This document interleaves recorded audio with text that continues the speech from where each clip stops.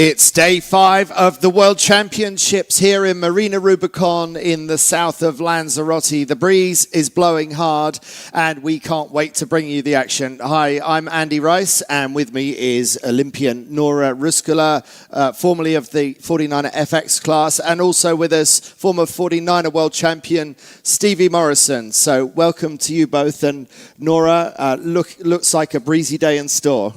Yeah, I'm so excited of today's racing. It looks so much fun, and I think we will see plenty of action. Stevie, it's the second day of Gold Fleet racing. We saw some, did we see some patterns emerging? I don't know. It was a very confusing day, Stevie. Yeah, I'm not sure we saw any patterns, but in many ways it's going to be a relevant, different day today. The wind's shifted left, so it's a little bit more out of the west, coming between the two islands. So there's going to be some serious sea state. This camera showing us that already. And I think, yeah, we're going to get a big day in the bay for some of these teams out there today. It's going to be challenging conditions. And for a lot of teams, they need to make their move now, because Erwin Fischer and Clement Pecan, well, they sailed brilliantly yesterday. And they've got a pretty nice lead at this point. If they can do a similar day today to what they did yesterday, then they could be looking pretty good for the title. Absolutely. The French are looking extremely strong. The Dutch world champions had a bit of a slip today. So here we are in Lanzarote on a similar latitude to the Sahara. I like to remind people, like Stevie back in the UK. So why Lanzarote? Why do we come here? Well, we come here because it's beautiful. Like, the winds are good, and honestly, like, it's the best place to train in Europe for the winter. Well, that's exactly right, Nora. And we've got a little show about what Lanzarote is about. 2024 49er and 49er FX World Championships. We're in Playa Blanca on the southern tip of Lanzarote in the Spanish Canary Islands, middle of the Atlantic. Perfect sailing conditions, but the pressure is now well and truly on as we're in the final series here to race towards those world titles.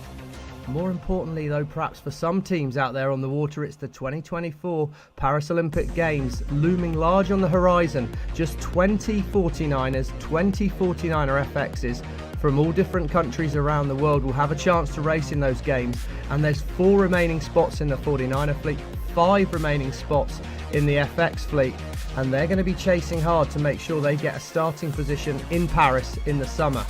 Now the conditions here, what can we expect? Well, we're in the middle of the ocean. We've got big ocean swells running out there. It's often a very confused sea state, so it will challenge the boat handling of those 49er and 49er FX crews.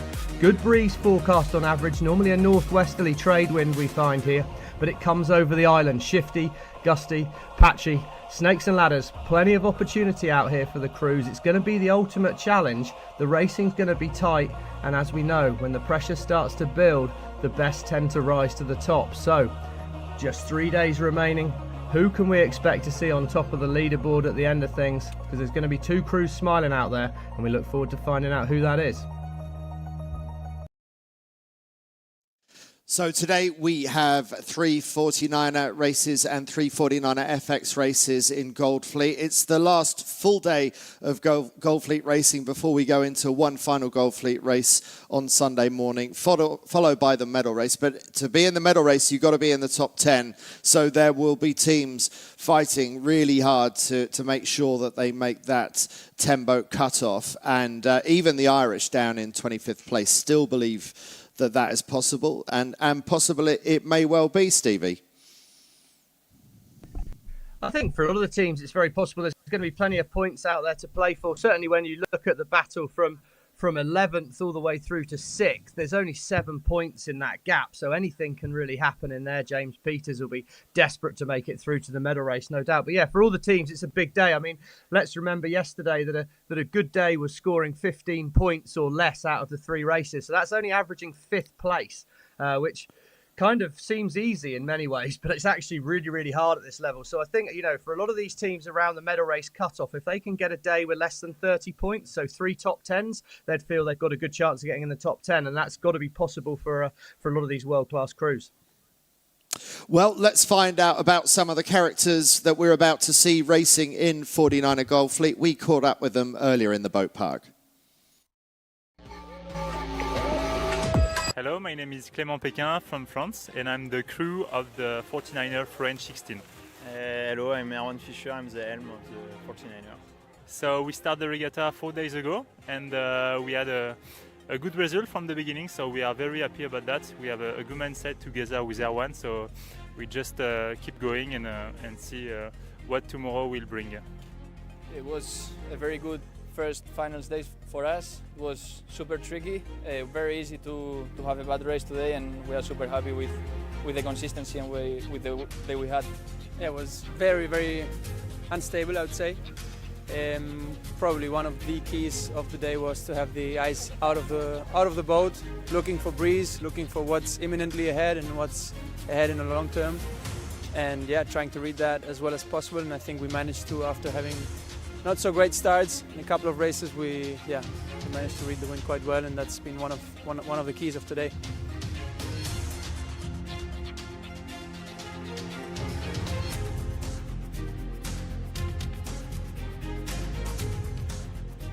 It was a very difficult day. It was very shifty, very gusty, very unstable wind, and we didn't quite get the best out of ourselves today, I think. So our results showed that, but hopefully we can. So we're obviously a bit sad about that, but hopefully we can turn it around the next 2 days and come back strong. It was definitely hard, and not only for us but for others as well. And 4 races still to go, medal race. So we're gonna make the most of it and get a strong comeback tomorrow. Seb and Arno here from Switzerland 2 in the 49er class. Yeah, today first day of Gold Fleet. It was a nice day, very tricky conditions, and since the beginning now we're climbing every day, and tomorrow another Gold Fleet day, and yeah, still a long regatta to go.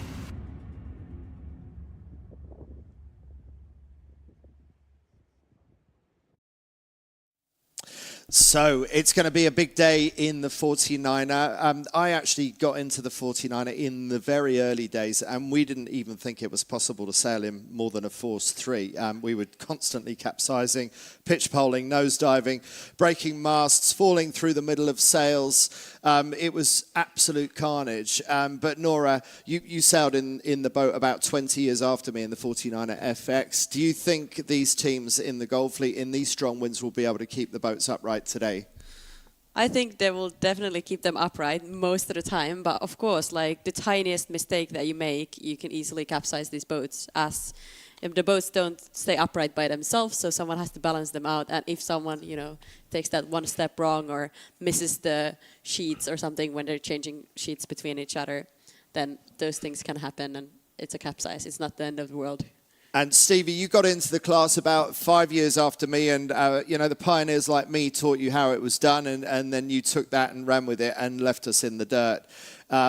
Do you think there's any excuse for the top sailors here to be capsizing in these conditions today?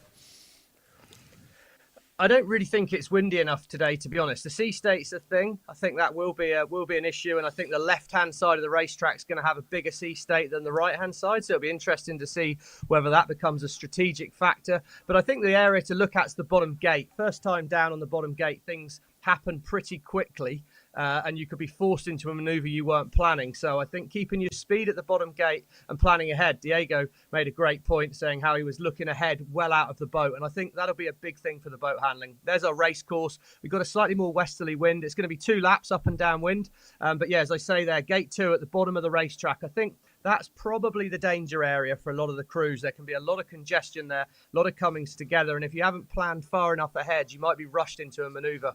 But no, I think really it's not quite windy enough for them to not see it as anything other than a mistake. But yeah, don't be surprised to see some wet sails.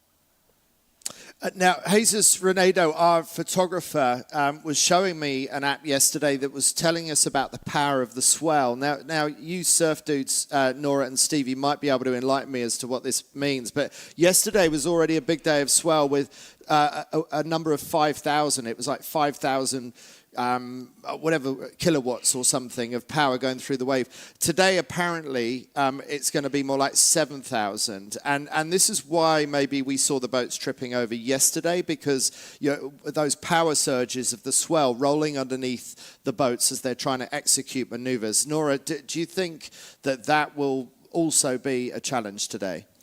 I think that will definitely contribute to the fact that it's more challenging, and especially when you approach like bottom marks, you know, you will maybe have a bit of more of speed coming into the mark, and you know, just time and distance. But definitely also with the balance, though we have a lot of wind today, or enough to keep the boat going. So I don't think that's going to be a big of an issue, like in the jibes and stuff like that.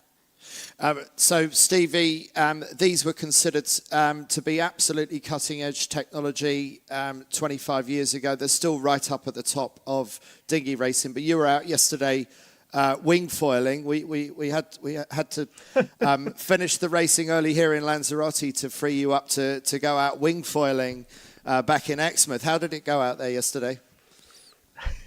Yeah, I had a fairly big day on the tools, Ricey, to be fair, and a bit of a shout out to Guy Bridge, famous kite surfer and wing foiler, who managed to make sure I got back to shore safely. So no, it was a pretty big day out for me, and that sea state is a thing. I mean, it was a thing for me yesterday, and I think to go with Nora's point, the swell has a circular motion, so I don't know about your kilowatts or whatever, but invariably the top of the wave is going downwind, the bottom of the wave's coming upwind. That's a circular effect in it. So what the sailors are going to feel is more power when they're at the bottom of the waves, less power when they're at the top of the waves. That makes technique difficult upwind, but it also means the power you're going to feel in the boat when you're jibing is changing the whole time. So as I say, if they're rushed into something and they're not quite set up perfectly beforehand, then it could be a problem. The key coaching point, if you're going to sail a 49er in this wind, is heel angle into the entry of the manoeuvre. So when you're going to jibe, you want the boat to be absolutely dead flat, even maybe a little bit of windward heel, and nice and flat into the tacks. And if you're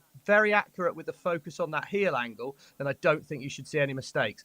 But you know, famous last words. We'll see what they actually do when it comes to the crunch on it, Ricey. But yeah, if we can step away from my wing foiling now, the good news is I'm back. The good news is all the kit's safe. And yeah, big thank out to Guy Bridge and Edgewater Sports for getting me back ashore. Thank you, Stevie. And you're not allowed out today because we need you back tomorrow. So I'm a little bit excited. I'm a little bit nervous about this 49er racing. Let's find out what makes this boat so special.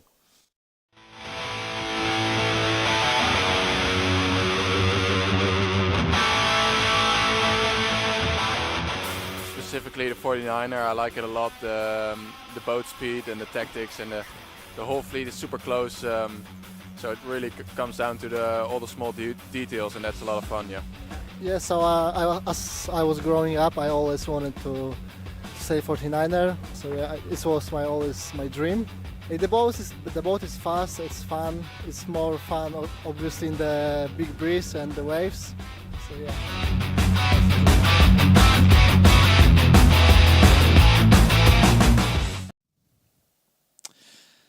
These boats in this venue, you cannot get better. It's going to be so good today. Nora, it's going to be a change in pace from yesterday, but I want you to highlight somebody who really impressed you yesterday. Who stands out for you? Well, I would definitely like to highlight the Dutch team, Odile and Annette. I think they did an incredible job sailing their own race in their own lane, even though the wind was all over the place in the morning when the women sailed on that course. And it was tricky. You just could not tell where the next gust is coming from. Is it either coming from the right side of the course or the left side? Something you can't really, you know, affect or change, because if you're all the way to the left, you just have to go with whatever is available for you. And they did a good job on that. Yes, they did. And it always makes me wonder when one, say Odile has a good day, but her boyfriend, Bart Lambriix, in the men, don't have such a good day. I wonder how difficult that is when you've got boy and girlfriend who have both been world champions in the same year. But Stevie, I still want to highlight Bart Lambriix and Floris van der Werken for an amazing comeback in race 2 to get back into the lead. And yes, they slipped back to 3rd, but we saw glimmers of what makes them great, but they didn't quite manage to execute all through the day. So I'm still going to put one out there for Lambriix and van der Werken. Who do you want to highlight from yesterday? I think it's good to highlight them, and we shouldn't forget you don't win that many events without being a class act. They'll be looking at this and saying that's no problem at all, really. I mean, there are a lot more points behind than they'd like to be, 26 points back right now. They'll be thinking if we can get out of today 15 points behind the French, chip away a couple more in the races to get to a medal race with less than 10 points, then it's all on. I think they're very much still in the fight. They need to turn things around, but these conditions should suit them. Good breeze, straight line conditions. There's maybe a little bit more of the homework comes in. Good starting today is going to be a lot more important. Good straight line boat speed is going to be a lot more important because it's not quite as shifty and patchy as yesterday. We've seen on the screen now, Owen Fisher, Clement Pecan, they've got those yellow jerseys on. They sailed a brilliant day. I thought that the young British team, James Grommet, Ross Hawes, they're new. They've only really started sailing together at the end of last season, and they're sat there in 5th place. I mean, that would be a fantastic performance. And then Seb Schneider, up to 6th. They were 2nd at last year's Worlds. And, you know, he's coached by Ian Barker, my old coach. So it's a surprise to see him without a milk bottle on the top of the mast on a windy day like today. Was a bit of a specialty of Ian's. But, you know, they've got a lot of potential. However, let's drop down to 14th. Lucas Rual and Emile Amoras. They're in 14th place. They're in the French trials. Rumour has it that whoever performs best at this trials will be able to close out selection for the Paris Olympics. Now, they won the Europeans and they're sat back in 14th. They have an awful lot of pressure on their shoulders today. They have to have a stellar day to start putting some pressure on the team we can see on our screen. Great. Diogo Botti and Florian Trittel from Spain in 2nd place, the closest place to those runaway Frenchmen, Fisher and Pecan at the top of their standings. We've got about 8 minutes to the start of the first race. Now, here are the rankings for the women, and you can see that there's a similar jump out in points at the top of the women's leaderboard as well. So Van Aanholt and Doets with a 15-point lead over the reigning world champions, Vilma Bobek and Rebecca Netzler, and a really good comeback by Martine Grell and Cayenne Kunz from Brazil to get to within a point of the Swedes yesterday. But Nora, I fear that for the Brazilians, these stronger winds are going to be hard for them. They're not so big. I think there's a little bit more power in these new black sails, the new North sails rigs that we're seeing now. I think that we're going to see the Swedes go quick today is my prediction. What do you think? Well, yeah, I agree. I think I understood that the Swedes are fast in these winds, so they're definitely, I think they're going to go like not faster than everyone else. That's what I heard. The Brazilians are very skilled and talented, and I think, well, these definitely with the new, or these rigs require a lot of, well, pressure. Like, it's just physics. You need to have something to leverage the boat, and you need to be big. So in the women's class, like 2 big women would be good, but honestly, the Brazilians aren't that small, I think, and they were talking about it, like they've been mentally prepping for this, and I think they have a good attitude. You know, if you think that you're small, then you're definitely not going to go fast, but you have to have, you know, the heavy thoughts of like, come on, we're all the same. We have all our strengths and weaknesses, so let's just go and focus on the strengths. Stevie, do you believe in heavy thoughts, or like Scotty in Star Trek, you kind of change the laws of physics? Or where are you with that? I don't know. I think my addiction to a pint of beer and fish and chips meant that I always did all right with the heavy side of things.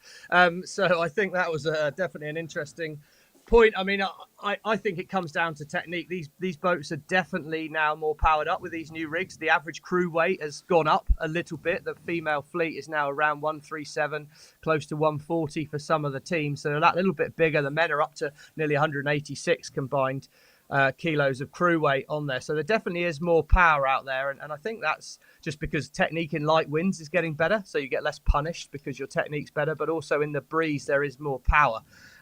So yeah, I'm going to leave the heavy thoughts at home and think, can I get some really good technique in? I think in the FX, in the female fleet, the boat handling side will be more of an issue than I think it is for the men. The ladies are a little bit smaller relative to the boat power wise. And I think there could be some more handling issues, which is why, again, from what I've seen, Adil and Annette are superb with the boat handling. So they might be a little bit slower than the Swedes, but I don't see too many mistakes. Martine, she's always got that ability to be brilliant, but yeah, a little bit inconsistent, and maybe rather than heavy thoughts, let's hope she got taken out for a heavy dinner. Well, meanwhile, Nora, before the girls went sailing this morning, she went for a walk around.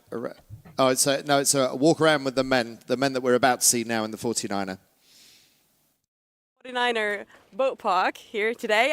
This is the 5th day, and we're catching up with some of the guys and see what they're doing to their boats before today's racing. Hey, how are you today? Yeah, good. Thank you. Today is going to be a bit windier than yesterday. How are you preparing the boats? Like, are you tuning it differently? Tell us more. What's different in the boat today? Yeah, I mean, small differences, but still we always have to adapt on the conditions. We expect us a bit a new wind direction compared to the last days, so for sure it's going to be really fun to sail today. For sure. I think there are going to be a lot of fun situations, right? Especially around the marks. Yeah, Gold Fleet racing always is super tight and super close, which makes it exciting, especially as I said, around the marks. But that's why we're here for, and we just look forward to racing on a really high quality fleet. Thank you and good luck today. We're going to be looking forward to seeing you on the race course. And then we're going up to the Swiss team actually, who did very well yesterday. Hey, how are you? Good, and you? Good, thank you. Hey, we're wondering, what do you set up differently in the boat for someone that doesn't really know much about these boats to these windier conditions? Yeah, we just try to depower the sails, depower the boats, because there's more breeze. So basically we put more bend in the mast and more tension in the wires here, and yeah, make sure the boat is ready to go fast. Can you change them on the water? So we got a couple settings here. You can move the pins and turn the turnbuckles here to make the cables longer or shorter and change the tension. Interesting. Okay, Yeah. Thank you so much and No good luck worries. for today. Cheers. Hey Ben, from Austria. How are you doing today? Very good, very good. Looks lovely on the water today. Less shifty than yesterday, so should be good racing, yeah. It's going to be windier today. What do you do differently with your boat, like tuning-wise, for someone that doesn't understand much about these boats? Of course, you have to trim the boat different if it's shifty or if it's maybe a bit more stable. So yeah, you want different things, but let's see. Yeah, most probably a bit flat to sail, different setup, and yeah, let's see how it's going to be outside. Yeah. Well, good luck today, and we'll see you there. Let's go and speak with the French team. The question is for today: what are you doing differently with the boat, tuning-wise? What do you change in the boat for someone that doesn't understand much about sailing? I would say that it's a lot of focus on the water, so you don't capsize. So it's a lot of communication with Lucas. And then you try to basically depower the boat, but it's mainly a lot of technical situations on the water. I think that's it. We will go back to the studio and see how the racing goes. Thank you, Nora. And from walking around the boat park, those men are now just about to start the first race of the day. It's 1 minute 30 to the start. Stevie, looking pretty rough out there. You mentioned sea state changes side to side. Just remind us of that and which way you think the sea state will be more favourable or at least less nasty. Yeah, I think when we get a view upwind, we'll see that the island's to the right of the course. So this camera's be off the shore so that we're on the right-hand side of the racetrack. And I think in here, closer to the shore, it's going to be a little bit more protected from the swell, slightly flatter water. So that should be easier to sail in and faster. However, the left-hand side of the course potentially will have more breeze. But we're going to learn a lot about the racetrack and what people think of it. I know the crews haven't had a lot of training in this condition. So it's kind of going to be a learning curve in this first race for the crews and the coaches to try and dissect what's the best course, what ways round the course is going to be favoured. Looks to me like there's a reasonable bit of starboard bias, so the committee boat end of the line looks fairly favoured, but I wouldn't be at all surprised to see that you want a decent gap to leeward and the ability to hold a lane out to the left. So the sea state upwind should hopefully not be too big an issue, maybe more breeze on the left, and it's all going to see how that pays out. But the start today should be a lot more important than it was yesterday because the overtaking lanes are going to be fewer. Yeah, I could imagine today we're going to be, I could see the sailors going pretty much as little tacks as possible, maneuvers, and trying to just basically probably do a clean start and go, all the way to the corner. But 5 seconds to go. Coming up to the start, looking very tight at the top. France 51, I think, just about managed to stay behind the line. I'm pretty sure that that was a clear start. Really good start from Australia 20, who claimed the pin end at this end of the line. And just to pick out a couple, looks like Spain 74, third of the way down from committee boat, looking good. An early tack out onto port for GBR 12 on the right of your picture, but the best of the port tackers going coming out, I was just about to say, is Uruguay 14. Really good start for Uruguay. Nora, looking nice for them, and actually a good recovery.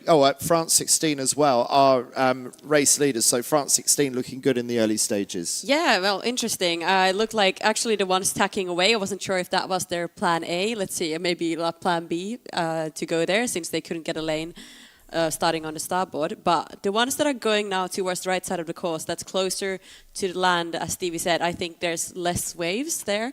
So that could always be a benefit, because even though, waves just slow the boats down. And as we can see here, looking at these boats all the way here to the left, the Polish and the Germans, they go really just up and down. Like the view here from, even better actually now with this point of view where we're close to the water, that it's not super fast to go over the waves, and sometimes you just want to, go somewhere where, go to the side where it's flatter water.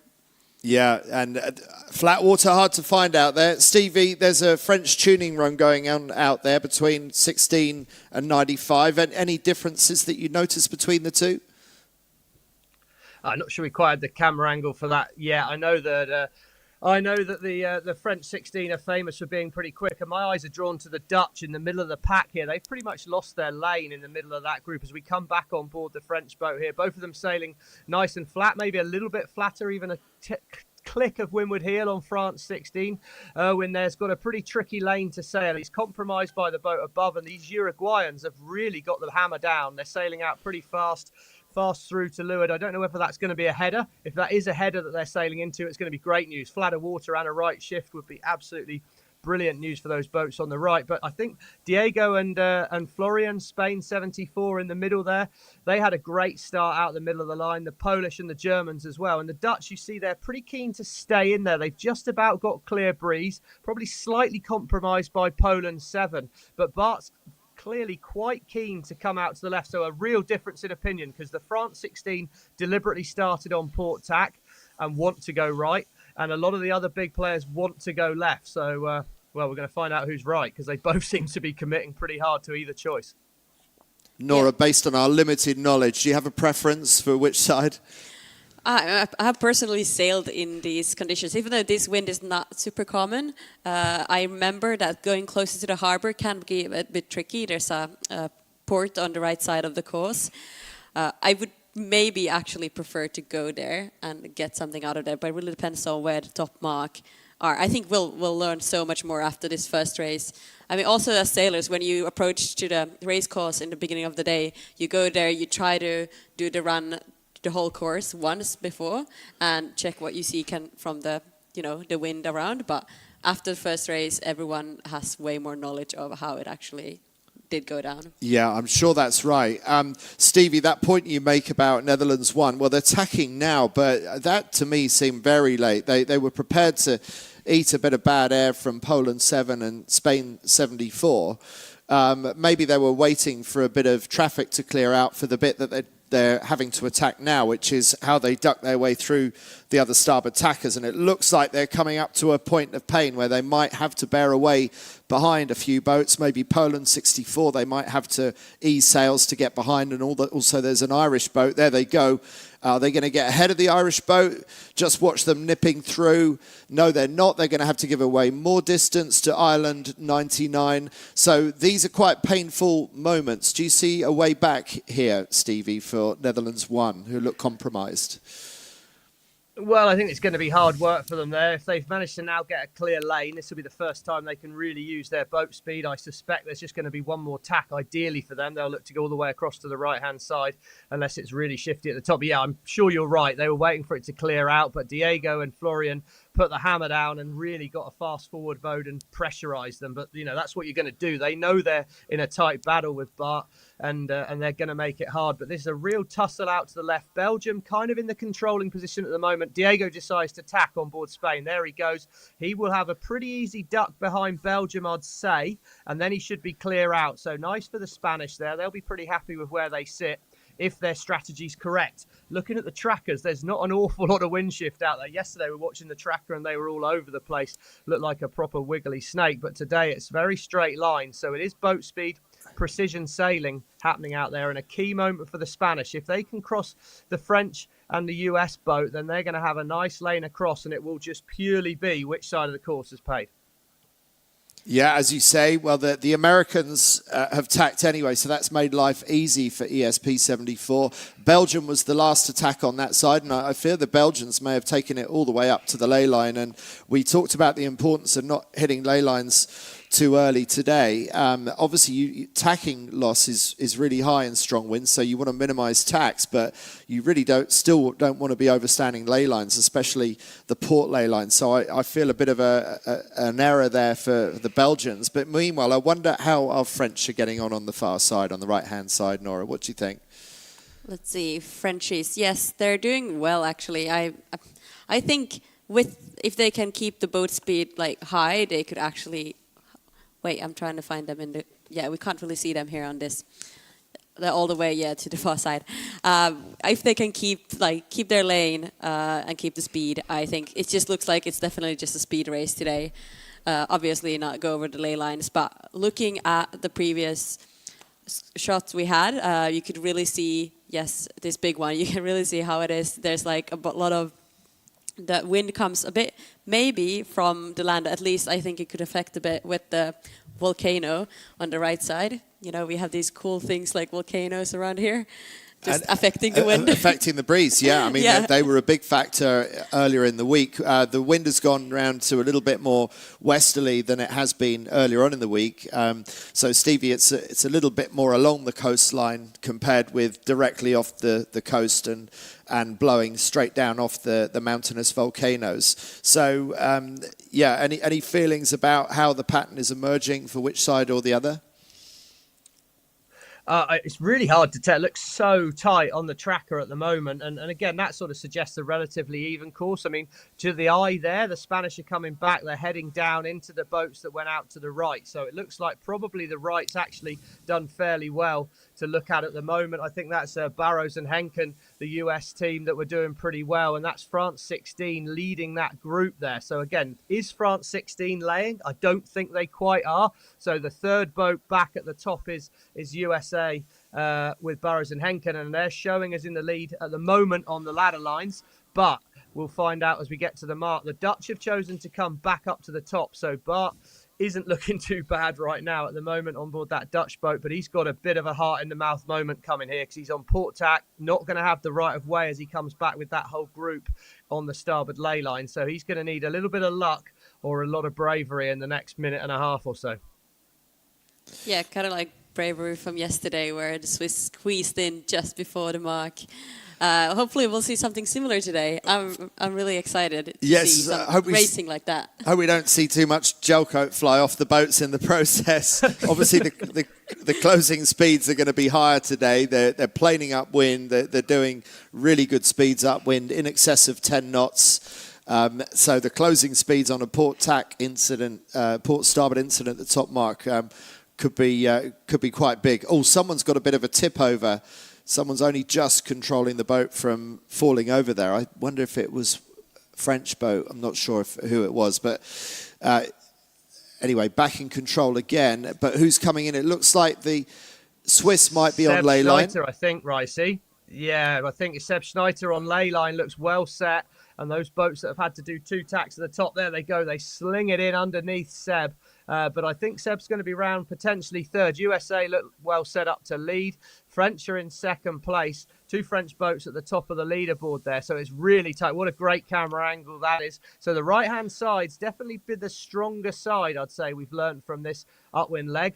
And it's going to be now about a good bear away. Hard work for the crews here. Now it's absolute hammer down on that first hoist. We expect to see that spinnaker up really, really quickly. A lot of energy going in for the crews here.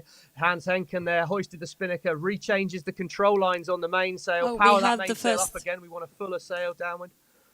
Nora, what did you see? Yeah, we had the first jibe sets actually coming in. Uruguay decided to jibe set when everyone else continued straight.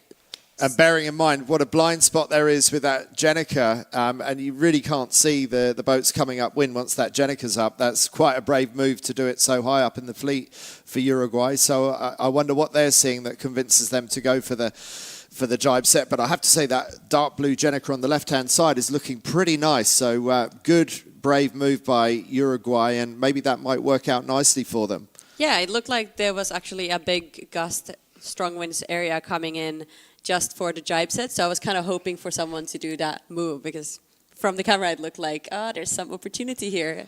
And Spain 74, we thought they were having a good race, but they're amongst the pack on the left of your picture. They've not had such a great first rounding, so it didn't work out too well for them. Looking at the sea state here, there's a lot of chop and like tricky waves to get over with the boat. Like, it wasn't as flat water as yesterday, like really changes the racing, especially the hoist, because the boat just like stops a bit quicker. It doesn't really like fly smoothly over. You have to like regain the speed again. And you're overtaking the waves. You're going so much faster than wave speed that Stevie sticking the nose into the back and pitch poling, like we're seeing France 95 having moments where they're looking a bit nosy. Do you think they're driving at full pace in these conditions? I think they're still pretty much driving at full pace because the chop's not looking too bad at the moment. And I think that's probably why the Uruguayans took the jibe set, because that flatter water means you can be hammered down. But also it did pay to be on the right-hand side upwind, which suggests then a jibe set not being a bad move. I think the tricky thing they've got here is they've got the chop, which is a little bit slower than them, but a swell as big as this will be moving really fast. So if you can actually get yourself locked into a big lump of swell, you'll get some proper boat speed. France 16, Red Jenica there, got the hammer down at the moment, and they're looking really good shape on that side of the course. They look pretty fast coming down there, but nice to see the Uruguayans. They had a great start to Regatta. Tricky day yesterday, first day of Gold Fleet racing for them, but they're very much in the mix here now. It looked like, it was early jibe and this downwind worked the best. Also, probably with the waves, because you can surf so much with the waves. Let's see if we can see some close-up with the crew work there. Normally, as we spoke yesterday, the crew would like push the boat to go down the wave, and if you can stay on that wave, like Stevie said, that makes the world. It makes a huge difference in the speed. And that could be another factor. Maybe there's a bit of a right shift or just more wind coming from the right side, since they're doing a really, really long port tack right now, going downwind. Ian Barrows and Hans Henken, USA 84, qualified to represent USA after winning the US trials in Miami a few weeks back. So they are sailing in the luxury of knowing that they've already qualified, whereas France 16, up at the front of this fleet, is up against some of the others. France 95 also doing well. That's a selection yet to be determined, but the way Erwin Fischer and Clément Pecan have sailed this week to be in the overall lead of the competition, they're certainly thrown down the gauntlet to their French rivals, that they are the ones that deserve to go to Paris 2024. But Stevie, here we are for a port starboard. Yeah, clear ahead there. I think the US boat, it's going to be interesting to see how they look for this bottom gate. They've chosen to jibe, so they've got the inside at the bottom here.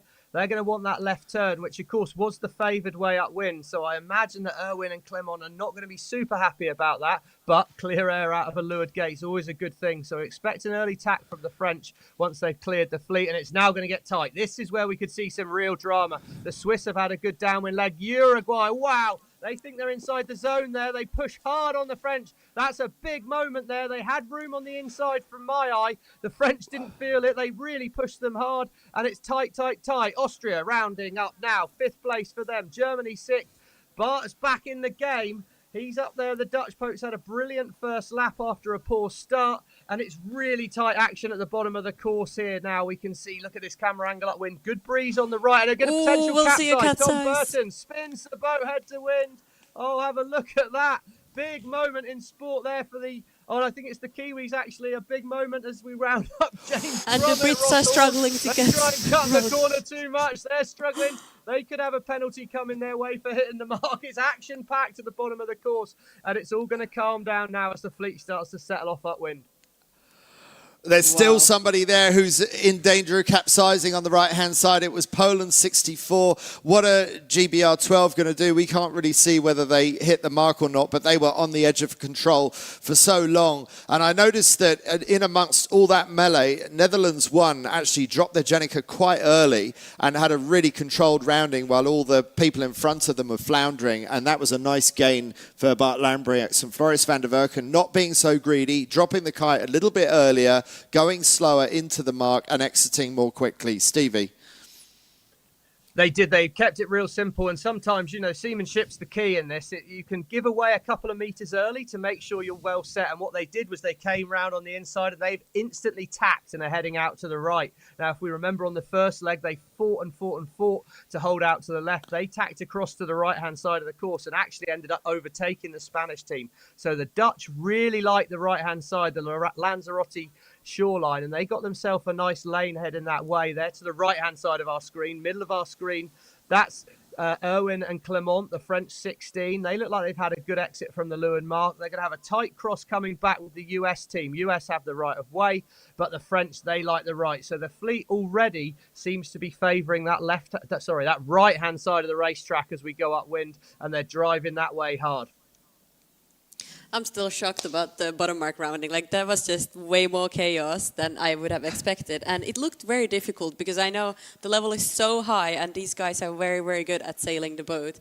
And I'm amazed. How was it so difficult? Maybe it was the waves or the fact that you said, you remember that red mist? Early. I mean, you're a kiter. You live in danger as a kite foiler, but when you're in the thick of it and you are fighting to get round in front of somebody else, isn't that the point where the red mist descends? Your focus narrows. You forget the bigger picture, and it's all about beating that other boat and maybe putting yourself at unnecessary risk. Yeah, exactly. But like you're always trying to be like 3 steps ahead, especially in situations like these. So you're trying to problem solve, basically. Look around and be like, okay, we need the kite down because if we have it up, we can't control the boat much and we're stuck. So the quicker you take it down, the more you have the more you're able to control and avoid situations. So that's the thing. Like, most of the time, you can't really, do anything about it if the boat in front of you suddenly capsizes or is about to capsize, like we saw. Then you're like, oh shit, okay, I have to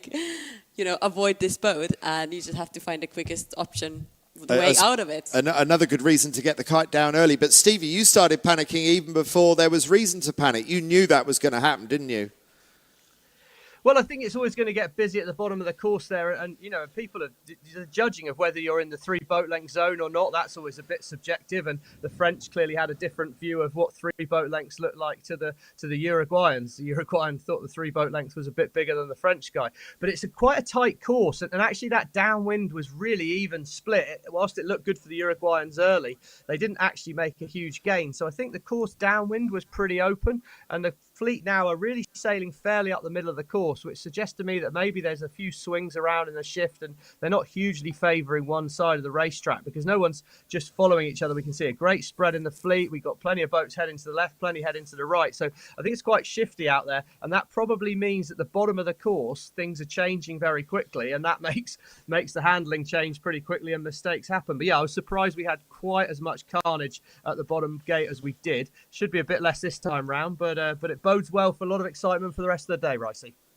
Absolutely, yeah. We've got 2 more of these Gold Fleet races for the men, and this afternoon we go into 3 FX races for the women. We're at the 49er 49er FX World Championships, sailing out of Marina Rubicón in the south of Lanzarote. We've had absolutely amazing conditions all week, and Nora, this is probably the best we've seen yet. Yeah, I mean, the first day was somehow similar but crazier, I think. And today, we were maybe hoping for stable, strong winds, but let's see how stable they actually will be or are. And the day will tell. But yeah, definitely with the strong winds, I think a lot of the sailors are excited. And strong winds are always just fun, At least Stevie, for athletes. We see the mainsail flapping, turning inside out on USA 84. So no matter how heavy these teams have got, right now it seems they're not heavy enough for the conditions that they have. They're having to spill a lot of power. Yeah, I think it's pretty gusty. They're probably set up for the lighter end of the wind range today as they flick into attack there. And I'm pretty sure when Maverick, our drone pilot, gets a view round, I think we'll see to the right-hand side of our screen is actually a big volcano. So we're really quite close into the shore here. It is gusty. We can see how gusty it is on the water and changeable. And I think, yeah, the boats will be set up definitely for a lot of the lighter puffs, but when these big gusts comes through, they'll be putting a lot of Cunningham on, a lot of downhaul, and that really flattens out the top of the sail quite dramatically, but that will then make it want to flap a little bit and flog. So the crews are constantly balancing that power. They're putting in more horsepower in the lulls, taking it out when they get into that massive big gust we can see on the left-hand side of the track there. But definitely been a much more open upwind leg here. Schneider's had a great upwind so far, along with the US, and Fisher and Pecan, well, they've found themselves a bit tangled up with a few too many tacks. They've not been able to really use that boat speed. There we go. Nice work, Maverick. The right-hand side there, that volcano, top right-hand side of our screen, is really putting some puffs in the breeze. It's coming round the right-hand side of that occasionally, round the left occasionally. So I think maybe that's what's making the track a little bit hard for the sailors to read, is it's going to be good on the right sometimes, good on the left sometimes, and you've got to make sure you time it well. Day for the compass, Ricey. Yeah, I mean, hey, looking at the tracking here, where are the Polish? Like we have, and French, all the way to the left side of this screen, all the way in the bottom.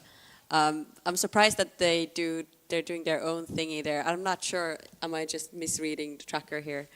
But we'll see if are they still in the race or not in the race, because they're so far out. It's hard to tell right now, isn't it? But it does seem like it's a very close battle for the lead between Switzerland and USA. Switzerland 2 going very, very quickly and reeling in USA bit by bit, and it looks like we're setting up fairly soon for a synchro bearaway between USA and Switzerland.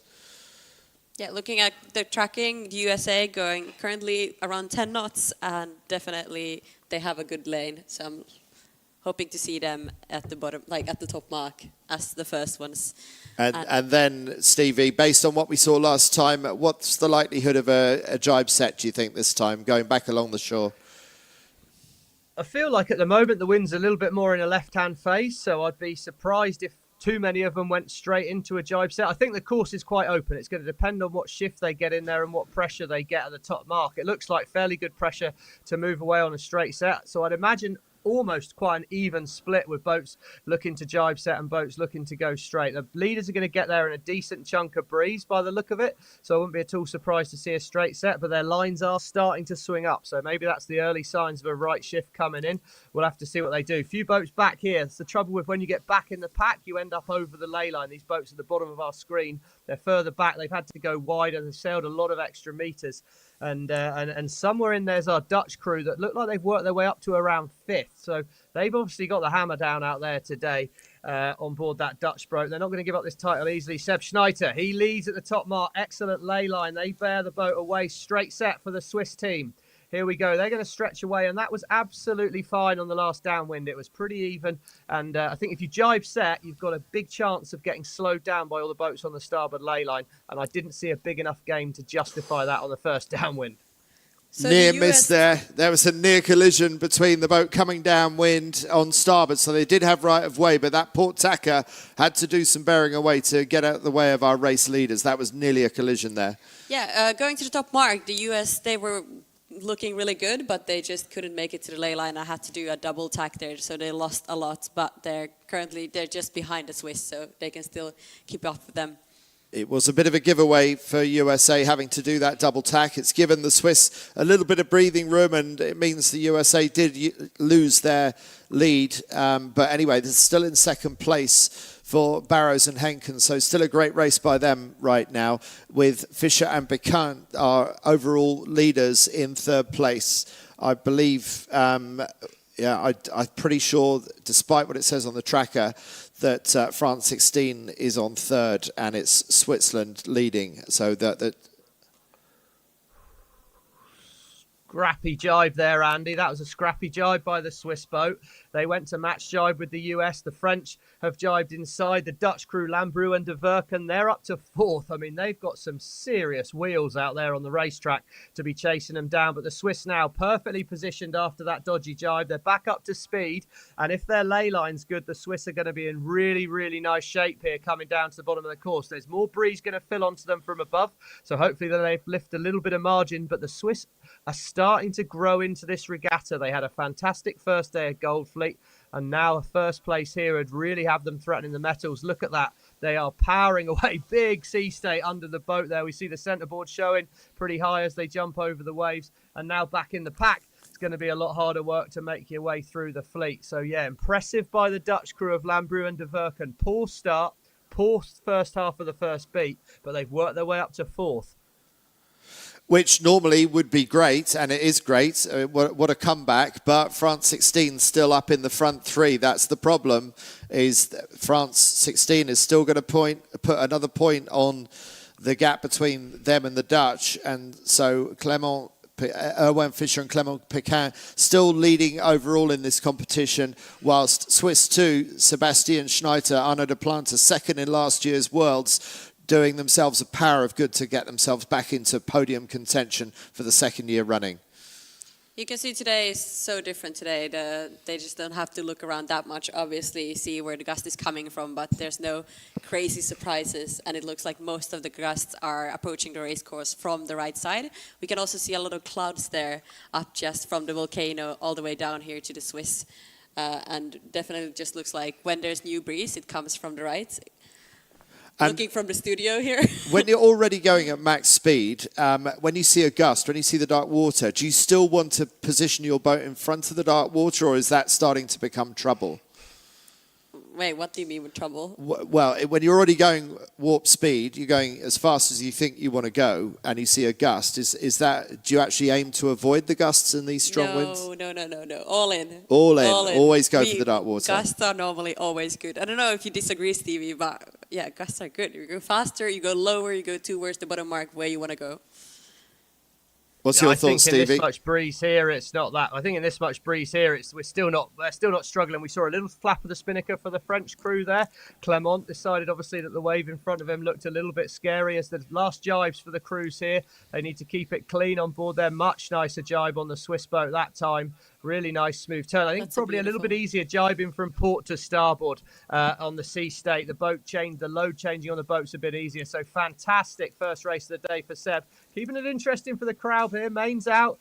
Plenty close enough to the committee boat there. But yeah, no, I think we're not windy enough to be dodging the gusts just yet, Ricey. We're hammered down. And we, but the course is a lot simpler. It is very much a boat speed race, just like Nora said. It is more of a drive the boat fast kind of day, because downwind there's not as much happening. The breeze is still gusty, but it's a lot steadier than yesterday.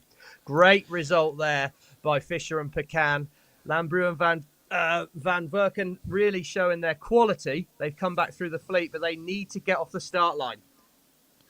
Yeah, a great comeback after a terrible first beat for them. They managed to pick their way through. And Steve, as you said, the Dutch certainly have wheels, but you got to get those wheels rolling a little bit earlier out of the start line if they're going to close the gap on France 16, who barely put a foot wrong. But really, congratulations to Seb Schneider, Arnaud de Plante, putting the first race win of the day on the board for Switzerland. I also wanted to note that the US team, Barros and Henken, they had a tricky day yesterday, and they're down in around 22 place coming into this day. But today they did a glorious race. They were winning a lot of the race, and now they ended up second. So I think they can be really pleased about this one and start the day off with a good second place, and hopefully continue like this. Very much so, very much so. So well done to USA. And Spain just going across. We expect a little bit better from Botin and Trittel, getting a 7-1-1 yesterday, but looking like they're outside the top 10 in this one. I think the tracker shows them in 8th, Andy, after the finish there, or somewhere there or thereabouts. So They did a pretty good job of getting back from 20th at Mark 1. They were obviously very confident that left-hand side of the racetrack was going to be good. They executed a brilliant start. That was in Diego's interviews. He talked about needing to get some better starts. They started absolutely brilliantly, but just their strategy was off. So they're going to have learned a little bit more about the race course. They'll probably have a slightly better idea of their compass numbers, and now let's go out and execute again. So they've salvaged something. But yeah, relative to Fischer and Pecan, that's more points dropped. Bigger gap there as we're looking on board the Swiss there. Olympic silver medalist coach Ian Barker. He'll be chatting to them. He'll be happy. The Swiss have sailed very well since we've got to the finals. It'll be interesting to see if they can keep that form going. What kind of advice would you be expecting to get from Ian Barker, the Sydney silver medalist, on a day like today? I think Ian would be just pretty happy with what they did, talking them through what they did. They'll be asking how the boat felt. I mean, Ian's a big fan of the setup, so he'll want to know the boat feels right. Are we set in the right place? I think they gave us a few hints about mast bend and shroud tension in the pre-race stuff, and obviously that tuning's very key. But I think on a day like today, the real compromise will be around the jib setup, how accurately you set the tack of the jib, how much power you're putting in that jib, and how you're sheeting the jib. I think will be really crucial, because through the gusts and lulls, that's going to need to be quite a dynamic setup on the boat, and I think Ian will be keen to get in on that, and then he'll just be checking in. Do you know where you're how was your start, how was your routine, is there anything we need to get back to our sort of basics in there to make sure it's okay? And he'd normally tell you that he would have won that race as well. By a greater margin, yes, we would. Yeah. But I believe we're about to hear from the Swiss, so let's see what they've got to say for themselves after that race win. Yeah, nice race for us. Tricky condition, there's good breeze, some waves, but we executed okay start, and after that we had good speed, and we played the right side pretty well, and a clean race. Yeah, sure. Next race. So for the next race, we'll aim to do the same plan, like have a clear start and head out to check which side we feel it's going to be favored, and keep the speed in the boat, stay simple plan. And if I have 1 minute, it's a quick. This race win is for my cousin. He's having his wedding today, and I cannot be there, so I say hello to him. I'm sure he's watching. Of course he's watching. I mean, that's what you do on your wedding day, isn't it? You've got the live stream on all day, and maybe at the back of the chapel as well. That's what you would expect for most weddings, I think. Yeah, but this is also just shows us how, you have the World Championships, and of course you try to be at weddings and all the events back home, but this is our life. Like, we're traveling a lot, and you have to race and prioritize trainings and competitions. Obviously, I don't see him quitting, not coming to the World Championships just because of that. There's a big team. They've been working hard for this, and you're not the only one making decisions in the boat. Well, good for Seb getting the opportunity to wish his cousin the best. That was so nice for the wedding today. Yeah. So they've still got the presence of mind to think about what's going on in the rest of the world outside our little bubble here.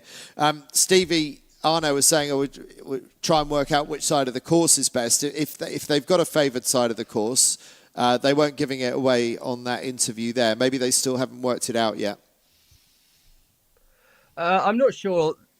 I think they won't have been too scared of the right-hand side of the course on average on that racetrack, but for sure it's a relatively speaking open course. I think that's probably why they're probably trying to discuss, what was the phasing on the wind shifts, how long are the wind shifts, are there going to be 1-2 shifts on the beat?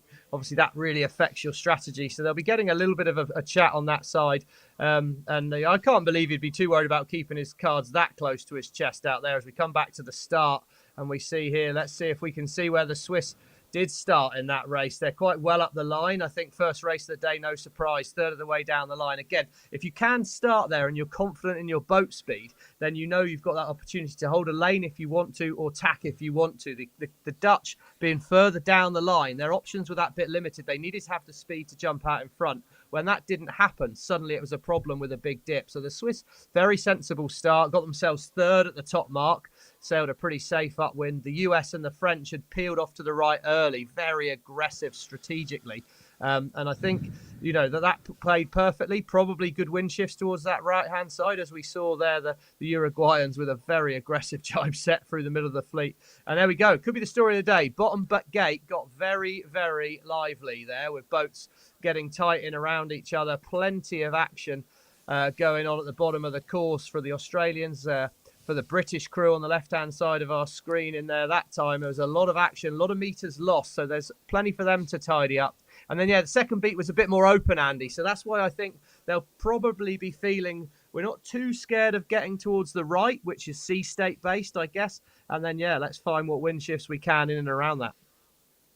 So sea state because there's flatter water on the right-hand side. Is that what we're thinking? Yeah, definitely should be flatter water in there. The swell's going to be bigger out on that left-hand side. And then when they got themselves going downwind, the course is a bit more open and the swell's not big enough to be scared of. You're almost getting some advantage from those big pushes underneath you on port jibe down there. So, solid race. Did the basics very well, but I liked where they started for a first race of the day. Up the line, gave themselves options. And whilst they weren't first at the top mark, they're in the top 3. And I think if you're top 5 at Mark 1, you've had a really good first beat strategy. I had a really quick analysis here of what happened with the battle between US and Swiss team in the second top mark. Basically, they did the same thing. They went both to the right, and the US team tacked just below the Swiss. But somehow the US team had a bit of lower anchor, and the Swiss managed to get a bit higher. So that's the split they had. They were next to each other the whole way, going on that starboard ley line, and the US team just fell like 10 meters below them, and they had to double tack, and they lost it. Yeah, and a double tack in these kind of conditions can be quite expensive, can't it? It looks like it cost them about 50 meters, something like that. That was more or less the distance as the two boats bore away. It was about a 50-meter advantage to the Swiss. Yeah, it was just about the lane, like keeping the lane, like going high mode or low mode. Or of course, some teams just have an advantage going lower, and they enjoy having that mode, and some VMG is just better going higher. And changing modes, whether you point high and go a little bit slower or ease the sails and go a little bit faster, Stevie, those are all important tactical modes on the race course. But do you find even at this level that teams, even at the top level, still have a favourite mode that they maybe use more than they should? I think you tend to. I think once you get to this Gold Fleet racing, that mode will tend to need to be a higher mode, because with the better boats around you, often a high mode keeps your options open longer. So yes, I think the crews will practice more sailing in a higher mode, but definitely people have their flavour that they like to sail to. The very best crews will be able to hang in there in either of the modes, but they'll definitely have one that they really like. And I think what will be interesting today is how accurately they're doing those gear changes. When the gusts are coming, as we're moving back on the boat, just that 4.5 trim, getting that right. Decent changes to the downhaul and the vang on the boat there for those slight changes, heel angle change as the boat comes into a gust, into a lull, and the nuance of the crew movement and the sail tuning that's been going on the race will be absolutely crucial, because they can't set up perfectly for all the conditions. They've got to be quite adaptive, and I think that's where you see again the better crews. They're just more naturally slipping through the gears out there, and again it was interesting. That we saw at the top there that the accuracy on the ley lines is still not very easy. And I think for those boats that come right early on the beat, they've got to call a very, very long ley line in. And I think that makes it hard. And I think that's where the US got past relative to the Swiss. The Swiss gave themselves a slightly shorter ley line to call. They called it perfect. The US team had to call a slightly longer ley line, and it left them with 2 tacks at the top. So tack loss today is definitely a big consideration. Probably losing 20, 25 meters every time you tack the boat. So you don't want to do too many. Stevie, thank you. We got 3 minutes 30 to the next start. We're going to take a quick break, and we will be back to you very shortly.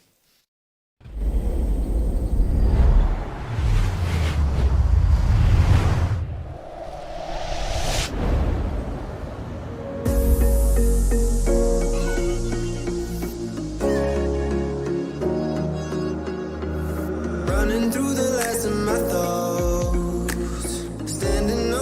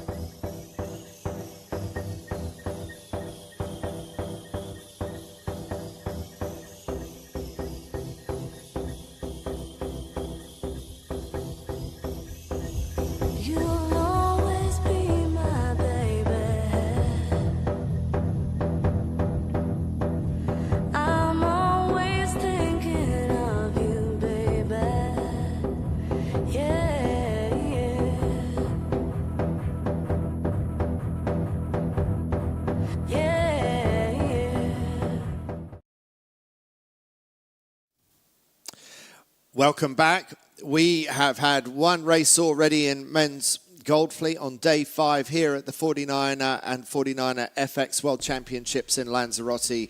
We're sailing out of Marina Rubicón. My name is Andy Rice, and with me are Olympians Nora Ruskula from Finland and also from Great Britain, like myself, double Olympian and former 49er World Champion Stevie Morrison. Stevie, the French France 69 currently leading. They did a Stevie Morrison on the first start. They started underneath the fleet on port tack. They really wanted to make a beeline for the right-hand side. I don't think you like me calling it a Stevie Morrison, but I think it's a badge of honour. Who's going to go for it this time? Do you think that's a legitimate way to start in this coming race?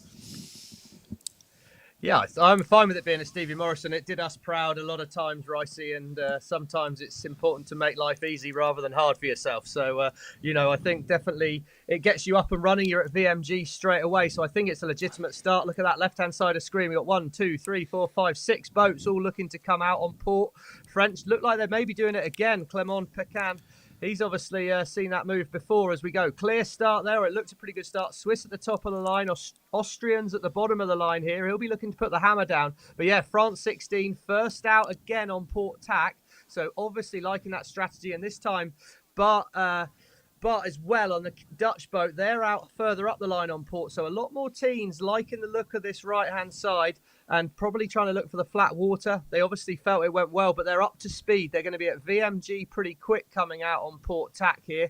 And we've got a split in the fleet early on. It'll be interesting how that plays out. Diego Botín on board the Spanish boat, middle of the line. Seb Schneider, top of the line, great start as well. And then for the US, who did well in that first race, they're down this end of the line. So some differences of opinion as to what's paying. But yeah, it's going to be interesting how it plays out. Such an incredible start to see that many boats on port starting off. Like it doesn't feel like it's that common to have that many port starters. Well, we have seen it before where people get increasingly they increasingly wake up to the power of the right in some particular venues. And where you won your Worlds, Stevie, in Cascais, Portugal, how many people started copying what you and Ben Rhodes were doing?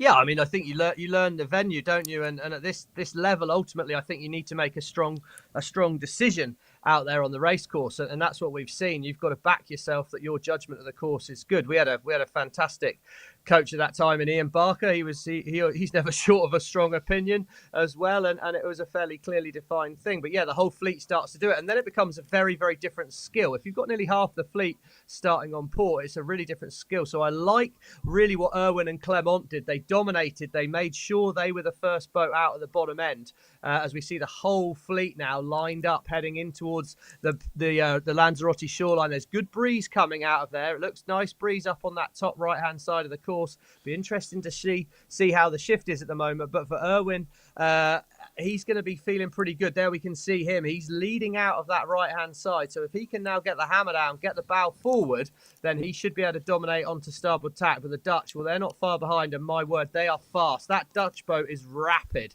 It's come up over the top of them, and he could well find himself in a nice position there on board Netherlands 1. Like the Swiss were saying earlier, just keep it simple. And it looks like everyone else has the same strategy, just like trying to have your own lane, keep the speed up. It's just a perfect lane of all the whole fleet going to the right. Everyone has their own lane, looks good. Everything, life is simple. I think they're going to be really close to each other coming to the top mark. Clearly, there's still plenty of left, and they're going to tack all the way, probably in the right corner. Let's see if they're able to hit the ley line all the way from there. It's going to be far off. They do seem to be thinking of a one mind much more than in the previous race. It seems like people feel like the right is the way to go, and at the moment we have pretty much the whole fleet on port tack. So a very different pattern to what we saw in the previous race. I think for the Polish and the Austrians that went, we can see it here on the bottom of our screen, went a bit more left side. So I think they would be hoping that there's probably a lift going into that right side, because otherwise the ones all the way to the right will get advantage, because they just want to have a lift as long as possible on the port tack to be in the front, but it really is going to determine how the shift is, what is the shift that's going to happen. This was the replay of the start. It was such a beautiful start. I loved it. Yeah, probably about 10 out of the 25 boats were starting on port, and then as soon as it was possible, pretty much the other 15 all hopped onto port as well, and that's still what we see now. So it really seems to be playing into the hands of Fisher and Pecan, who are one of the ones that made an early beeline for that. Bart Lambriax, Floris van der Werken, Stevie, they seem to be very good at staying away from the ley lines. They seem to favour getting across below the fleet. If they're on catch-up mode, they like to see it, to come up the middle of the course a little bit more. They don't like sticking their nose out onto ley lines as much as some of the other boats. Would you agree with that, or am I misreading that? No, I think they've been. I think it'll be interesting to see how it goes. I don't think they've started very well so far in the racing I've seen at this event, and I think normally they do.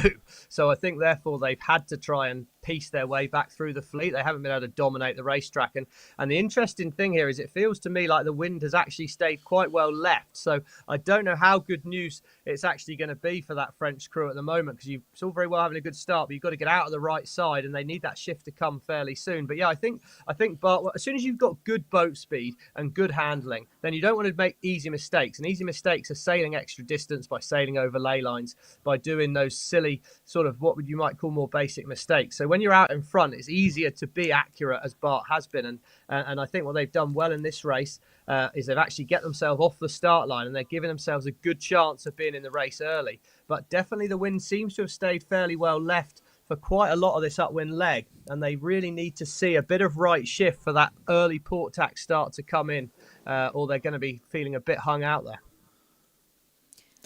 Seems to be a long way up towards the top mark. Seems like a long first beat. Yeah, they're around halfway looking at the tracker, and so I think there's plenty to happen since they're already now tucking more towards the middle. I don't know, going all the way to the right, that would, yeah, it's really close to the land, and always when you go close to land, you can, expect a lot of tricky winds, but it's just such a big gamble. But maybe also a lifting gust, maybe that's what they're also finding.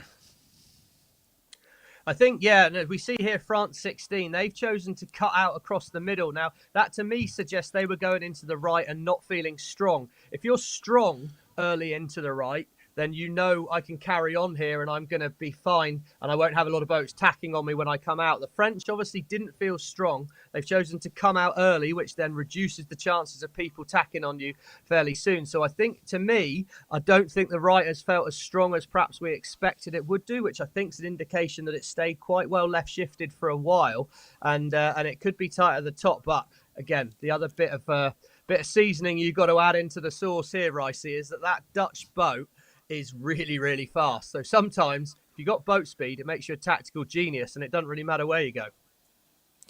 Actually, looking at the tracking, like we saw in the previous race, we had, now it has jumped a bit, but in the previous race we had some of the boats that went all the way to the left, away from the biggest part of the fleet, and now we just saw the Spanish doing the same thing.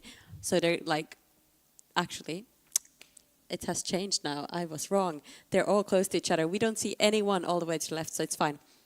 Well, France 16, from being furthest right boat, looked from that last camera angle if they were one of the furthest left. So they were starting to look exposed on the left-hand side. But if the shift does come back from the left, then the French could be looking really good. And we start to see some of those boats top left of picture coming back in. You can see in that last shot there was the Windward Mark more or less in centre of picture.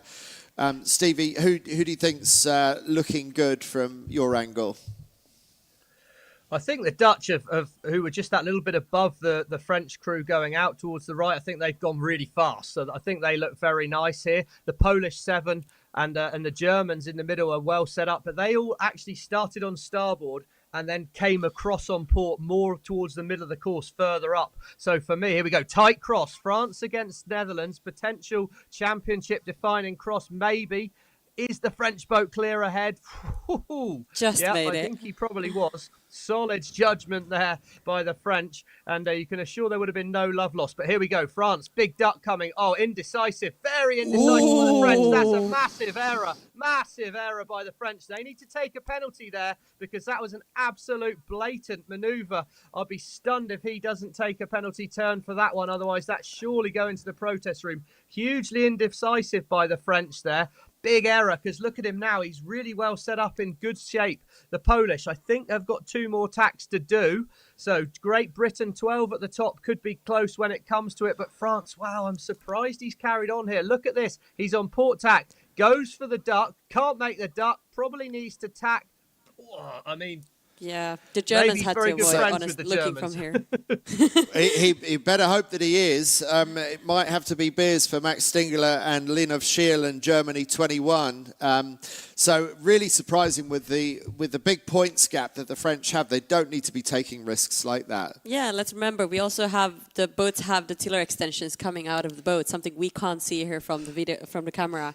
So thinking that's like half a meter of a tiller extension, or a meter sometimes, that they also have to avoid. So that was just too close. That's probably why there was all that manoeuvring at the end, because of that leeward tiller extension, which sometimes you just wish on a 49er wasn't there. Oh, yes, indeed. That little extra thing that's just in the way. But here we are on the final approach to the windward mark, and we've got 2 boats on ley line. We've got 1 boat below ley line, and there's one coming in from the left-hand side. That's the Dutch. They're really, I don't know, are they actually going to try to squeeze it in? Looks like they're ducking the other boats just to tack behind them. Yeah. That's a good call. Yeah, Wow. There's no way they would have that was pretty close on France 16 as well. Yeah, you're going to win every meter. No, that's just such a good top mark rounding from them. Still staying close by, not leaving anything extra, any extra meters for the others.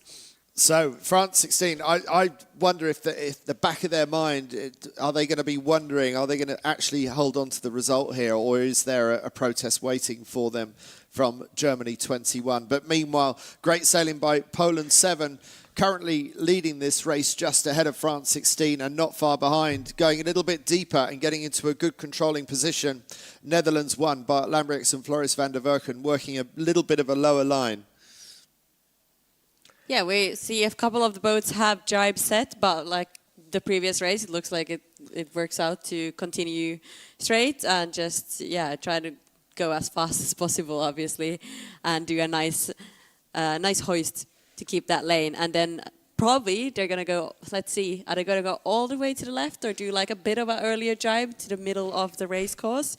Because now they definitely can't control anything what's happening to the ones that jibe set from the behind. Well, this is the problem for the French on the left with the red Jenica. They had to wait for Poland before they could think about a jibe, and even now, will they be able to jibe across the front of Bart Lambrix and Floris van der Werken? But the French keep on pushing on, whilst Poland 7, our race leaders, Lukas Cibatek and Jacek Piasecki, are trying a different line further over. But it did look like France had the legs on them. They looked really fast downwind, but maybe still feeling controlled by the Dutch, who have a slightly lower line.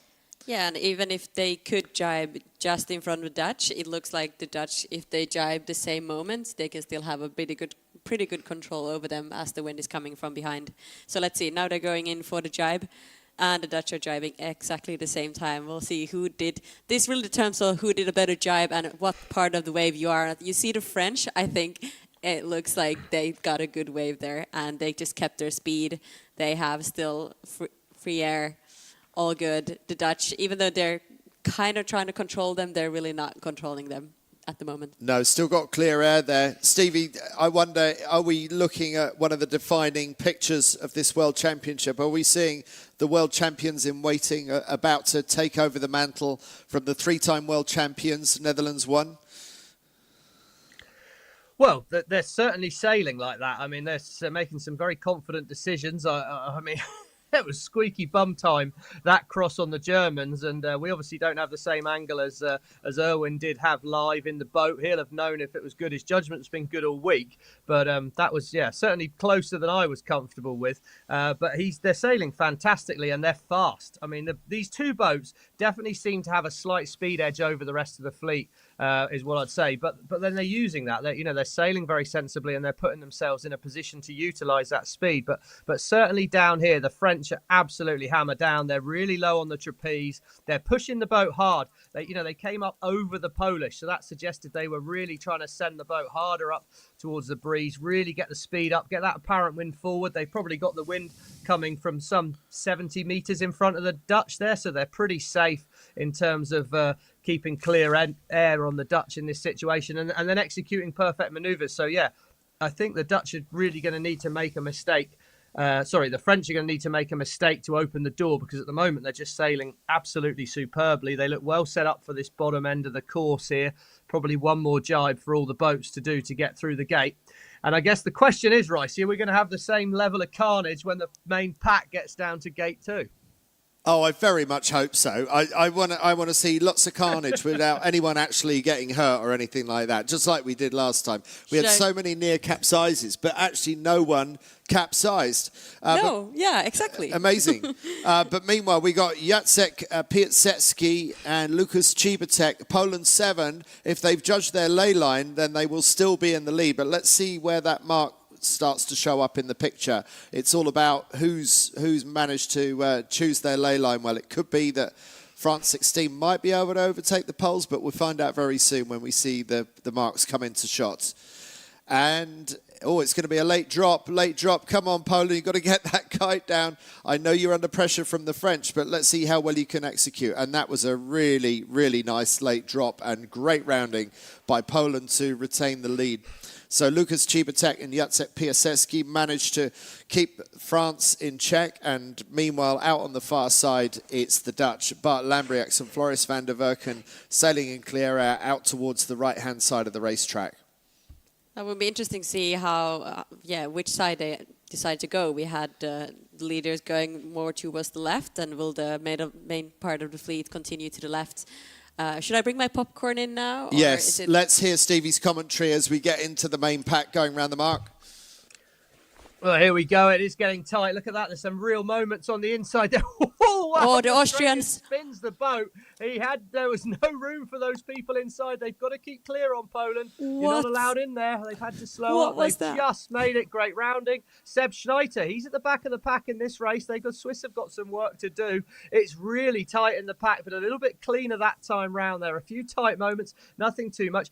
From my eye, I feel the wind's shifted a little bit to the left at the bottom of the race course here, so that should be good news for the Dutch, who came round. They split from France and Poland at the bottom of the course, and they were early on to this left-hand shift. So the Dutch aggressively sailing out towards the right.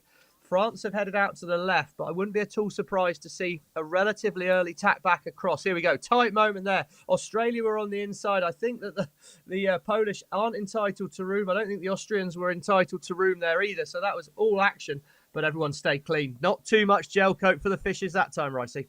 We got exactly what we wanted, didn't we? We had all the potential carnage without any of the damage, which is just what we want. But on the far side, on the right-hand side, that is Bart Lambriax and Floris van der Werken. They made a beeline for that right-hand mark, and they're looking fast. They're looking high and fast, and some of the boats have tacked over from the far side of the course, but I think maybe this is an opportunity for the Dutch to go on the attack for the lead. What do you think, Nora? I think the Dutch are up for something, definitely. They're confident going to the right alone, and they were like, okay, we're just going to send it here. And I'm really, I think we're going to see them in the top. But of course, we can't control the wind. No one really knows, the French are coming more from the left side, and they're approaching the right as well. So maybe they get a better angle coming to the right. You never know. Do you want to be first ones on the right, or do you want to approach to the right a bit later? Maybe a bit later could work because it's shifty and it's not that much advantage to be all the way to the right, at least how it looks like. What do you think, Stevie? I think I just quite like the fact that the Dutch were on that lifted tack early out of the leeward mark. I think it's probably more than one or two shifts on the beat, so there's plenty of time for it to play out either way. But I'd want to be on the lift as early as possible, and the French had to end up going round the outside of the Polish, and just the nature of there being two boats next to each other on that right turn at the bottom means they were likely to be slowing each other down a little bit. And Bart just got his head down and got driving out. So I like being on the lifted tack early on the leg, because that gives it plenty of time to play out. So that was why I was quite happy with what the Dutch do. But of course, it requires the wind to shift back to the right a bit for them to make that happen. But this is certainly, for the Dutch fans, a nice sight to see them in clear air and actually getting to use all that boat speed that they've clearly got. Yeah, this is more what we've expected from them throughout the week, and we've seen glimmers of it. And it's not that they've sailed badly, it's just that I think this week they are coming up against a team that are every bit as good as them and at times have executed better, and that is Erwan Fischer and Clement Pecan. And bearing in mind that Erwan Fischer had a back injury that put him out of action for a few months, he wasn't able to do the European Championship, which was won by a different French team, Lucas Ruel and Emile Amoros, who are not having such a good week of it this week. So potentially we're looking at one French team having won the Europeans just 3 or 4 months ago, and another French team winning the Worlds, and that's giving some headaches to the selectors working out who exactly they're going to choose. But Nora, do you think, based on what we've seen this week, should this have more weight than what the other French team did in the Europeans? Oof, yeah, well, it's the World Championships. So I guess normally, well, we don't, it depends on the nations, but World Championships do weigh a bit more than Europeans. But they're both very important events. And in the end, even though we have open European Championships, so even though you're not European, you can still compete at the event. So basically it's the same fleet, the same guys, just competing against each other in, well, all the big events. I suppose the difference is, I don't know if this was the same for you, Stevie, you won the Europeans and the Worlds in your day. Was the Worlds the one time in any given year when you knew that everyone was leaving nothing on the table? Whereas the Europeans, some people might be using it as a test a trial regatta for equipment or trying different things. Is that the difference? I think so. I think we always saw the World Championship as the big test each year. It is what it says on the tin. It is the best of the world coming together to test themselves out and see how good they really are against each other. This year's, there's a caveat to that with the Olympic Games. Have the Dutch got the same mast that they used at the World Championship last year, and the same sails, same centerboard, all those little nuance. We know the French are going to be coming out with the full armoury. They've got the full gun show out there because they've got to win the trials, whereas the Dutch already selected, are they using their best kit or are they just testing some other other equipment? That would be a question in my mind in an Olympic year. But don't take anything away from wanting to win a World Championship. That's a pretty key thing. As we saw there, that the Dutch had gained at the bottom gate. They crossed ahead. They're currently sitting in the lead. But the French team of Fischer and Pecan, they've just tacked. I would guess they've tacked on ley line. If they've not tacked on ley line there, then that's a mistake. But they will be hoping to have no more manoeuvres to do. Dutch and Poland are going to have 2 more tacks to do. So potentially a few metres to be lost for them in those manoeuvres. French look like they found some good breeze up there on the right-hand side as well. So this is going to be really tight when we come into this final windward mark. So these are the moments when we work out which is the better tactic. Do you stay below ley line, leave your final approach to the mark a little bit later, or do you put it out there a little bit earlier like the French have done, and hopefully for them they one-tack it? Now we see Poland tacking back. Oh, no, I don't. No. Like we saw in the previous race, it does make a huge difference if you're even 10 meters away from each other. Like, are you going to make it to the mark or not? So we're going to notice if we have the same. They seem a bit like below looking at the tracker, it does seem somehow from the tracker I'm looking at, they seem they're a bit below the ley line. So I would expect them to do some tacks. The French definitely, they took a good ley line. And the Polish, we haven't said much about them, but Cipatek and Piasecki seem to be holding their own for boat speed against the Dutch. It's still very much a three-way fight. Well, we're not so interested in the Polish for the battle for the championship. They're still sailing very well, and they're going to have an effect on the outcome of this battle between the French and the Dutch in this race, I would think, Stevie. They seem to be going very fast. They've got a fantastic squad, the Polish, have done for several years now. I mean, I'm surprised we haven't seen more world medals, really, because they often early in the season and through the season, we see some fantastic performances from the Poles. But looks to my eye, they're definitely on the pace here. They're really fast. They're in the mix with these top two titans of the fleet at the moment, really. But I reckon that the French did hook into that pressure up on the right-hand side. So whilst it was an early gain to the Dutch, the French have been able to pick the breeze at the top of the course pretty well. I think they look like they're on a fairly good ley line on board France 16. So the Dutch are going to have a bit of a job on to catch them. And wow, be interesting to know how nervous the French feel about that cross on the first upwind leg, whether they are going to be visiting the umpires and the jury room with that German boat, because it was tight. And right now, the French look absolutely dominant. So I wonder how much they're regretting not sailing an extra couple of metres and dipping behind the German boat to make it safe. Yeah, that's the thing. Like, if you in the beginning you take big risks, and definitely if you push it too hard in situations with someone, thinking about it later on, it's like, well, I mean, I guess the communication in the end is like you make the decision, you try to move on, and you don't dwell on the thing later on. I wonder if they, I mean, it all happened in such a short time, and I talked about the red mist earlier, but I thought they were lucky to get across the Dutch just 10 seconds earlier, but they did that perfectly cleanly. And then did they just get a little bit greedy and a bit indecisive? It's just, if they'd have ducked Germany 21, it would have been a giveaway of maybe a couple of boat lengths, but in the scheme of things, they're sailing such a great championship.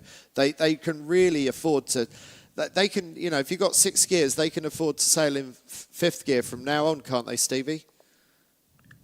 I'm surprised, yeah. I'm surprised you'd push it that close. They've just missed the ley line, so 2 tacks for the French. These top 3 boats are going to be tied together on a piece of string here, really, as we get into this top mark, I think. But may well have a shot on the inside here. It's going to be tight. Is he far enough ahead? He needs to be confident of completing his tack, because no. There they you go. didn't But that's push a bit it. of a wise head there. That was a wise head. That was the right call. That was definitely potentially going to go to the room with the French if he had tacked in there. French were bang on ley line. The time before, the French were over ley line, so he could spin inside because there's no danger of them coming up above close hauled. So from a rules perspective, good decision making by the Dutch there. But it's so tight out here on this race course. Great Britain 12. There he is. The British crew of James Grummet, Ross Hawes. Brilliant race for them. Super coach Jack Hawkins out there on the water with them as well, and they're doing a fantastic job. They've got a big gap and they're chasing down those top few boats. So for Grummet and Hawes, this could be a good race. And Botan and Trittle not quite clicking out there today. Oh, you're being quite harsh. Should we see them go around there in 5th place, is it? 5th or 6th? I mean, it's not too shabby, Stevie, but your standards have definitely gone up since yesterday. Yeah, I think to be fair to me, I mean, you know, they've set themselves a very high bar, haven't they? And they're going well. And as we said, I think it's just there's an incredible level being set by this top French and Dutch boat out there, because they're just putting so much pressure on everyone else that even a 5th or 6th can be called not a great result by the Spanish. But they've jibe set. They're trying to make something happen. Diego sailing aggressively. So yeah. It's a very high bar that I say he's not sailing brilliantly too, but we see a few jibe setters in there as the French look at that. There's another 20 metres opened up, just straight line power down on this downwind leg. We had the French and the Polish and the Dutch going in, all 3 of them. Oh, now we actually see the replay of the situation. I think they could have kind of squeezed in if they really wanted to, but it was definitely just smart not to do that. It wasn't worth it. They're still gonna just be behind the Polish and the French and can attack. You're on the downwind. much braver than I am. I didn't really see that was on, and I thought that they made quite a late decision on the bear away. It was like they were thinking, "Oh, we could do this. We could do this." No, we can't. To me, it looked like there was a moment of indecision, because why would you bear away horrible so sharply jibe so there, late? Ricey, by the French. Sorry to interrupt, mate, but that was a fairly horrible jibe there by the French. They got really stuck in that big trough. and they've got a fairly decent lead, but they've exposed themselves here to the Polish. The Polish, if they can maybe move another 20 metres forward in the next gust of wind, they could be threatening the dirty breeze from onto the French boat there. So it just shows you, even the best, if you mistime your jibe relative to this sea state, you can quite easily get stuck up. And the Dutch did jibe away first. So the Dutch are going to be coming into the finish with the right of way on starboard. They'll be wanting to put an early jibe for an early lay, come back at the Polish and the French and see if they can give them a bit of a nervous one. But yeah, France lost a few metres in the jibe there. Once again, the French TGV is up and running. It's got some pace on right now, and they've got themselves safe relative to Poland. But that black spinnaker, right-hand side of our screen, that's the Netherlands. They're going to be coming back with the right of way. And have the Dutch found that little extra gust of wind to give themselves a shot at winning this race? Their angle looks very good on the far side. It looks like the Dutch might be in a pretty decent gust there. So maybe the Dutch have an opportunity to seize back the race win here.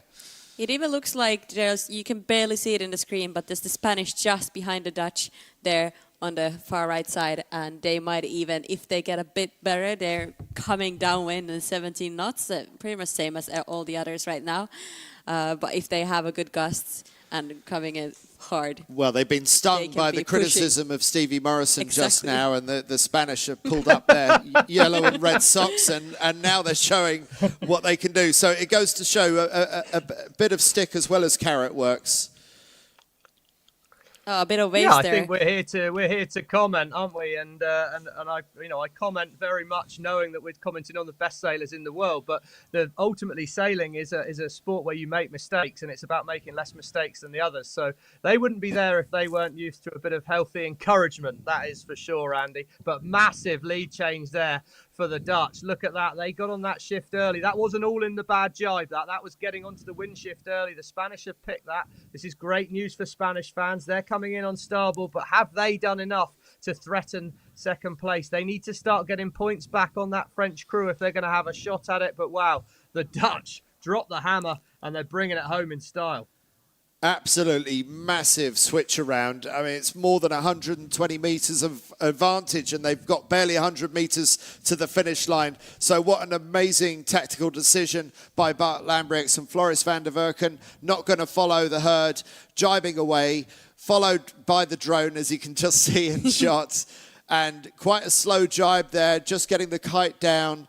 And a very easy race win for them in the end, almost 130 metre advantage. And so an important switch around for the Dutch, who are clinging on to the possibility of a fourth world title by their fingernails, because France 16 are barely putting a foot wrong. Great sailing by Poland 7 to still get third, just ahead of Gromit and Hawes, close finishing British boat. And where are the Spanish? We thought the Spanish were going to be a little bit closer, but they No, it was the Brits, actually. I misjudged. The Spanish have the blue kite and Brits have the black one. But the Brits, where did they sneak in? Like, I didn't see them coming. I'm like, wow. Well, actually, round the top mark, they were only 2 or 3 boat lengths behind the Dutch. So maybe if they'd have exactly followed the Dutch line down that last run, they might have even got ahead of the other two, because the Brits were really within 3 or 4 boat lengths of the Dutch. But look at the lead that the Dutch had by the bottom mark. And look, there's a bit of a traffic jam coming in here, and they're just flying across one boat after the other. Good finish for Uruguay, just to pick out one of many. Let's see if we can pick out anyone else significant. I really like this point of view where you can actually see the sea state. It looks way windier when you see it from the boat point of view. It does. Yeah, you don't get so much of that. Oh, wow. Oh, wait. Surely they're not going to survive that one. But they've crossed the finish line, so it doesn't really matter. Oh, what a I say they get a 9.5 for artistic interpretation. And I think they'll not be happy with that boat coming in on port tack there. They really needed to have jibed out of their way. So, yeah, Tom Burton's not going to be happy there. I'd imagine there'll be some fairly direct feedback coming to whoever that was trying to dive in on the inside there. As we see the US boat come across, they won the first race. And then look at that right at the back of the pack. Some other boats upside down at the finish. And it shows it's not easy. But again, I think that comes down to just trying to force decisions, not making decisions quite early enough out there on the water. Anyway, lessons learned. That was a great race, really good race, important race for the Dutch. That's going to move them right back up the leaderboard now. But big gap out in front for Owen Fischer. I'm still intrigued to know how close were they with the Germans. That's the cloud hanging over the French from that race. We wonder if there was an incident there, but it will come down to whether the Germans shouted protest at the time and whether they choose to see through that protest at the end of the afternoon when they come ashore. I wanted to note of let's look at the highlights actually. The incredible start where half of the fleet were on port, going to the port, and the rest of a half going starboard. We don't see this too often unless the right side is actually like way better than the left side. That's right. It seemed like the fleet had decided that the right was the way to go, but as Stevie said, it didn't seem to pan out so strongly. It wasn't so strongly all about a right-hand track, and there were opportunities to come back from the left. And actually, France 16, having started on port, gone all the way over to the right, ended up going all the way over to the left, and put themselves in a position to win this race by actually sailing, out to both sides of the race course at one point in the first beat. But around that mark, we saw Poland 7 with a little lead ahead of France 16. We saw the battle develop between the current world champion leaders and the reigning world champions from 2023. Poland still leading the race at this stage as they come towards the bottom mark. Excellently executed leeward mark rounding under pressure by the Poles to maintain the lead. But then it's a three-way battle once we get out of the leeward gate, where we saw a little bit more shenanigans getting round the busy part of the leeward mark rounding. But then it really develops into a three-horse race between Poland, Netherlands and France. And France, having picked its ley line earlier, manages to get round in the lead, closely followed by Poland. The Dutch decide to go round the back of the lead too, not wanting to stick it in there, but instead, the sting in the tail from the Dutch is their decision to do an earlier jibe, go down the Lanzarote side of the race course, pushing them out to suddenly a 120-metre lead and a relatively straightforward win for Lambriax and Van der Werken. And there's the capsize with, I don't know, Stevie, that was the Irish boat that maybe they were concerned about, but why did they have to do anything other than just cross the finish line? Well, I mean, I think looking back at that there, probably the Irish were entitled to room, but I'm surprised that the Irish wouldn't have just jibed around there through it, because, you know, they're entitled to room to finish in there, but I wouldn't have thought they're entitled to just go straight across. And I don't know whether their spinnaker caught Tom on the back of the boat or what happened for him to capsize going in a straight line. For me, the Australians had given quite a lot of room for the Irish to turn inside. But yeah, we'll see. I don't think anything will come of that other than Tom Burton got to wash his hair. Yeah, and when the spinnaker goes in the water, or Genaker, whatever we want to call it, it's a bit of a headache because it's way heavier and it doesn't dry in seconds. So once you soak up that kite, you just want to go and, you know, do some downwinders, just fly it up and try to, get it dry again. Out. Yeah, but you just don't want that to happen. Well, we will take a break fairly soon, and then we will get into race 3, the last race of the afternoon for the 49er men, before we get into talking about the 3 races for 49er FX. So quick break, and back to you soon.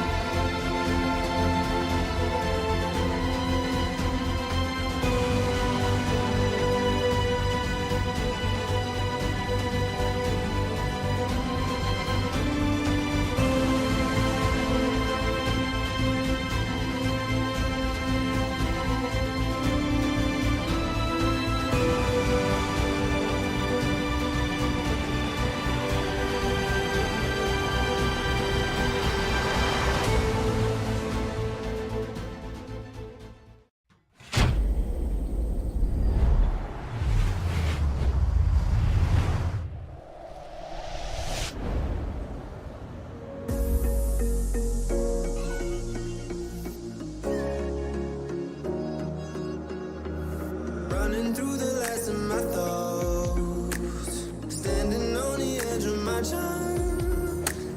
Everything I know will be gone in a minute, and that's alright, alright, 'cause I'm free, freer than I've ever been before. Yeah, baby, I'm freer than I've ever been before. Alright, 'cause I'm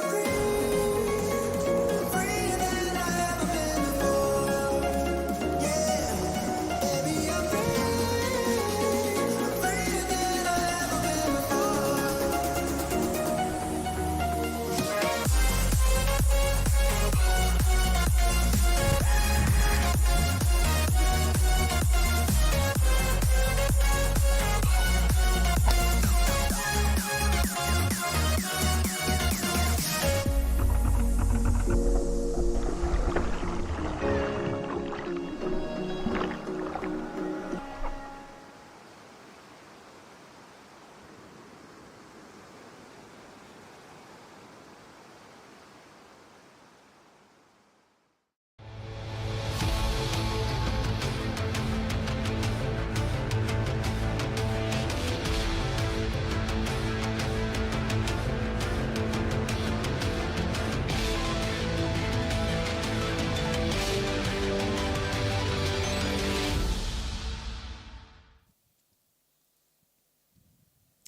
Welcome back to our coverage of Lanzarote, the 49er and 49er FX World Championships. We're on day 5 out of 6. My name's Andy Rice, and with me are Olympians Nora Ruskula from Finland and Great Britain's Stevie Morrison.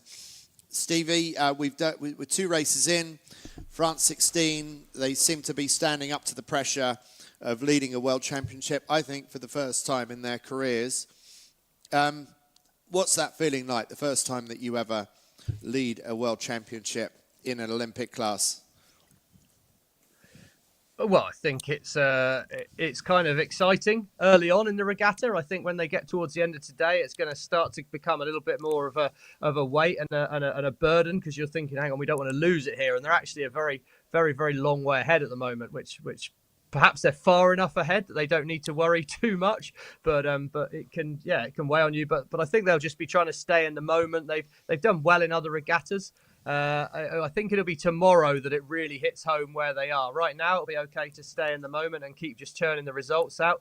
I know for us, when it got to the point where you felt, okay, now we can't really lose it from here, we definitely tightened right up and then started to try to. I'm assuming that wasn't intentional. That was a bit of the yips, was it? It's like, oh, there's a lot riding on this. We don't want to screw it up. Yeah, I think so. And you look at the points now, and Irwin's, they're some 23 or 4 points ahead overall. Now that's a massive lead. And you're starting to think, oh God, we can only really lose it from here. We need to sail safe. Now they sailed anything far from safe in that last race. They were super aggressive at the top of the upwind leg, and they're still attacking it. But I think they've got to stay true to themselves now. Keep sailing how they're sailing. Keep trusting that they know where the start line is, know what their strategy is. They've come out on port tack twice. That's a pretty nice way of guaranteeing not being over the start line. And guaranteeing you're up to speed and at it. But how many more teams are going to be on port this time? Suddenly, if over half the fleet's on port, it becomes really quite hard to be starting on port tack, because you've got sort of tight overlaps, boats maybe asking for room on the starboard boats, you're dipping.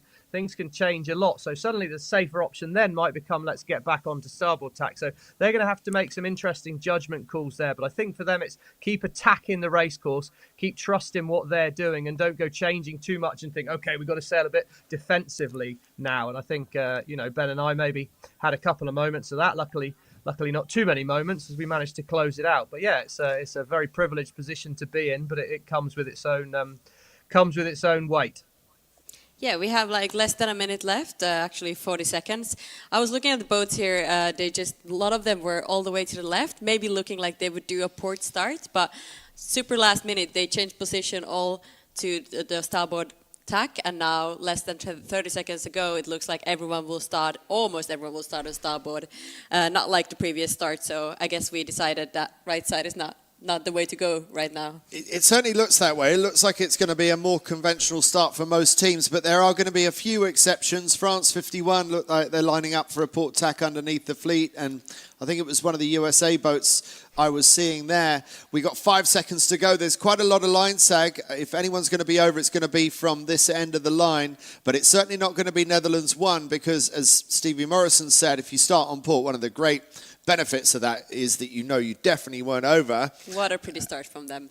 Honestly, Not a pretty start? No, I think very pretty start. I agree with you. I think thought it was pretty. Fantastic start. Yeah, I think the Dutch got exactly what they were looking for, and they started more middle of the line on port tack. It was a bit messier for them last time, but claiming that spot right by the committee boat immediately puts Netherlands 1 out into clear air, unhindered by any other boat. And in these early stages, I'd really like to be where Lambrechts and Van der Werken are.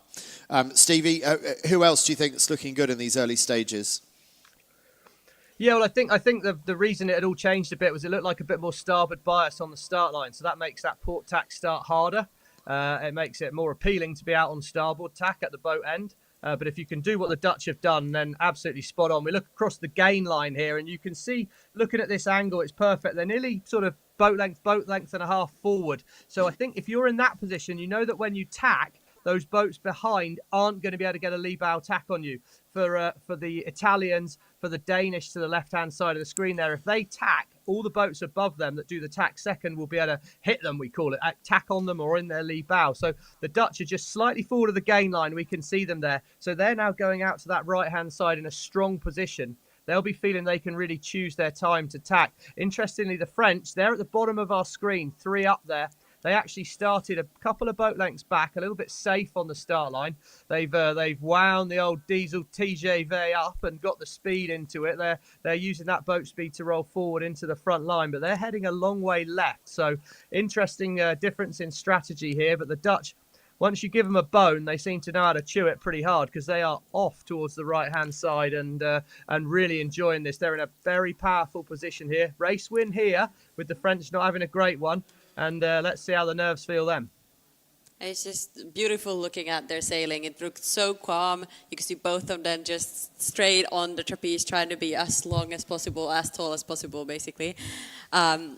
But there wasn't much like happening. It was pretty easy. They're clearly super synchronized, as a lot of all the teams are so talented in this fleet. But definitely looking at them, like there's no extra movement. You know, the main sheet is perfectly synchronized with the skipper in the rudder, and that's all about the teamwork in the 49er. You really have to, you basically have to be one to be able to sail this boat, because if you compare to the Ilka or the Laser, you're alone. You have the main sheet and the tiller both in your own hands, so it's way easier to synchronize that when you're just one person compared to two. When we first got into the 49er, that was the way the boat was delivered, but some of us Brits were a bit stick in the mud, and us helmsmen didn't like giving up control of the main sheet, so we actually had a traditional ratchet block and cleat mounted in the bottom of the boat, and I said, well, this one's mine. But we soon learnt that actually the way that Julian Bethwaite had designed the boat was that it's much easier, much faster for the crew to be moving large armfuls of main sheet as and when needed, and you just can't do that one-handed as a helm. But Stevie, coming from boats like Fireballs, it must have been a challenge for you as well when you're getting used to handing off that level of control, handing the main sheet over to the crew, in your case, Ben Rhodes. Yeah, I think it takes it, and as Nora alludes to, I think it really rewards time in the boat. Certainly if Ben and I had a couple of weeks or 3 or 4 weeks out of the boat, then when you came back in the boat together, your timing was a little bit off, and you'd take a little while to find each other. And that's why the build-up to these regattas are so important. I think, interestingly, Andy, you know, going back to that, the technique of the sailors now, if you take the difference from where I was sailing the boat, and yes, Ben would be moving maybe an armful or 2 armfuls of main sheet every now and again. I think nowadays, and it was probably the change that Burling and Tuke brought into the fleet, really, was that boom movement was so minimalised in how they had the rig set up and how accurately they were steering the boat, that they're really moving hardly any main sheet now when they're going in a straight line. They're so well in sync together. I think that was really the difference Burling and Took made in, and the Dutch guys and the front runners in the fleet now are really making that count. As we see, top left of screen, the Dutch are stretching out. Right-hand side of screen there, we see Ireland 99, but they're just going to cross ahead of France 16. So France 16 at the moment are struggling to get out of this left-hand side. They're struggling to use that boat speed. They're back in the pack. So the first real test here of Irwin and Clement, what can they do to work back through the fleet on France 16? Because the Dutch look like they're dropping the hammer to the right. And Nora, I don't know if you remember how the French started, but was this the first time today when they started on starboard? Did they go away from their port tack start option, which seemed to be their favourite thing to do? I remember them starting on starboard, honestly, and that's why I was thinking the exact same thought, like, wow, they must have just not made it out of the pack and not getting a good start, because otherwise they wouldn't be here. As they're kind of our favourites by now in this weather, we would expect them to do better at this point of the race, but yeah, let's give them some more time.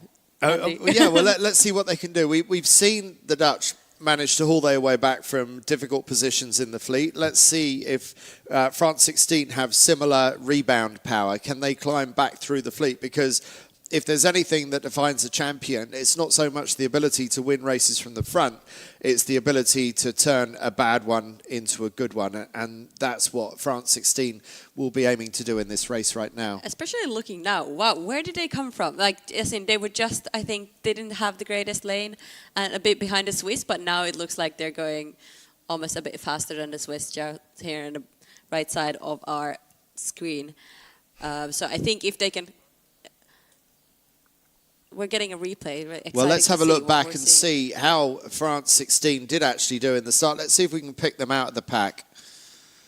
So, hands up anyone who can see where France 16 is. They were the French boat, Ricey, was up towards the left-hand side of the line. They started out of the bottom third of the start line. Was their first start on starboard tack, and they were a couple of boat lengths back. That was the thing that caught my eye. There we go. Here we go. It's France 95, France 16 straight through there. So they're bow back a third of the way up. They're maybe 2 or 3 boat lengths off the start line, playing it a bit safe. Maybe that's the sign of a, let's not lose it kind of vibe that they had. But yeah, now they're being bow back there, they're a little bit out of control. What they've done early in the day is they've taken total control. Now they've got themselves space. Bottom side of screen here. Looks like the wind's nicely rotated to the left. They've put some space. They've got the hammer down, and they'll be moving themselves back up the fleet. But they are a long, long way left on this racetrack. They need the breeze to stay in the left to have any hope of getting back across. And it's just the first hint of them not taking control of the race, I'd say, in that situation there. The Dutch, very, very positive decision-making. But look how tight the fleet is. The breeze is a little bit steadier on this upwind. There's not been too many bends in the trace. France coming in there. They've got potentially a lot of boats up on the right-hand side ahead of them. We'll see how much that camera angle's deceiving us. But at the moment, USA leading. The Dutch coming back across from the right, but I think they're coming back across from the right on a slight left phase. So we'll see what happens in the last third of the beat. I think interesting also to see if the Swiss can do a comeback. They did so well in the first race, and they got a bit lost in the second one, and now third one. They're trying to position themselves in potential, but it really determines how many boats they have to duck on the starboard lay line to get there. Yeah, this is the difficult side of the racetrack to come back from. We saw France 16 potentially have a bit of trouble crossing starboard tackers previous time at this point in the race that we saw half an hour to an hour ago. So let's see what the traffic's like and how France 16 and Switzerland 2 negotiate it, because they come across on port with no right of way. It does look like we see the British are almost trying to cover or kill the Netherlands. The Dutch just below them, basically trying to go a bit lower, speed up, and kill their wind. The quicker you can kill them, the quicker you can get on with your life, and then they would probably tack away. I'm not sure how close they are to the ley line. Are they both laid, or will they have to? I'm guessing that the British are probably going to be a bit low of ley line, looking at some of the other boats on their windward hip. I'm wondering if it's more like Australia and USA that might be on ley line, but can't see it yet. Stevie, what's your thought? Well, we'll see. But what I do see is that the Dutch have got some high mode here. They're sailing the boat at a much closer angle than the Brits to the breeze, and the British aren't moving forward for it. So whilst I agree they're definitely trying to kill them, they're not doing a fantastically good job of it at the moment. I'd be surprised if that group there was that far over ley line at the top. So, yeah, I do anticipate a couple of tacks for the Dutch and for the British. But again, it just shows us the breeze is shifty out there. It's definitely not a one-way track. There we go. British do tack. So Tom Burton on the Australian boat, Rio gold medalist in the laser class. He's well set up. He should hope to lead at this top mark. And the Dutch have got a big moment coming in here. They've not got the right of way. There's the mark left-hand side of our screen that they're all sailing to. Tom Burton on board the Australian. Wow, the British have slung it inside. That looks like a skinny lay for me. Dutch will go behind them there. Have the British judged it right? I think perhaps they have, and the Dutch are going to follow them in. It's tight in the group, and the French are nowhere in sight. There's going to be such a tight top mark round it. The Dutch just squeezed in, and the British, no way, they made it. What a great call by the British. The absolutely fantastic decision by Great Britain to get in there just in front of Australia, hoisting the yellow kite, followed by USA in third. And I think it's the Dutch in fourth, Poland in fifth. One of the French in sixth or seventh, but not the French that we've been focusing on. I can see Switzerland in the middle of the picture, still yet to go round. And France 16, yes, just about to go round. France 16, about 2 or 3 boats about to go round now. So a pretty poor race for France 16, but I still think they're going to have a pretty big lead in the overall championship, even if things would have finished the way that they were. Now, we saw the power of the jibe set for the Dutch previous time round. And anyone want to put their hands up for a jibe set this time round?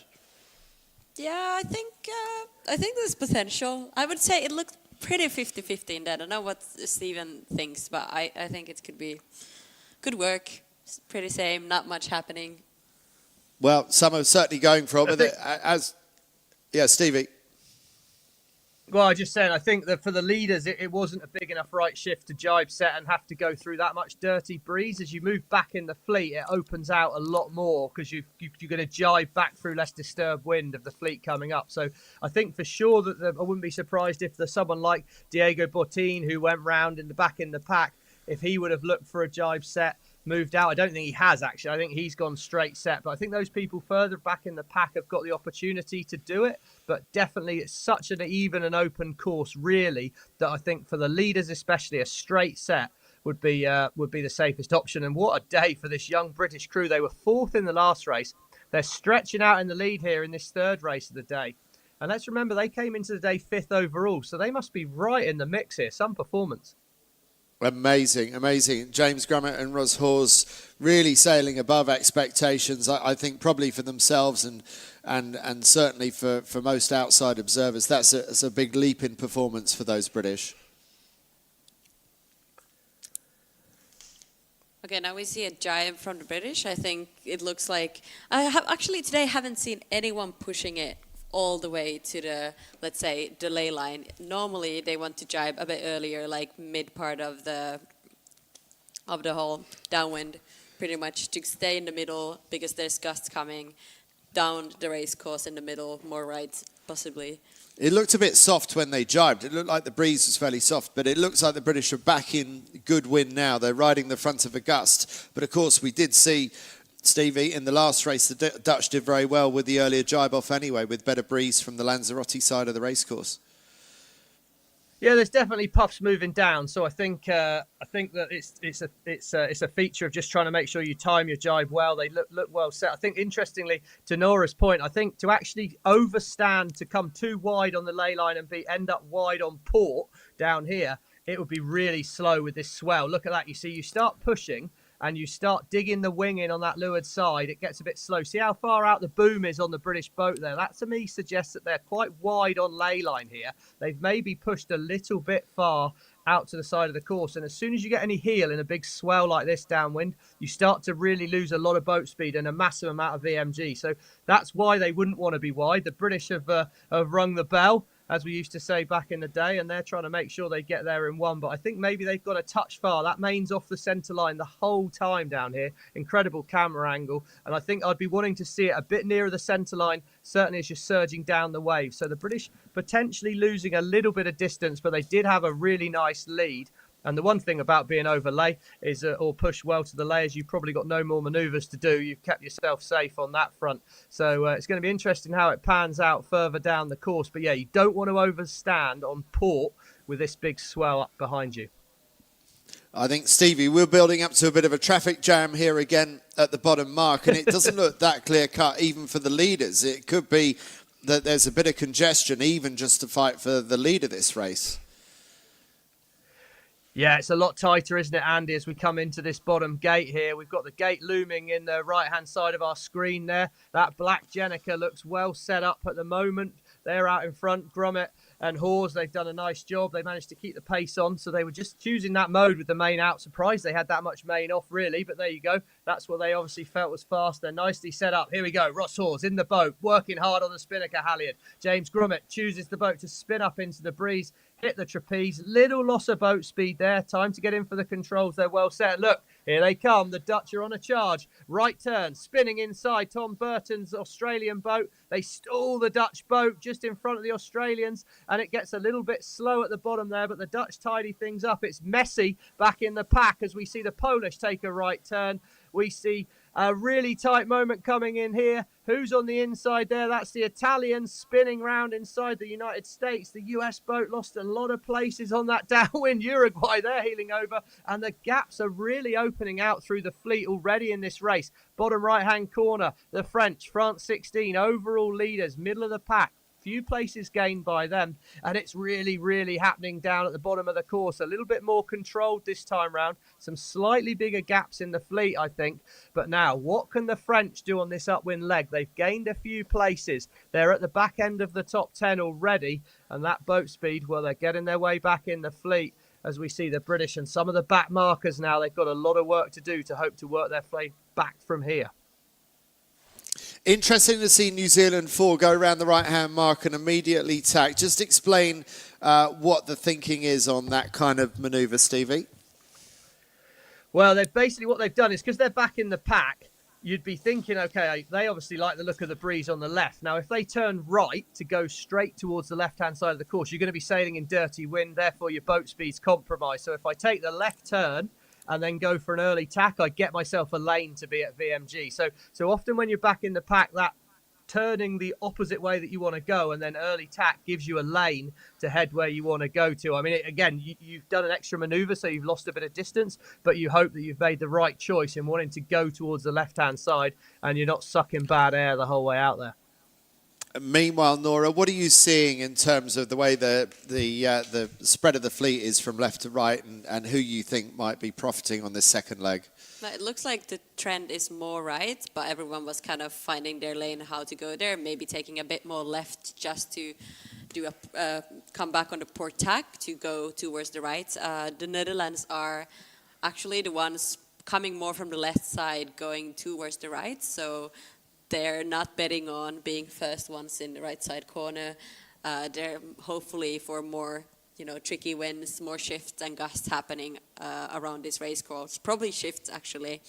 Then we have the Polish and the US guys together with the French, France 16, all the way to the right. So I think they're betting more of like something happening in the corner, get a shift, right-hand shift to tack with and go towards the top mark. Well, good to see that there are still options as far as the way the fleet is thinking. It's still not that clear-cut as to there being a fast way up the racetrack. Polish, great view of them. They had a really good race just now in race 2 and going well out to the right-hand side of the USA 5. So getting all these close-up shots on the team, still going back to like their communication and stuff. We can't see it from here, but like their mouths go like all the time. And depending on the cruise, of course, some are just so synced that they, I guess, don't speak. But most of the crews would have an ongoing conversation of like pressure in the mainsail. The crew would be saying that, and if it feels fast and slow, and then the skipper would be saying feedback of how the tiller feels. Does it feel like should we go more for speed or high mode? Stevie, is it something I'm forgetting about this communication? It was still a couple years ago since I sailed this boat, so is it something I forgot? No, I don't know. I think the communication's absolutely crucial. I mean, the tactician will often be the helm, so he'll be cool in the mode that you want, and the crew will be trusted to kind of get the settings to deliver that mode. But as you say, ultimately, the feeling you get through the helm is quite, decisive in terms of the balance of the boat. And ultimately, if you want a sailing boat to go fast, you've got to have it balanced right. The weight between the load on the mainsail and the jib, that's a heel angle, that's downhaul, that's jib setup, main setup, the whole thing. So that the feel on the helm's absolutely crucial, and the helm will be relaying that to the crew and saying, what mode do I want to have here? But it's a constant. I'd imagine it's a fairly constant communication, but you don't want to be talking about drivel. You're certainly not talking about what you want to have for dinner or what you had for dinner last night. It's a very calculated, what's important to talk about now. Crew might be delivering some compass numbers as well, because the crew can have the head in the boat a little bit more. Helm should be hoping to have the head out of the boat. Interestingly there, though, look at that. The Dutch, they've been forced to tack away. Now, that might be a wind shift, but normally the saying is the good guys go where the good guys go, and everyone's heading towards that right-hand side, and the Dutch have had to tack. I think they were pressurised by GBR 12, who definitely like to sail a little bit fast and loose. They like a lower mode on the British boat, which is great when you're out in front because you've got the space to do that. But as soon as you're back in the pack, it gets hard. So interesting to see what the Dutch, whether they've seen something here or whether this is a forced move by the British and they're actually potentially a little bit of a loss for the Brits.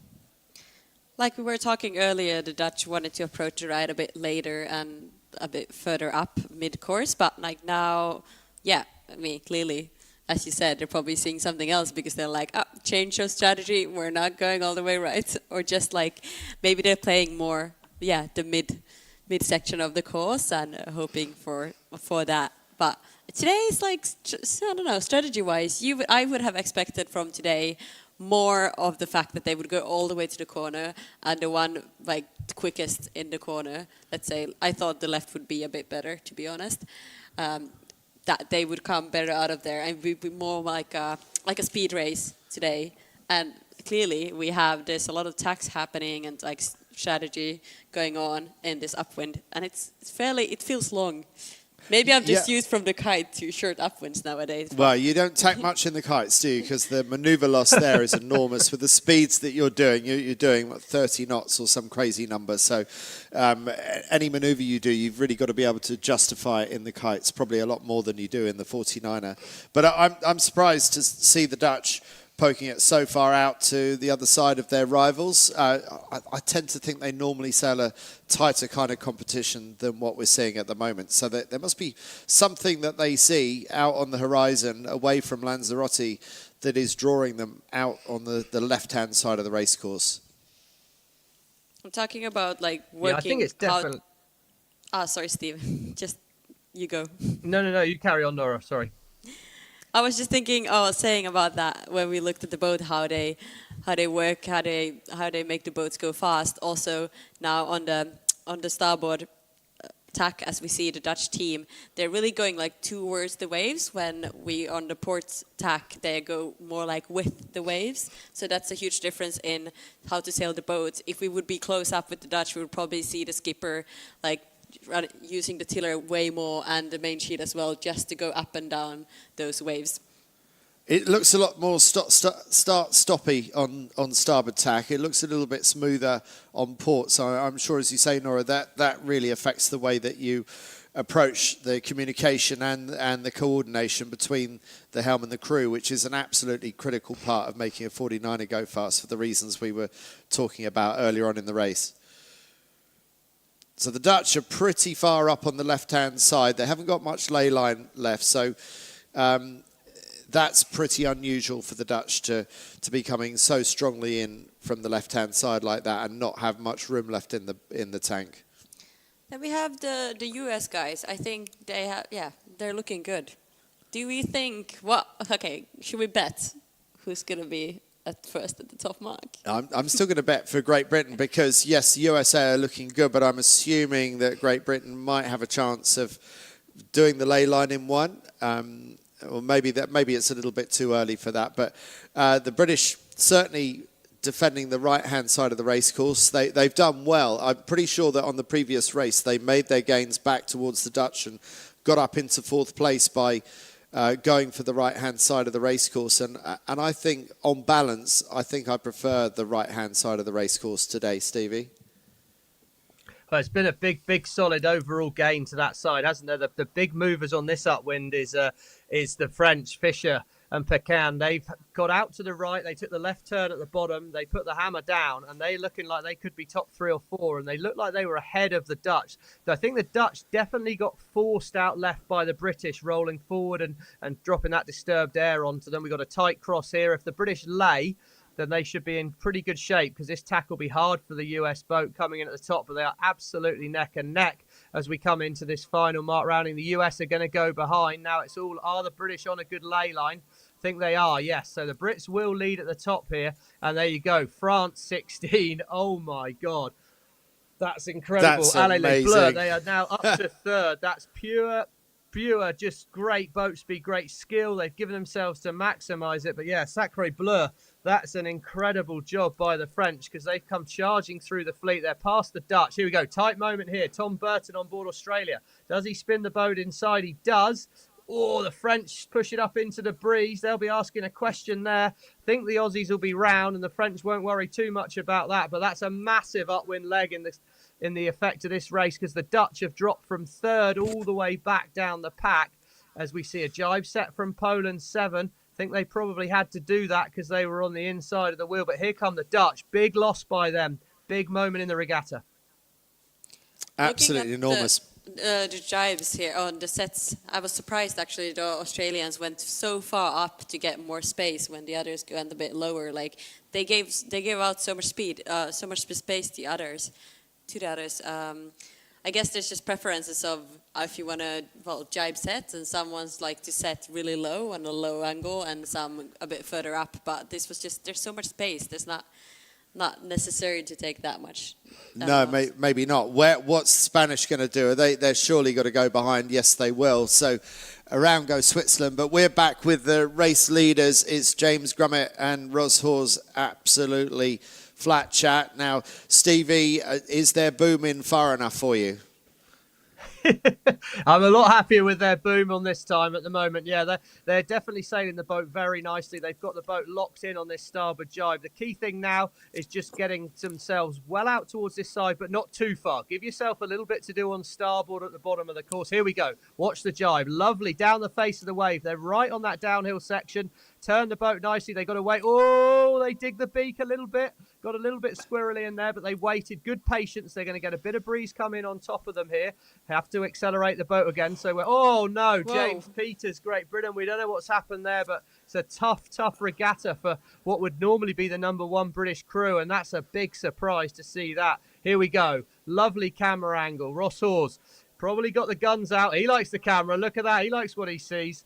There's one for the Facebook profile picture, but there you go. Look, main sheet action a lot better on board the boat there. Much more in the middle, bit more dynamic with the main sheet as the boat accelerates and decelerates over the swell. And they like what they see at the moment. They've got the boat nice and flat, sailing it well over the waves, hopefully giving themselves just a little starboard to do. But what an end to the day this would be for the young British crew. Absolute chargers. Ros Hawes probably got the biggest arms in the fleet. So, yes, as you say, that's one for his Facebook profile and maybe a few other people on Facebook as well. Meanwhile, what's happening with the French who get up to 3rd? They were 12th around the top mark first time round. By the time they got around the top mark, second time round, they were up to 2nd. So these French, even when they put a foot wrong, they barely put a foot wrong. They had a pretty awful start, but they seem to have that bounce back ability that you need to be able to win world championships. And I think increasingly I'm feeling that this world title is going towards the French. And I can't remember the last time that happened in the 49ers, Stevie. I'm going to have to look up my Wikipedias tonight. I can tell you, Ricey, it's never happened. There's never been a French world champion, so this would be a first. They've had a few European titles, but yeah, this would be a first French world title, certainly as far as I know, anyway. For tomorrow, we still, after this race, they will have one more fleet one racing. More Gold Fleet. Oh, Gold Fleet racing, yes, and then and then the medal race. Yeah. And remember that there's that magic number. Well, you will know this better than me, you guys, but 20, if you've got a 20-point gap on anybody else going into the medal race, I know that's safe, and maybe it's 19. But certainly if you've got 20 going into the medal race, then you've got the gold medal even before the medal race has begun. But meanwhile, let's not get ahead of ourselves. Let's not be thinking too much about the victory speech yet. We've still got Great Britain in a battle with the USA 5 to see who's going to take the win across the finish line for race 6 of Gold Fleet. And I should imagine the boom's out a little bit on that British boat. They look quite pressed, but they look like they have just about got the legs to be able to hold off the Americans, the hard-charging Molleris and McDermott, who have really closed the gap on the British. But this is going to be a race win for James Grummet and Ros Hawes. What an amazing day for these guys, and a beautiful way to finish off an afternoon of racing in Lanzarote, followed by the Americans, Molleris and McDermott, second across the finish line. And a bit of a gap back to see if France is still managing to hold on, because France was in second. It's a big weight, isn't it? So that was a really good gain by America. But here come France 16, our overall World Championship leaders. So another great race for Fischer and Picon, just ahead of their French teammates who had such a good regatta yesterday, good race yesterday. Dortely and Delpech. Poland 7, good day from them.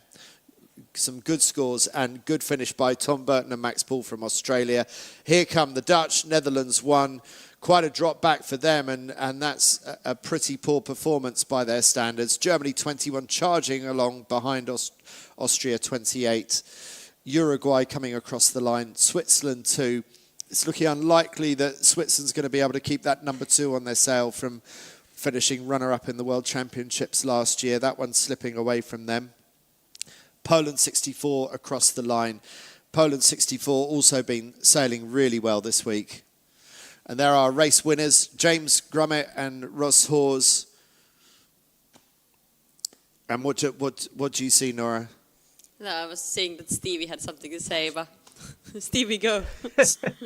Yeah, that's right. Always got something to say, Nora, that is for sure. And yeah, great shot, great race by James and Ross there. No, I think what I wanted to say, Andy, was we saw the Dutch drop back in that race, didn't we? And I think what's interesting and something we should look ahead to as we've got 3 FX races coming up, it just shows how if you get out of phase with the wind shifts. So I think on average the right-hand side's been pretty good, but there's wind shifts in it. And if you get a little bit out of phase, so the Dutch had the British boat above them, the British rolled onto their breeze, and the Dutch were forced to tack away. But they were forced to tack away when the wind was in a left-hand shift. And that then suddenly opened up a gap to that group on the right. And that was 5 or 6 boats gone. So I think if you get out of phase in the top half of the beat, you can potentially lose a lot of distance. And I think that'll be quite good news for some of the maybe FX crews. I don't know, let's talk of Martin Grail, one of the better sailors in the wind shifts, and with that little bit of opportunity, that it's perhaps not purely about boat speed out there today. There is definitely some opportunities to stay in phase with the breeze, minimise your distance and make the gain, because, if a top team like Lambrecht and De Verken can drop from 2nd back to 7th by just getting that little bit out of phase in the top half of the beat, it shows it's quite an open course. So, yeah, that was what I wanted to say anyway, and now I'll let you take a breath. Well, here are race winners on their way back into Marina Rubicón. What a great afternoon for these guys. They're not going to the Olympics. That's going to the other British team in the Gold Fleet, GBR 30, who unfortunately had a capsize in that race. We're not entirely sure why. Back to the start here. And the port tack start option we thought was going to get more and more popular. Actually, there are only a few that went for it. But one of those important ones that did were Netherlands 1, got exactly the start that they wanted and made the early running and took the early lead in this race. And normally when Bart Lambrechts and Floris van der Verken take the lead, they don't give it up. But strangely, as we find out later on in the race, things were to unfold a different way.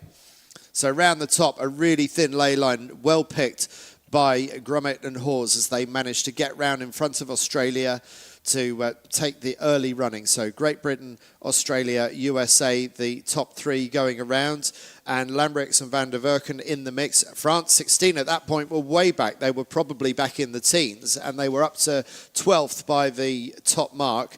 But now down the run, bit of a lean over, bit of a wing dig. Stevie Morrison doesn't like that. He doesn't particularly rate their leeward mark rounding either, but they're still in the lead. Now it gets hectic. This is the moment where we love to hear Stevie talk us through the leeward mark roundings. It's always the most exciting part of these races. But keeping their nerve, coming around the top mark for the last time.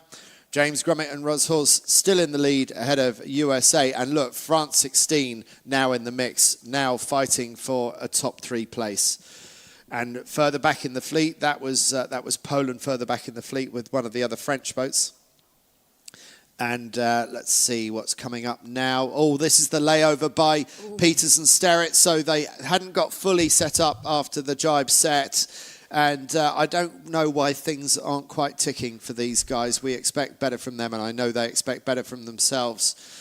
But it's those other younger British that are really making hay today, winning the last race of three this afternoon here on day 5 of the 49er and 49er FX World Champions. So congratulations to James Grummet and the big arms of Roshorst getting that kite back down into the chute. And there is our amazing vista in Lanzarote. And we're sort of looking from Fuerteventura, which has almost become home for you, Nora, hasn't it? You do a lot of training in the Canaries. Yeah, I mean, like all the sailors, most of the Olympic sailing classes have been training during the winter here in Lanzarote, and then the Formula kites have been training on Fuerteventura side, as the beach is a bit bigger and we launch from the beach. Still an Olympic sailing class, but it's just always a bit different. We don't launch from harbours, it's more like beaches. Yeah, you're into beach life now. Yep, change of that. Well, let's take a break. We've still got 3 races to come. This is day 5 of the 49er and 49er FX World Championships. We're going to be switching our attention to the women, the top 25 in the Gold Fleet of 49er FX. So we will be back to you soon.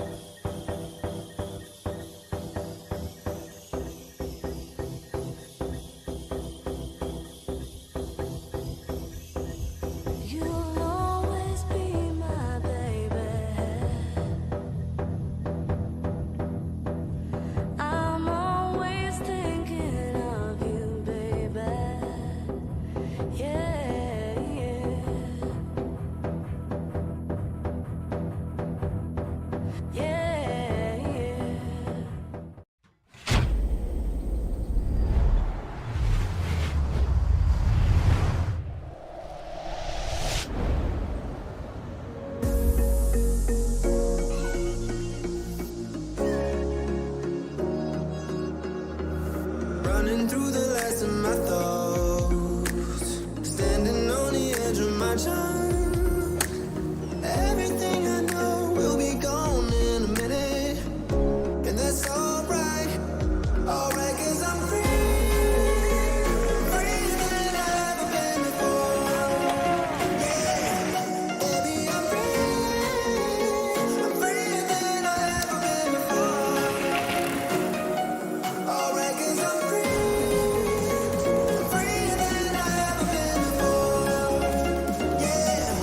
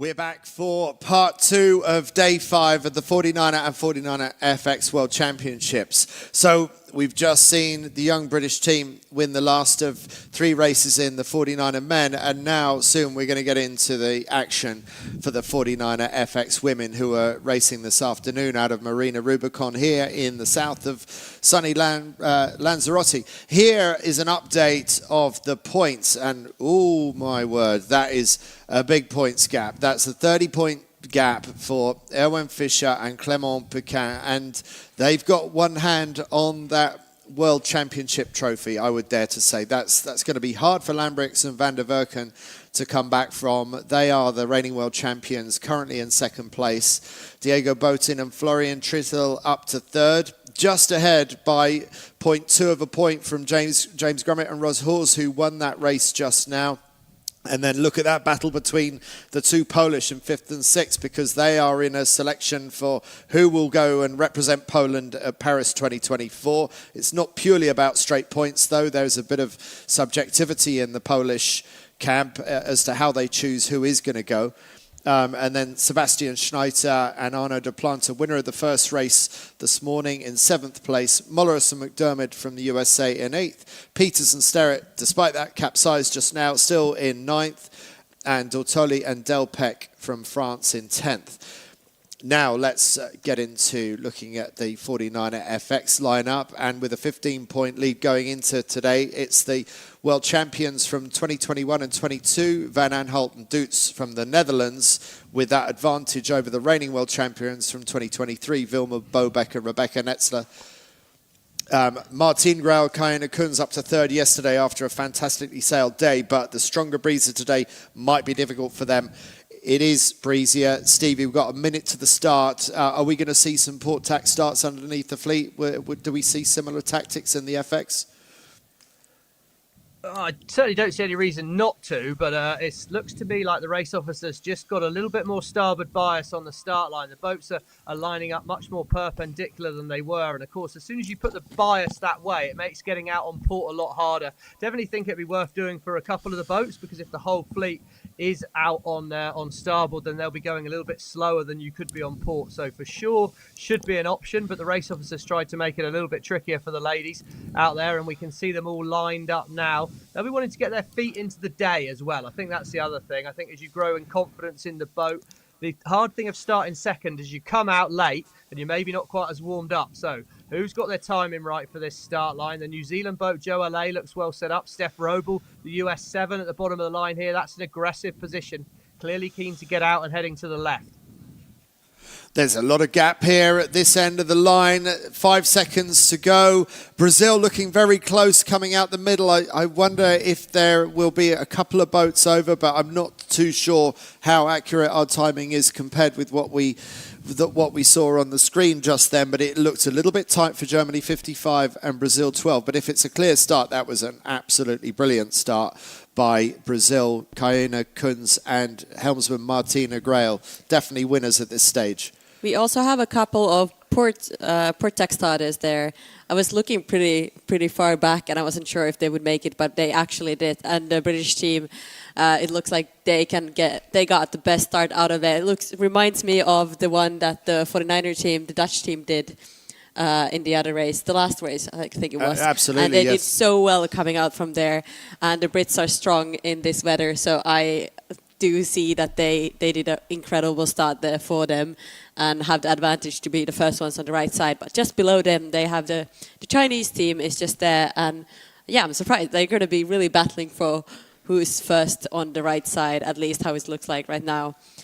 And then, of course, then we have the Brazilians all the way here to the left. So it's interesting to see. I think the 49er fleet, when they come out after the FX fleet coming out after the 49ers, they have spoken with the coaches and talked through. Everyone kind of knows what has happened previously. So we all have they all kind of have the same info. Oh, now we see the Brazilians just tacking. They were prepared to duck Poland 5-2-5 to do that. So they really want to get over to the right. They've clearly felt like they were being held on a little bit longer than they wanted to by that Polish boat. And Brazil have given up some of their advantage by doing that. It looks like they're struggling to maintain a decent line behind Germany 55. And Spain 23 looks nicely poked out to the left of picture. Echegoyen and Barceló, winners of the, well, certainly Echegoyen, winners of two previous World Championships. Here's the replay of the start. And at this stage, you can't see any of the port tackers, but coming into view fairly soon, I think we would have seen the British boat pop out. Yeah, the British, like you see here, they're far, far back, just behind everyone. I can't tell from this point of view, like how they came out of that situation so well. But I guess they had to. I saw them ducking a couple of boats, and I think they just managed to duck them nicely. Maybe they didn't have someone above they needed to give room to, and it's just enough if they had the lane to duck someone and then get a nice lane out of that. Yeah, well, they certainly seem to make the best of it, even if it looked difficult for them with 10 seconds to go. Yeah, especially now it looks like the tracking is saying they're winning, so leading the race, and the Chinese after them. They're both boats on the right-hand side. Then we had the US ladies, Stephanie Rubble and Maggie Shea. They did a port. They started in the pin end, but we lost them for a bit there. They did a tack fairly late, and we can see them now looking like they're a bit far back. Maybe they couldn't keep up their lane. Maybe, I think so. Boat speed they should have enough, but maybe just the Canadians got just above them because it looked better in the previous screen. Yeah, what it looks like now. Stevie, what do you make of things so far? We haven't spoken about the Swedish. I have them pegged as the fastest boat in these conditions, but we haven't spoken about them yet. Yeah, the Swedish were a little bit bowed back. They're in that group to the right-hand side of the screen. You can see the British are fourth up from the right-hand side of our screen, and there's a boat a little bit forward, maybe 5, 6, 7, 8 boats up. That's the Swedes. They didn't have a great start, but you can just see them there. The British are poked out forward, but the Swedes were in that group and are now forward of that group.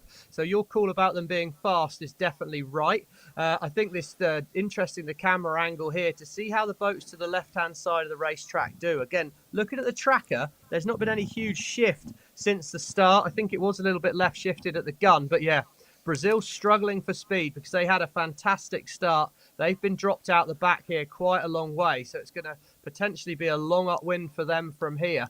But it'll be just now a question, is it about the right, is it about the left, where does the wind shift go? I like where the British are. They've started on the lifted tack, got into it early, but that Swedish boat, look at it go. It's got some wheels.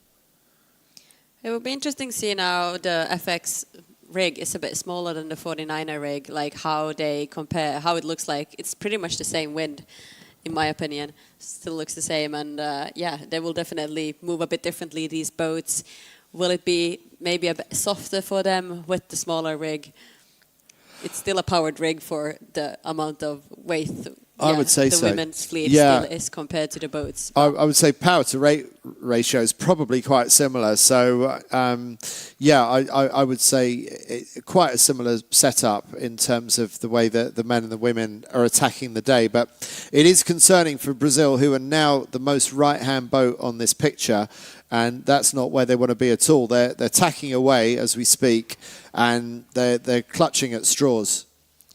I say, yeah. I think also we've just heard from the racetrack, actually, that Germany 55 and Brazil were unfortunately over the line here. We see the start. Watch for that yellow flag to go down, and that's when the starts go. It's still not go. They're across the line. Yellow flag. There you go. Go. So Germany 33 probably got away with one, but they weren't seen. They were covered by Germany 55 and Germany 12, so they are out of the race. So aggressive start for the Brazilians, but they are disqualified, so that's bad news for them. And oh my life, left-hand side of our screen, look at that Swedish boat. I don't know what engine they've got in, but they seem to have a few more horsepower than everyone else. They have just gone. They were back in the pack off the start line. They've dropped the hammer. Superb technique from the Swedish boat, and they've tacked directly on the wind of the Dutch here. So potentially the Swedish trying to make it hard for a deal, and a net on board that Dutch boat, trying to slow them down because they're down the road. Big lead for the Swedish here, and it's now all about how have they judged this ley line. Today will be interesting to see, definitely. It will be a battle after today. We had 3 races today, and then tomorrow 1 race before the medal race. Will it be a battle between Sweden and And Netherlands. the Netherlands. I mean, the Netherlands don't have many weak spots in their armoury. You could say that the Swedes do, but the Swedes are maybe not the same all-round package as the Dutch. But these are the absolute spot-on conditions for Vilma Bobek and Rebecca Netzler, winners, I think, if I recall rightly, of 11 out of the 16 races in The Hague last year.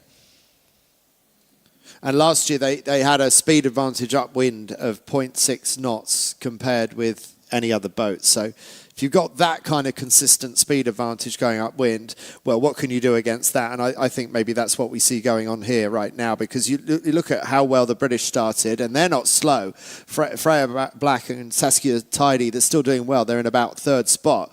But it doesn't look like anyone has got the legs to match the tall Swedes. No, they look like they're so fast. I was actually surprised, speaking with the FX fleet, the girls on the shore, that it's still like this. I thought it would have changed since last year. The fleet would have catch up and they would all be similar speeds, but it still looks like the Swedes are going that 1 knot faster. Yeah, well, I mean... Especially now. Again, you kind of change the laws of physics. They are tall girls, particularly Vilma Bobek, the helm. She is one of the tallest in the fleet. Then again, Saskia Tidy, the crew on the British boat, also very tall as well. And as we know, being tall is an advantage in these boats. You can just get the momentum so far out, the leverage against the sail. The question now is, if the Swedes manage to win some races today, maybe win all 3 races, where will the Dutch be? Because they are currently leading the standings at the moment, and they're not slow. They're in, we think, about 5th or 6th at the moment in this race, so that's not exactly bad either. But there was a 15-point advantage going into the day for the Dutch ahead of Bobek and Netzler. So this could be closing up. If this is the pattern for the day, then we could be in for a really close battle tomorrow for the medal race. Stevie, what do we think of, have you seen kind of what strategy-wise, what has been working out? I can't really figure out. It looks pretty even. Mostly a speed race so far. Yeah, I think it's been mostly a speed race. We're showing Rubble and Shea in 5th at the moment. They were hard left. The British, of course, were hard right. The Swedish, well, power's nothing without control, is I think what Audi say. And the Swedish, don't underestimate how good their technique's been up this upwind leg. The boat's been absolutely locked in. Fantastic work by them in the teamwork sense. There goes the horsepower. Get that spinnaker up and going. They're down the road. Rebecca working really hard and so quick back into that back foot strap. Both of them now dropping down on the trapeze and accelerating away. And that is a huge, huge lead because they had a very, very safe start. But there you go. There's the answer to your question, Ricey. 2nd place, Adil and Annette. They've done a brilliant upwind because they were in the pack. But I think a few of the boats on the right overstood the ley line, sailed some extra distance. Adil tacked early, just cut the distance down and has done a nice job. But yeah, overall, it's been pretty good going right, but there's not a lot in it. Yeah, so it doesn't matter how much the Swedes may go on to win this race by, assuming that they manage to do that, even if they finish by a country mile, if Annette Doets and Adil van Aanholt can limit the damage and still finish 2nd in this race, that's only yielding 1 point to the Swedes. And so no matter how fast the Swedes are, it's more in the hands of the Dutch to make a mistake, and the Dutch don't make many mistakes. So, Nora, you're in the world of having to wear a helmet in Formula Kite, in kiting, because of the speeds you do and the potential danger that you're in. Wearing helmets in the 49er FX, that is optional, I believe. What was your view on that? Did you used to wear a helmet in the boat? That is optional. I did used to wear a helmet. I had a really hard crash in the boat and I got some stitches in my face. One of the first events, 2013 in Palma. And there was a picture of me that got online, and I think it scared the whole FX fleet in the beginning. This was one of the first events, and after that, people are like, yeah, I don't know, did you see the picture of that one girl? I'm definitely going to wear a helmet. But now, 10 years later, honestly, there's so many of like you see even the men wearing the helmets, and I think it's a smart choice because this boat, yeah, the speeds are fast, but when something happens, when you hit that wave, for example, in a jibe, you can just you fall into the boat, you can hit the mast, the stays. The damage is brutal.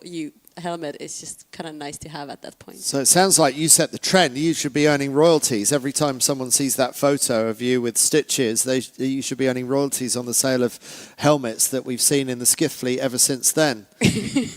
But there's also extra weight as well. I suppose it's extra writing moment, extra leverage. But I don't know if they're heavy enough. Do you feel it in your neck and?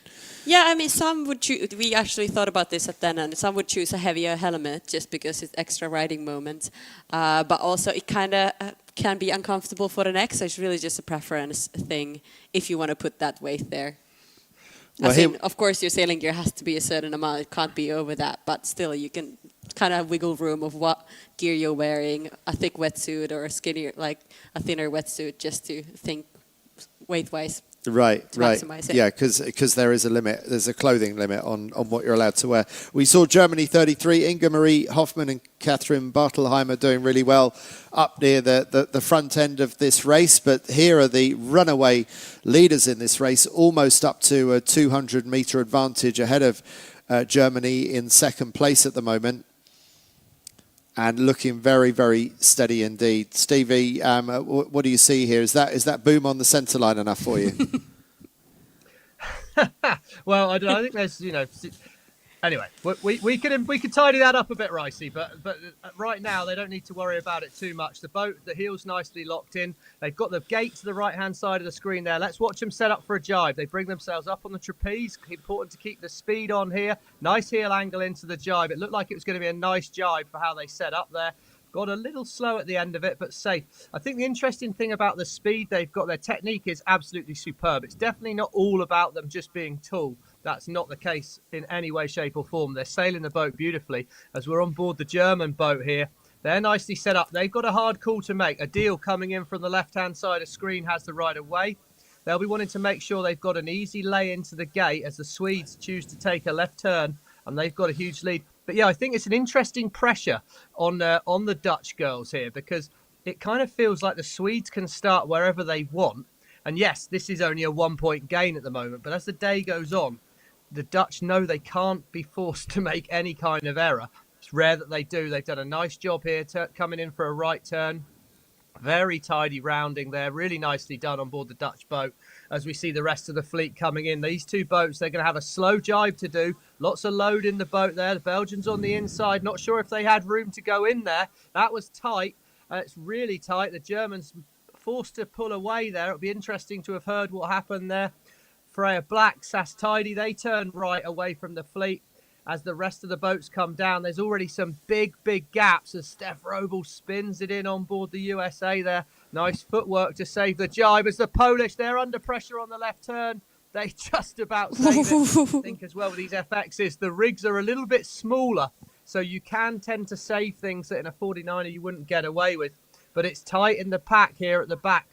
That's really closing up. Joa Lay on board New Zealand. She dives on the inside. She has right of way. It's going to be a tight turn here. Spins the New Zealand boat around. Norway, no room in there. No room in there. They just managed to avoid an incident. Great work on the tiller. Tight turn by the Norwegians. And there we go. The crew moving up the fleet. It's tight back in the pack, but the leaders, well, they've really stretched out early here. And there's a lot of work to do for some of those other boats chasing the medals as the top two, Netherlands and Sweden. Here we are. Look at the Swedish technique. Oh, can we look at the mainsail as well and just look at all their settings? Yeah, I mean, this must be quite valuable and good intel. And I'm wondering, Nora, when you're on the kite, do you ever see drones following you around during training? And would it bother you if they did? Well, I don't think it would bother. I would actually be amazed to have footage like this. I'm amazed to even see this happening. We haven't seen this before, honestly. No one actually doing regatta drone driving just next to the boats. It's getting closer and closer. Yes. Yeah, at a world championship to see the close-ups. This is going to be so valuable also for the youth teams. You would watch YouTube videos of how someone's technique is just to get that little glimpse of how they ride the boat over the waves. And this is incredibly valuable for the class and a bigger thing that we can think of. It looks so much fun, and we hope that you're enjoying the live action today. We just want to take some time out to thank all the hosts and sponsors that help make this broadcast happen, and thanks to you, the fans, for tuning in. But what you may not know is the Sailors Funds typically pay for a large portion of our media efforts. So we thank the Sailors, all of us on the broadcast team. Now, if you'd like to help support the media efforts of the class, please do head over to 49er.org/gift. So please go and do that now while you remember, and please tell any of your friends that you think would enjoy this coverage to tune in for the rest of the afternoon. We're looking to get sufficient contributions to be able to broadcast our upcoming Europeans in the south of France in May. So if you love watching sailing, if you love watching skiff racing, please consider helping us out. That's 49er.org/gift. Going back to racing, the Swedish have their, look at their speed and their lead. You can barely see the other boats. They're like small little thingies behind there. It just looks incredible. They decided to go all the way right, and they just kept that lane. The Dutch, rounding in second, went more towards the left. And meanwhile, the Swedes have tacked, and they tack across and consolidate on anyone that might be attacking from the left-hand side of the race course, but it's looking unlikely. It's still a pretty big lead. Stevie, what do the Swedes need to think about now? Can they afford to relax? I think they need to just stay in the moment in their boat. The hardest thing with a big lead like this is you start going, oh, we better not make a mistake. We better not fluff the next jibe or the next bear away and then go and kind of get wobbly. They need to keep sailing the boat, remember their processes for their manoeuvres and stick hard to that, because this race is basically done and dusted barring a mistake by them. It's an absolute classic of a race for second, actually, funnily enough. It's a little bit like watching the Red Bull team in the Formula One at the moment. They just off down the road. Aerodynamics is clearly strong. But there's the Dutch right-hand side of screen. And as you say, Andy, the important thing here is, can the Dutch hold on to second? Which maybe sounds a little bit negative, but for the Dutch to only lose a point, then there's no real drama here. But we know the Belgians, they've just tacked on the right-hand side of the screen there, Mahout and Gertz, and they're coming back on starboard with the right of way. But have they closed the gap back on the Dutch? Because if you start to get a few boats in the mix on the Dutch, then Adil and Annette are going to start to feel the pressure. Yeah, I think the Belgians are doing a good job just being there and trying to squeeze in and stay close to these ones. They were kind of battling with almost with the Dutch at some points, it looked like, but they're definitely pressuring them. So it's fun to see. I mean, even though I love to see Sweden and the Dutch battling, the two of them, it's also fun to see some other ones kind of challenging, you know? Well, they're no slouches. Izora Meinhut and Anouk Gertz from Belgium, they were fourth in the World Championships last year. That's why they got Belgium 4 on their sail. But meanwhile, that tracking suggests that Sweden has given a little bit of ley line away, but that's maybe good tactics. You don't want to get onto that ley line too early. They've got so much in the bank. Stevie, they can afford a couple of extra tacks, really, can't they? Yeah, I think, like I say, I think when you've done left turn at the bottom and gone all the way out, it's a very long ley line to call, so it's hard. So I think you definitely want to miss it narrow rather than miss it wide if you're going to miss it. But they've definitely opened up a little bit of a door here. I think they've got a big enough lead that 2 tacks is no real drama for them, to be perfectly honest. I was surprised where the Dutch tacked, because they just instantly tacked straight in under the Belgians, and I think they might end up giving themselves a couple more manoeuvres to do that they didn't need to. So potentially a few metres lost by the Dutch. They're stuck in there under the Belgians. And look at that. Left-hand side of screen, the Germans, who have really hung it out on the right-hand side. This definitely seems to be turning into a bit more of a gain feature as the day goes on. I think the wind's starting to come round that volcano a little bit. And whilst the Germans look in the race, I think the Swedish have still got a good lead. But pressure on the Dutch right now because the pack are chasing them. Nora, what do you think? This gain feature that Stevie talks about, do you think it's turning into a permanent part of this race course? The right is just getting stronger and stronger as the afternoon gets longer? Well, it clearly seems like that, since I can't really see anyone coming from the left, even looking at tracker from more back of the fleet. it's not really working. So I think, and this is what the 49ers were onto earlier, but it just gets stronger and stronger throughout the day, how it looks like. So I think the next race will definitely see people setting up, doing probably more port starts. Okay, yeah, that's what I would expect. Yeah, we didn't see that much of it in the first start, but it did look like it was getting more of a trend with the men earlier in the day. And there we have Sweden still getting across Germany, but Germany clearly ahead of the Netherlands, who just tacked. So the Netherlands believe that they must be on ley line, and now Sweden tacks on to ley line as well. So Sweden probably given up some of the lead to Hoffman and Bartelheimer, who have really hit the right-hand side very hard and have been well rewarded for it. It looks like the one, yeah, definitely. The boats that hit the right-hand side a bit more happened the same with the Dutch. They lost a bit. So everyone that came in late lost a bit of distance there. Yeah, so maybe going round that right-hand gate at the bottom of the course is the way to go and get out to the right a little bit earlier. At the Dutch going a little bit more up the middle of this second beat does seem to have yielded some distance to Germany. And here we see the Swedish rounding the top mark. They're absolutely flying, like just doing their own race. It's incredible, honestly, just to see. And the way it is just so calm, you know. I guess it's easy to be calm in the front there. It's pretty comfortable lead. It must be so much fun to have that click of extra speed. And meanwhile, another boat has got between the Swedes and the Dutch in this battle for the world title. It now reads Sweden, Germany, Belgium, Netherlands in the top four. So that's a couple of spots that the Dutch really don't want to be giving away. Is there any cause for concern here, Stevie? Well, I mean, there has to be. This would bring the gap from, it's currently, the gap is 15 points. If the race finishes now, it's down to 12. And obviously, if we get 3 points a race for another 2 races, then suddenly, you're under 8 points of gap. You're sort of down 6, 7 points of gap between them. And like I say, it's a strange pressure on the Dutch because they're sailing really well, but the Swedish are almost unattainable for the rest of the fleet at the moment, whereas the Dutch are kind of very much of the fleet, so they're sailing brilliantly.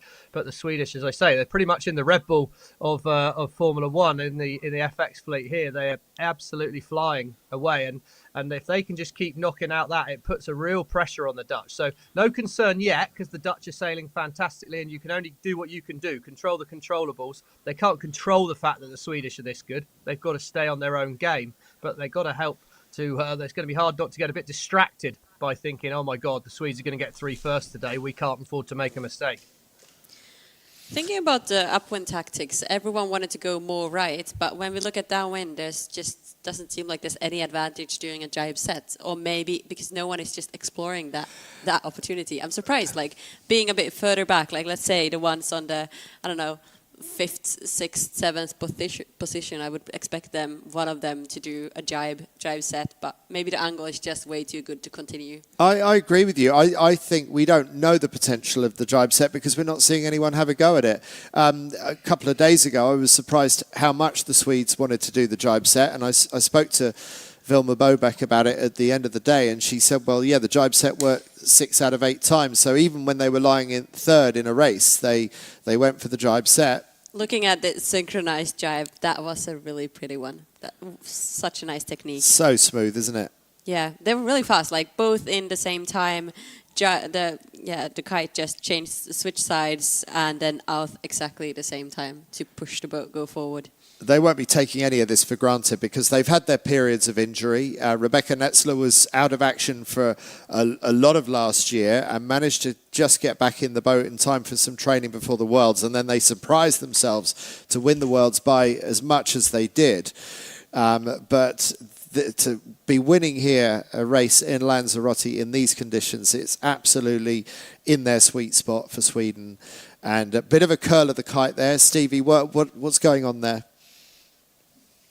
Yeah, just we can see the sea state as they're coming downwind. That big one there, you see they were just jumping off that wave and the bow was going to plug in. So Rebecca's made the call that I don't want to hit that with the boat fully loaded, because if it's fully loaded, I've got a chance of pitch poling over the front. So the crews are trying to keep the kite absolutely on the curl, right at that limit. But if they think the bow's going to pitch in, then you let go of the sheet, give it a little flog, and that will then deep load the boat as you hit the bottom of the wave there, you see? So they constantly got it on the edge of set, driving hard, and then backing off when you need to. Your other option is to oversheet, but then you do the whole leg quite slowly. So the strategy here is hammer down the whole time, and if it gets a bit scary, give it a quick flap, because then suddenly the helm can steer around a lot more. Big wave there, flap coming. Whoa, well saved. It's all about the communication as well. Just doing it like way earlier or just the perfect time, then you lose the least of the speed, and it just executed perfectly. Well, that communication on that Swedish boat has been absolutely perfect in this race as Vilma Bobeck and Rebecca Netzler come across the finish line for a massive win to win the first of 3 races this afternoon. It's day 5 of the 49er and 49er FX World Championships in Marina Rubicón, Lanzarote, and coming across the line for a well-deserved second place. It's going to be the German team Hoffmann and Bartelheimer who managed to keep the Dutch at bay, the double world champions Adil van Aanholt and Annette Doets, who we will surely see coming down not long behind them. Also Belgium 4 in the mix, Izura Mainhout and Anouk Gertz fighting it out. We'll see in a moment whether it's going to be Netherlands or Belgium coming across the line next, but it's been a long time since the Swedes crossed the line. Looks like Belgium might just get it. No sign of... Oh, there's the Dutch. There's the Dutch. So close. Wow. Photo finish. And we will have to wait and find out. The tracking says that it might be the Netherlands that crossed in first, but I think that could go either way. GBR 5 coming across in 5th. Good finish by Freya Black and Saskia Tidy. And then the Italians, Germani and Bertuzzi, followed by Eschagoyen and Barcelo, the world champions from 2020. Look at that swell. The swell's absolutely enormous. And I mentioned the power of the swell and how there's an app that you can read this stuff. The swell is about as strong as it ever gets here today. There go the Americans, Steph Roble and Maggie Shea, followed by the Lewin Lefrance sisters from Canada. Wanted to go into the Germans. They did so well in this race, coming second, German 33, but they actually have an internal trial going on for the Olympics of which of the German teams are going. And this really challenges because they were 14th coming in today, and the other German team was 9th. So now German 33 definitely challenged. It's going to be closer to the other ones. So I think we're going to see some really, really close racing the next. Bearing in mind, Germany hasn't actually qualified a spot at the Olympics yet in either the men's or the women's skiff. So no matter what they do here, they've also got to make sure that they perform as a team at what they're calling the last chance regatta in Hyères in the south of France, the Semaine Olympique Française at the end of April. And Brazil 12 going across the line, but Brazil 12 obviously weren't informed that they had crossed the line early, so they sailed the whole race, but for nothing, unfortunately, because they and Germany 55 were called over early on the line, but they may not yet be aware of that until they see their coach. And I believe that their coach this week I'm not sure, but I see that Martine Grail's dad, Torben Grail, the 5-time Olympic medalist, is here, so not sure who's working with them out on the boat. There are our race winners, Vilma Bobeck and Rebecca Netzler. Will they go ahead and win the next 2 races? Well, they've certainly got the wheels to do that, according to Stevie Morrison, and we saw that in fine style just then. But and Van Aanholt and Doets, they are recorded there as crossing in 3rd, just ahead of Belgium, and that's an important photo finish that went in their favour. That means they've only yielded 2 points of their lead to the Swedes. So let's go to a quick break. There's a bit of time. We're going to go to a replay first, so we'll go to a break after that. There you see Brazil and Germany 55 with their noses poked out. Well, that proved to be costly because they were disqualified for being over too early. And look at the swell. Great sea level view, gives you a sense of just how massive the swell here is in the south of Lanzarote. And a number of boats, including GBR, making a beeline out to the right-hand side of the racecourse towards Marina Rubicón in the distance. going out towards the right-hand side, but it was Sweden who didn't have the best of starts, but it didn't matter because they had that superior speed to see them through to the front by top windward mark, then by the bottom of the leeward mark. They had a choice of gates. They decided to go around the right-hand gate, take them back towards Marina Rubicón in for the inshore direction, although they later let the Germans get a little bit further to their left, and that was a horrible mark rounding by Hoffmann and Bartelheimer, but we'll find out more about how the Germans did. That's the Germans on the left, almost looking like they're threatening for the lead with Sweden, who just tacked there, but in reality, Sweden's still very safe for the lead as they go round the top mark final time. But look at how Germany 33 profited by hitting the right-hand side of the course pretty hard, overtaking the Dutch by doing so. Beautiful synchro movement by the Swedes for that jibe, and we've seen absolutely faultless display of boat handling. And Stevie, that little bit of kite flapping that you explained so well earlier, I wonder, would they have done that if they were being pressured by other boats? So, were they doing that because they knew they could be safe? I think it's always a judgment call. I mean, I see that looks tight, doesn't it? Like, that's an interesting one.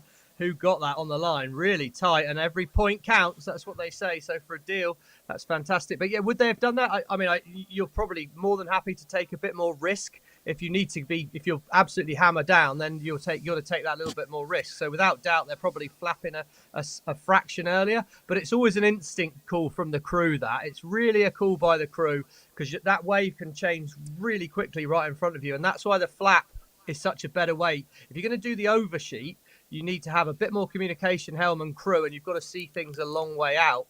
But the flap is a much quicker reaction, and it's on Rebecca really to make that happen with the quick timing of when to do it. So it's, how brave she feeling, I guess. Stevie, thanks very much. We will take a short break and we'll be back to you soon for the start of the next 49er FX race in Lanzarote.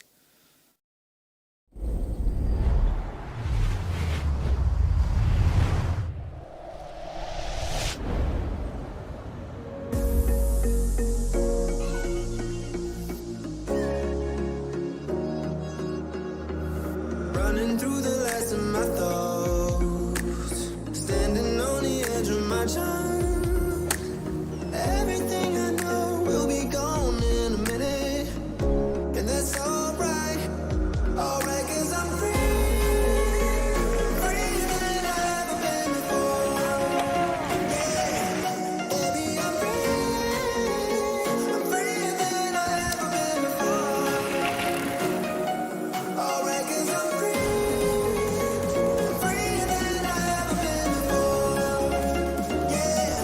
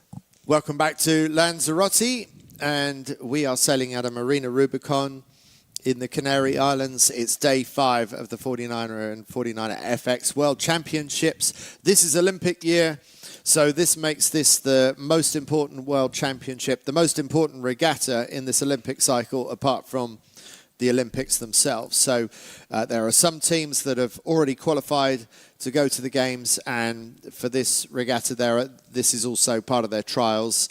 There are no actual national Olympic spots up for grabs. So just to go back to what I said earlier about Germany, yes, there is a trials going on between the German teams, both in the men and the women, but Germany hasn't actually earned a spot at the Olympic Games yet. That comes in the south of France at the end of April in what we're calling the last chance regatta. So there's sort of 2 phases of getting to the games. It's qualifying the team, but if the team hasn't yet got a spot, that team had better make sure that they get a spot in Hyères in south of France in about 6 weeks from now.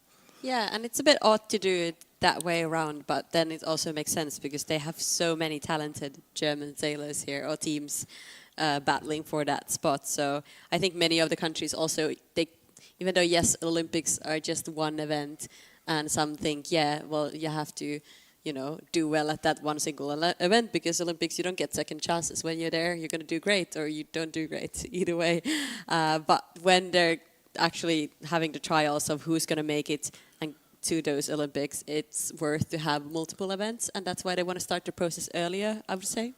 Well, Stevie, we see so many different types of trials processes. We see purely first past the post point system, no politics involved, what we might call an objective mathematical trials. And then there are those that say you often end up with the wrong person for various reasons. So you have a subjective trials where you get selected by a committee, and then if you do that, then there can be accusations of bias and favoritism, and maybe it's no surprise that the Americans choose the mathematical system. The Americans, as we know, can tend to be a bit litigious at times. I hope I'm not going to be sued for that, but I think that's fair to say. What do you think, Stevie? What's the best system?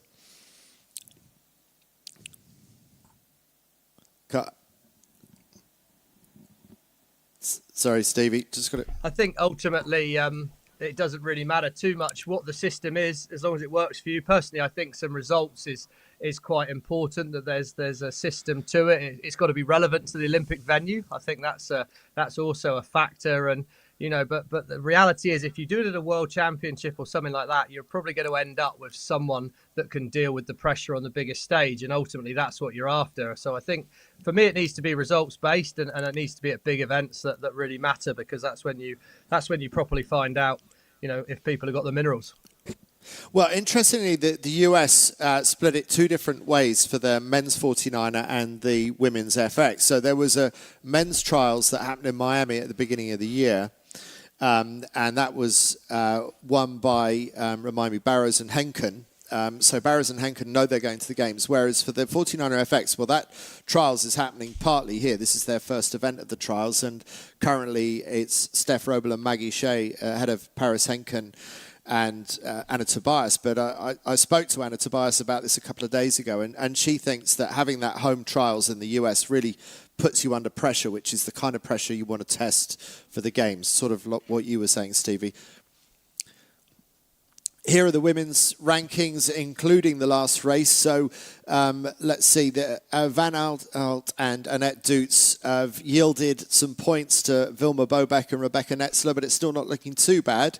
It's still a 13-point gap. So the Dutch have still got a pretty healthy lead. And meanwhile, it's a 10-point gap back to the Italians, Germani and Bertuzzi.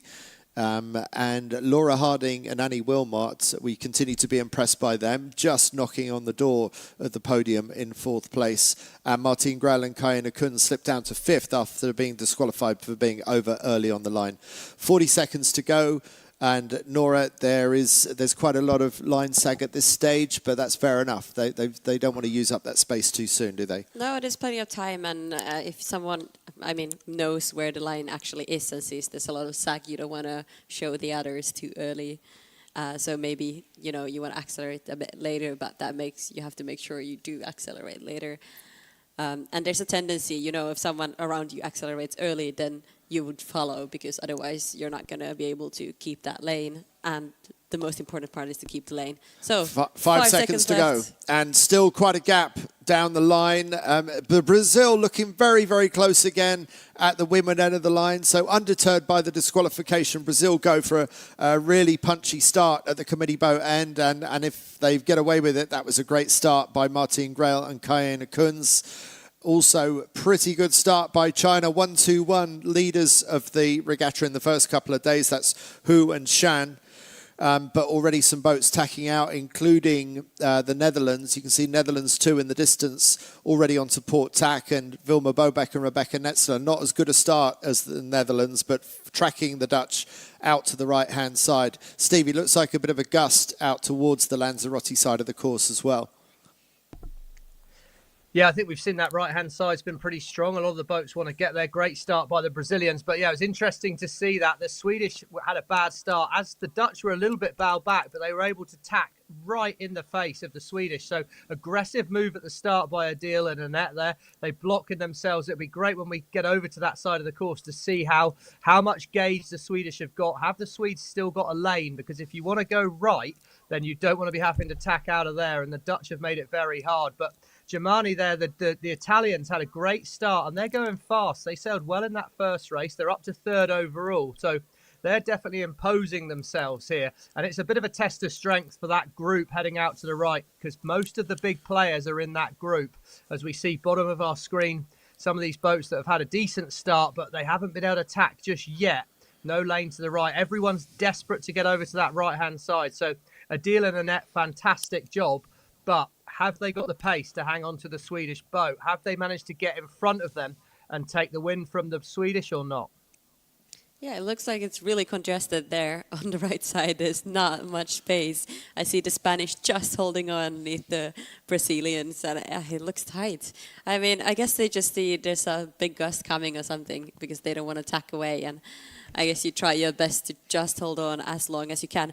It does look like the Dutch have almost overtaken the Swedish. I'm a bit surprised. I thought the Swedes could squeeze out of there. I don't know. I mean, maybe I've got too much faith in the Swedes, but I think the Swedes, by sheer horsepower, are going to be able to pull through the Dutch. I think the Dutch have given themselves the very best chance of leading this race. And as we've been saying a lot in the previous race, maybe it doesn't matter too much if the Swedes do sail off to a runaway win, as long as the Dutch limit the damage to just a loss of 1 or 2 points. Then we have Germany 55 all the way here on the right side of our screen. They got 4th last race. Okay, so yeah, they seem a little bit stuck out this side, but also Norway. We're not hearing much about Norway today. The reigning European champions struggling at this venue. The Norwegians are down in 19th at the moment, Helene Naes and Murray Ronigan, but they were certainly a force to be reckoned with in the lighter breezes of Villamora at the Europeans last year. It's all about being the all-round package, Stevie. Maybe the Norwegians are among the best in the light, maybe the Swedes are among the best in the breeze, but possibly we say the Dutch, Netherlands too, are the best all-rounders in all conditions. Yeah, I think so. They seem to have a fairly complete package. I think the Swedish have got a pretty good package with what can only be described a real super strength in that breezier stuff that we're seeing out here today. And definitely, you know, it is about putting it all together. But once we get to the Olympics or a World Championships like this, it's predominantly a windy event. It's good to have that super strength. So that's always the payoff. The true greats are able to put it together across the wind range and deliver in several different conditions. That's for absolute certain, but easier said than done. You know, Ben and myself were always a bit better when there was a bit more wind than less. You know, we had our weakness in the light winds and never quite managed to cure that, as we see Poland making a bit of a mistake. And camera angle here, be interesting to see how it pays out. Germany, Canada, Denmark, bottom of our screen. They look in great shape at the moment, but I think they're quite well back. So it'll be interesting to see how that plays out. And I think it's the Americans of Steph Roble and Maggie Shee that have just managed to push out a little bit.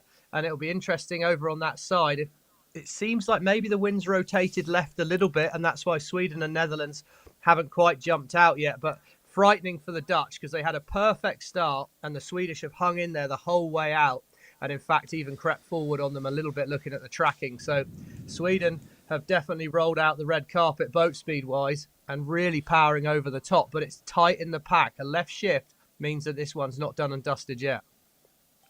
Here we can see the Belgians. I heard they're quite fast actually in these kind of conditions. So I'm hoping to see them stay up in the top. And then GBR, I was hoping to see more of them in the previous race, but hopefully they can squeeze out and show their true potential in this race. Yeah, 5th in last year's Worlds, which is why they got the 5 of GBR 5 on their mainsail. Good bit of intel from my friend in the media from the Netherlands. Simon Keizer tells me on WhatsApp that the Netherlands and Sweden are actually training partners.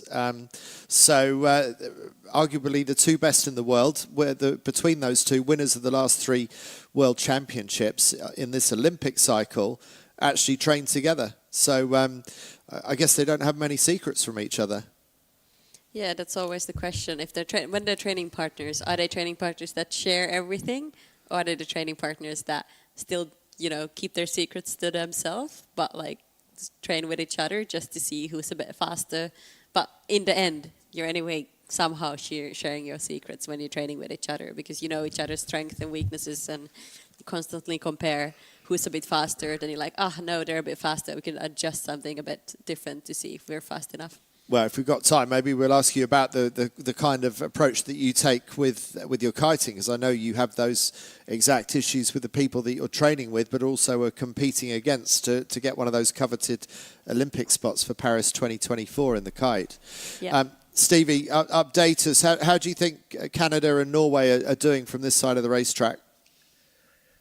I think they're going to be in the mix, but top left-hand corner of our screen, it's Sweden and the Netherlands, basically in an arm wrestle for the lead of this race. I think they're quite well up to ley line, so it could well be Sweden again leading around the top mark here, but they've just dropped the hammer there, to be perfectly honest. It's going to be tight. Canada and Norway here have definitely got a little bit of left-hand pressure that they're clinging into. So it's ultimately going to be the age-old saying of what wind is the windward marking? Is it in the right shift or in the left shift? Because at the moment it's definitely looking quite good for Canada, quite good for Norway here. And the Canadians could do with a good race, really. They've sailed quite a solid regatta, but they're sort of lacking that standout race win there. And Georgia Llewellyn of France, I just had a text message actually from Phil Robertson, the driver of Sail GP, so he'll be keen to see his Canadian strategist Georgia there, Speedy G as she was known in Sail GP, on the back of the boat to put in a good result. So nice to know people like Phil are watching us and keeping up to speed on the 49er racing. Well, we are honoured indeed. Phil, one of the most charismatic and fastest sailors on the planet. So thank you, Phil, for watching, and I hope that you are really enjoying the coverage that we got here. We've got another day to go, and we've got another Gold Fleet race tomorrow morning, and then we got the 10-boat medal race tomorrow afternoon, Sunday afternoon, here in Lanzarote. I think it's incredible to see how actually a bunch of our 49er FX and 49er sailors are all also doing Sail GP, the series, and some of the Women's America's Cup, that you can do both. I mean, it's tricky, but I don't know how they juggle with that, doing both Sail GP and the Olympic campaign. Stevie, do you have any thoughts on that? You have probably spoken with them more, how it works.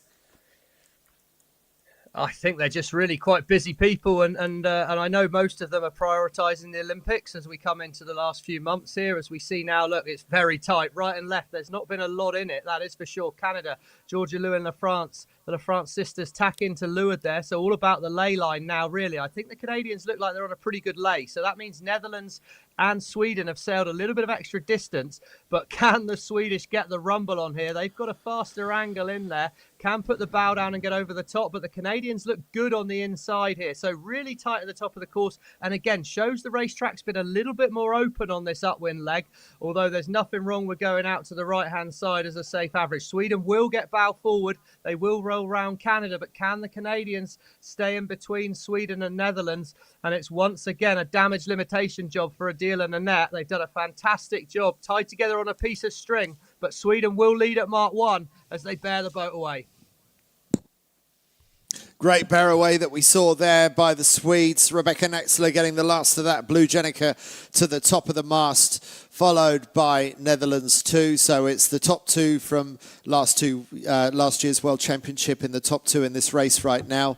And just coming round in the rest of the top 10, Germany 55 in about 5th or 6th place.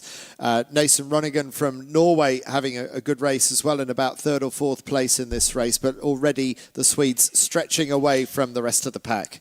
Yeah, very pleased to see how Denmark and Norway and Germany all the way. They came from the left side. They took a kind of a pendant start or towards that and just continued to the left. I was really surprised to see them. There we have the Brazilian, they're doing, Andy. They're doing the jibe set just as you love to see. They are the first to go into the jibe set. But is it a jibe set of desperation or a jibe set? Oh, it's not a very good jibe set. Look at it. Jibe set of desperation. But let's see, maybe, because there's a couple of others continuing. Oh, no, what's happening with Hourglass. this Spinnaker? They came out just at the end, but that was a pretty ragged jibe set. And I can't help thinking that they really are feeling like they've got to clutch at straws. They've got to do something different because the Brazilians, they're one of the smaller teams. They just don't have the horsepower to go fast in these conditions. Yeah, maybe they lost a bit of confidence in this. I thought they were coming into the day with like a lot of confidence, but I think, I don't know, maybe it looks like they're a bit struggling because I was hoping to see a bit stronger performance from the two of them. Well, Stevie, there's a feeling, just speaking to some of the coaches, and you've coached some of the FXs, I don't know if that's been in the period with these black sails, but the new rigs and the black sails apparently are a bit punchier, have a bit more oomph in them. And you've mentioned already that the weights have tended to go up. Oh, bit of a sketchy jibe there. Just tell us about that, Stevie, before we come back to the rest of it. What happened there? Yeah, just a little bit late. Heel angle off a bit into the jibe, and they just kind of had too much heel, so they were a little bit behind the turn with their bodies there. Look at that camera angle, absolutely phenomenal. And the Swedish are away, and they're charging out in front. I think also it's a trend in most classes. Ultimately, as soon as you're flat wiring, you want more power, you want more weight out on the side of the boat. We're on board with Speedy G, Georgia Llewellyn, Louis LaFrance on the back there. That was a nice jibe. Really went well across the back of the boat there. But yeah, you want the power. And often in the light winds, it suits being lighter. But as techniques have got better, then the heavier sailors are able to go a little bit better in the light winds, race the boats quite well in light winds, and that just overall pushes the crew weights up that little bit. So I think that's why we're seeing it with the extra horsepower of this. I think interestingly, let's come back just to this race course and for what the crews are thinking out there. Feels to me like a lot of the ladies have got it in their head that it's just a right-hand track. If you remember back to the men's racing, it was an open, shifty course. It's not completely a right-hand track. I think on average it's not bad going that way. But that last beat, with two of the lighter crews coming in from the left that didn't maybe have the best of starts, I think it shows us it's still open course and the crews need to be thinking outside the box a bit. They're all a little bit tractor beamed in on the Swedes and panicking about them. And I think they need to start worrying about their own race. And let's make sure we're on a good wind shift and sailing the shortest distance they can to put the pressure on what is a fairly formidable-looking Swedish crew. We just had a close-up view previously on the Canadians. So you could see when they hit the waves, you could see the crew sometimes holding on to the skipper just so that she doesn't fall in the boat. Now it just got way lighter. You can see it's so soft here. I'm not sure about that. I wonder if they're just trying to diving down to try and make this in one. You're true. You actually are correct. But I'm surprised they want to push it so far down. Oh, I think this was pushing it very far. Yeah, normally you would do, I don't know, jibe and go to the other mark. Or what do you think, Stevie?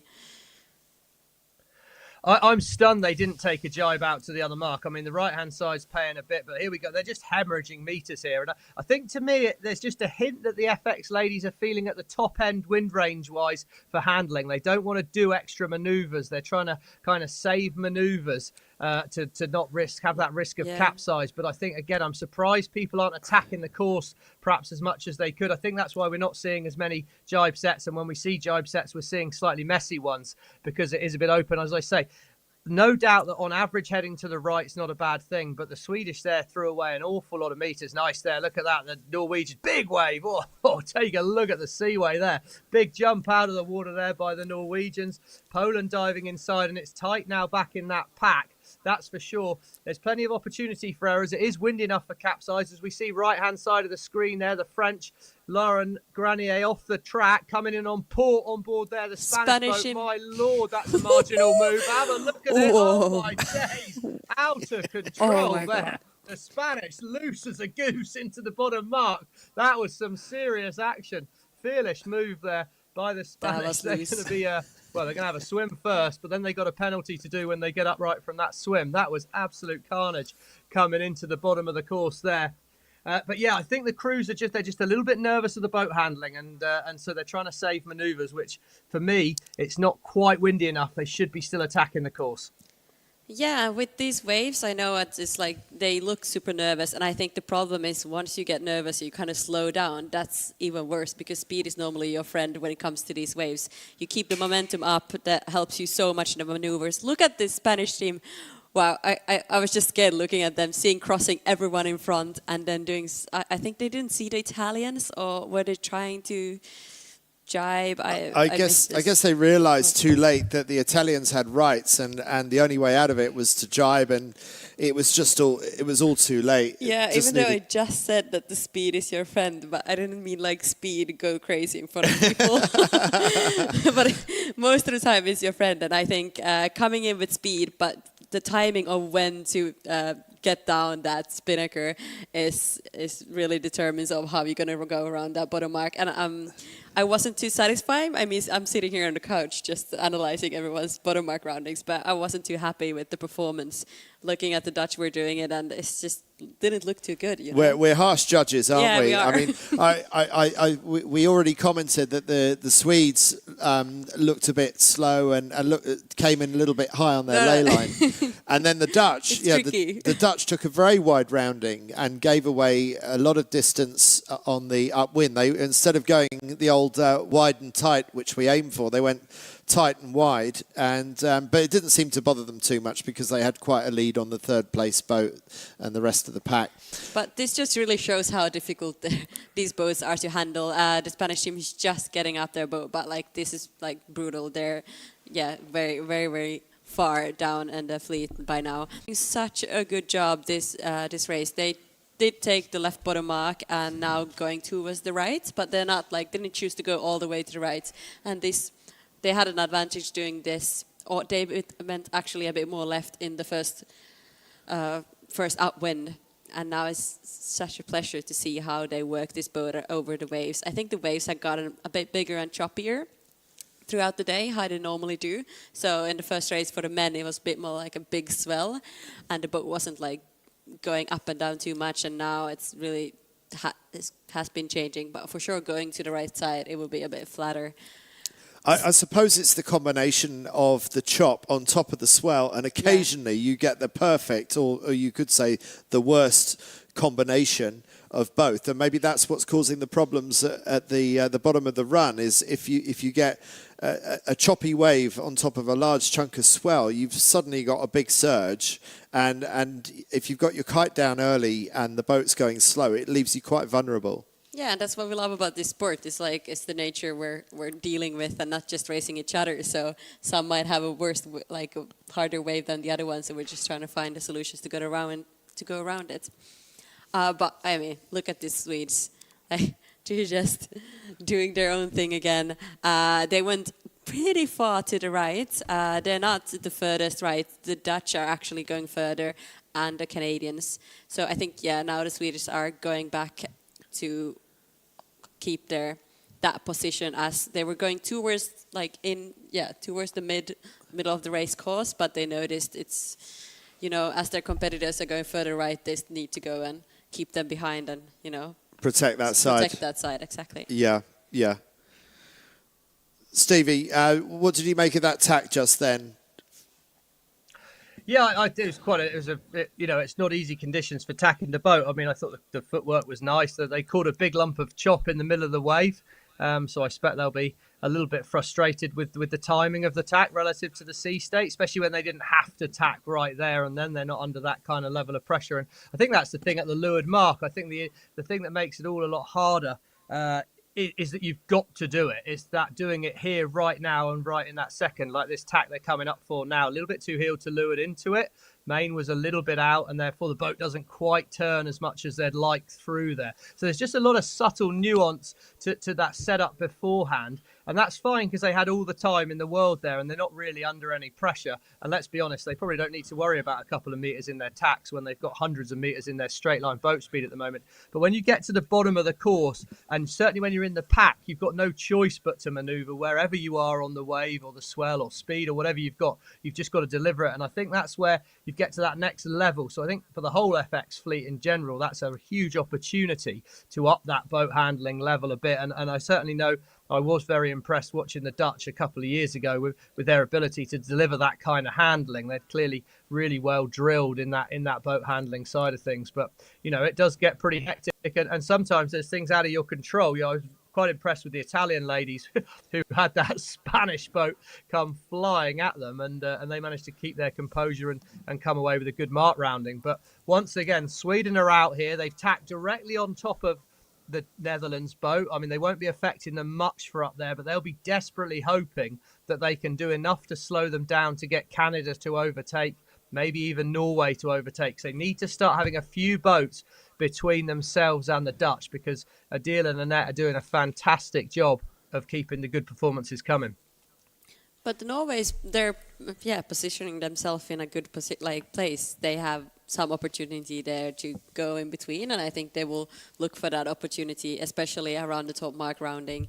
And maybe there's some of the areas when you can pass boats easier. Top mark rounding when people are going slow, hoisting, finding that spot, and definitely also on the downwind, that one jibe from starboard to port normally is pretty determined of how you do the downwind run. Helene Nace and Marie Runigan, you must be pretty familiar with them, Nora, because they seem like they've been around since the start of the FX back in 2013. Were they one of the first in?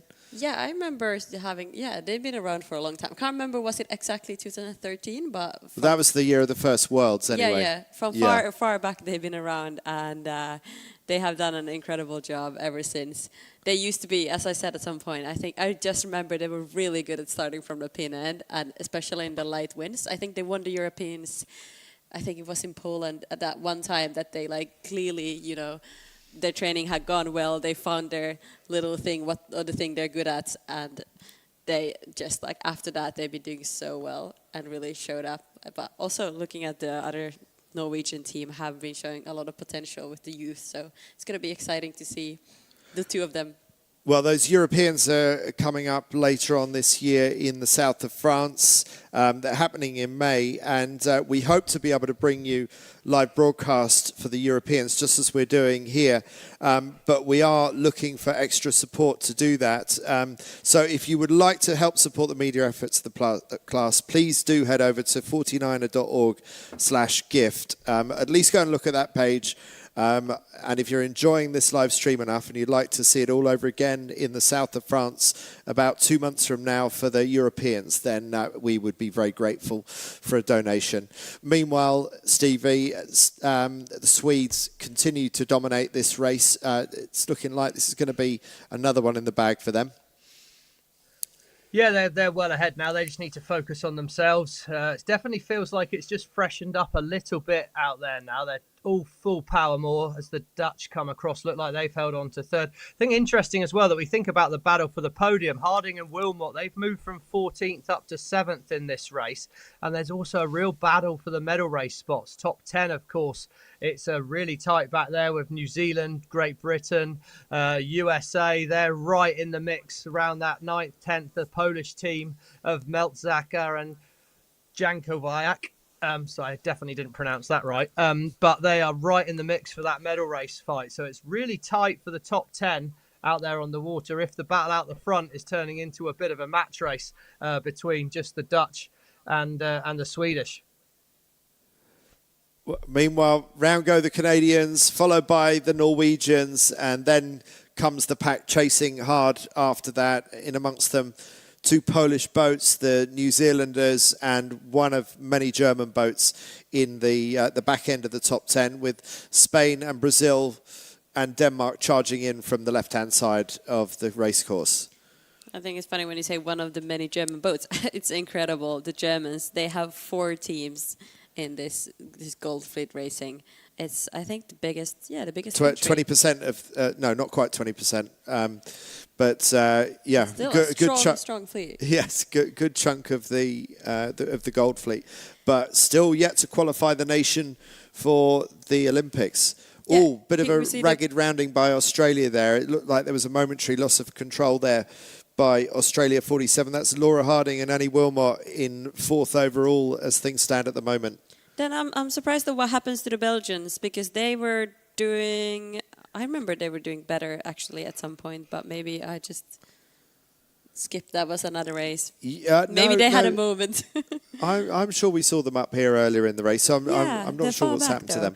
And the Brazilians, they... I was just going to say, sorry, the Belgians... Belgians were actually out to the right on that first beat, so we had a good camera angle making them look strong on the right. But that, I think, just highlights the point. It's not a one-way track. It is shifting out there. It is that little bit more open, and the Belgians got a bit hammered by that in the right-hand corner on that upwind leg. So that's why they're back in the pack. As we see here, this is what it must be like being on the Swedish boat going downwind, I think. The speed of overtaking all the other boats here. We're absolutely racing through the fleet now as the Poles there have done a fantastic job as well. And then we start to get some big gaps as we get out to those leaders. And for the leaders, the Swedish, well, they've executed the first jibe. They've got to stay heading their own boat now, because all they need to do is one good come in and start overthinking the jibe. And not time for wobbly feet in this next few minutes for the Swedish. Yeah, and the Swedish, right now, they have a lead of 130 meters. That's 130 meters of, like, I would say almost pure boat speed, because technically, I mean, strategy-wise, I haven't seen much happening. Like, of course, there's been shifts and gusts, but people have been taking them pretty well, so nothing crazy there, mostly speed. This Canadian jibe, that was a tricky one with the wave, but now they quickly... Ooh, yep, that looked deep. Yeah, it really avoided that wave so good. That was well done from them, and just had to let that spinnaker go for a moment. It didn't look as bad as the kite flap suggested to me. Was that not a bit of an overflap, a bit too safe? I don't know. I would rather be safe than have that nose, because once that bow goes in and takes in water, it's just tricky. Bit of a wing with dig this there. Final But jibe. let it get away from them a little bit. It didn't matter too much, but you don't want to be digging wings. And even now... And they're off the ley line. They jibed way too late. What's happening here?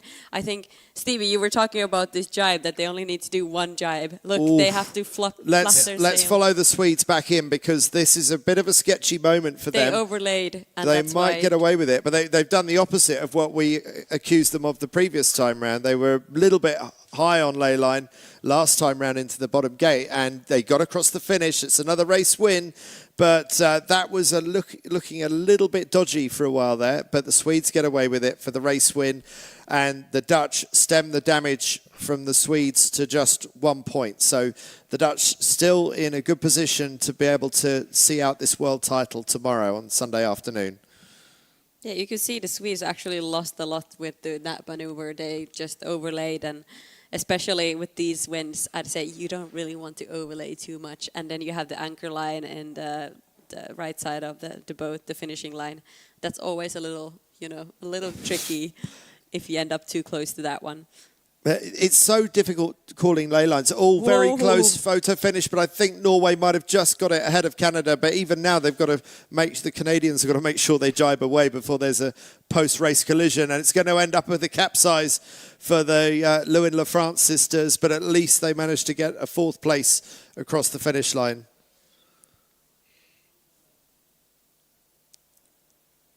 Stevie, what did you make of that? And maybe just talk us across the next few. Any observations you see about these next boats coming across?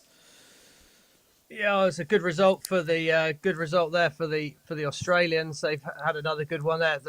Wow, that was a tight finish. There's a couple of ex-world champions there, Tamara Eshigoyen and Martine Grail coming in from the other side. It's definitely just got that bit windier, Ricey. Like we're seeing spinnakers flapping in. It's going to get windier at the bottom of the course as well, which is of opportunity. But I think the ladies out here now are that little bit more nervous. They're a bit more worried about the manoeuvres, and we saw that with the Swedish. They didn't want to do that last jibe. That's why they ended up overlaid. They were waiting and waiting and waiting. In fact, here come the Australians a little bit further back. That must have been Joa Lay with a decent result up in the middle of the pack for New Zealand. She's fallen off the tracker, but that's a good result for the Kiwi crew here as we see the other boats come racing through there. Freya Black, Sass Tidy coming in, and the Belgians, here they are. Disappointing race for them, and it's a tight moment there. Oh, the old body drag stop. Beautiful execution. That's an old school trick, that is. That's excellent to see that kind of behaviour from the Belgians there. But yeah, it's definitely got a bit windier. The crews are on the limit boat handling wise, so don't be surprised to see some pretty high tariff capsizes in this next race, because the crews are going to be tired. The helms are going to be mentally fatigued. Sea State's getting up, and it is definitely a little bit windier out there. So this third race, Vilma and Rebecca, they look pretty unbeatable, but they're clearly not devoid of nerves after that last run there. And they'll be hoping for a mistake from Adil and Annette, because it's been pretty rock solid from those top 2 boats so far. So there we have the race results for the 5th race of Goldfleet. It's the 2nd race of the afternoon, 1 more to go. Will anyone be able to take a race away from Vilma Bobeck and Rebecca Netzler, winner of their 2nd race of the afternoon? Van Aanholt and Doots still in the overall lead for the Netherlands. Great finish for Nason Ronigan, the reigning European champions from Norway. The capsize after the finish doesn't matter too much for the Lewin-Lafrance sisters, because they still got 4th on the scoreboard. And then the Poles, Shapska and Reichert in 5th, and Jo Ali and Molly Meach from New Zealand in 6th. And a little bit better from Martine Grail and Kayena Kunz, who I think are struggling for straight line boat speed, but smart sailing by the reigning Olympic champions. Yeah, the Brazilians did a good job. They were looking very deep, pretty deep in some of the top mark roundings. So I'm surprised to see them doing so well in the end of the race and the end of the day. And let's have a look at the replay of this race. Remind ourselves how the start played out. Well, it was another punchy start from Brazil, who win the committee bout end of the line, and this time they get away with it. It was a clear start, no one over.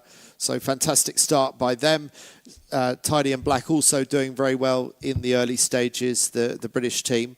And then Belgium stretches out into a lead on the right-hand side in the early days. We're thinking that the left was maybe a dangerous place to be, but the Lewin-Lafrance sisters, Canada 71, proved that you can come in strongly from the left occasionally when the weather gods blow your way. But meanwhile, just in terms of sheer boat speed and technique, the Swedes are proving very hard to beat. They go round in 1st place.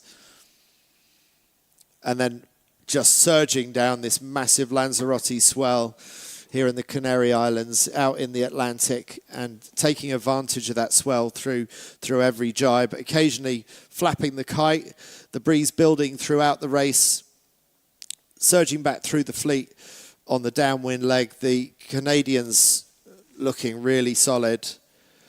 And then a dodgy moment at the bottom of the gate for the Swedes. They misjudged the ley line. They do get down the kite at about the right time. It's a bit of a slow rounding by their high standards, a jumpy rounding by Norway going out to the left.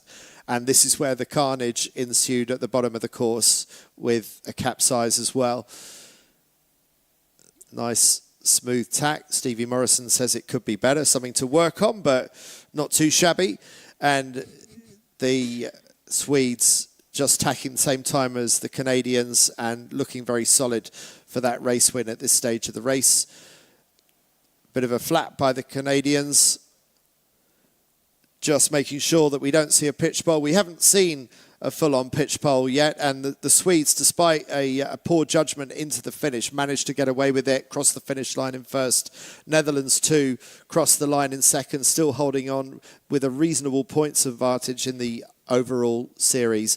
And we got one race left this afternoon, one Gold Fleet race tomorrow afternoon, and then it's into the medal series. So before we get into this afternoon's final race of the day, day 5 here in Lanzarote, we'll just take a quick break.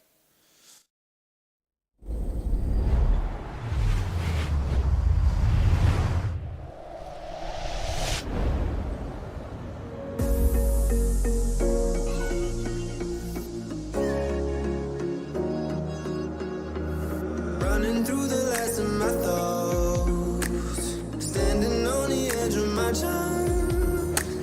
Everything I know will be gone in a minute, and that's alright, alright, 'cause I'm free, freer than I've ever been before. Yeah, baby, I'm free, freer than I've ever been before. Alright, 'cause I'm free.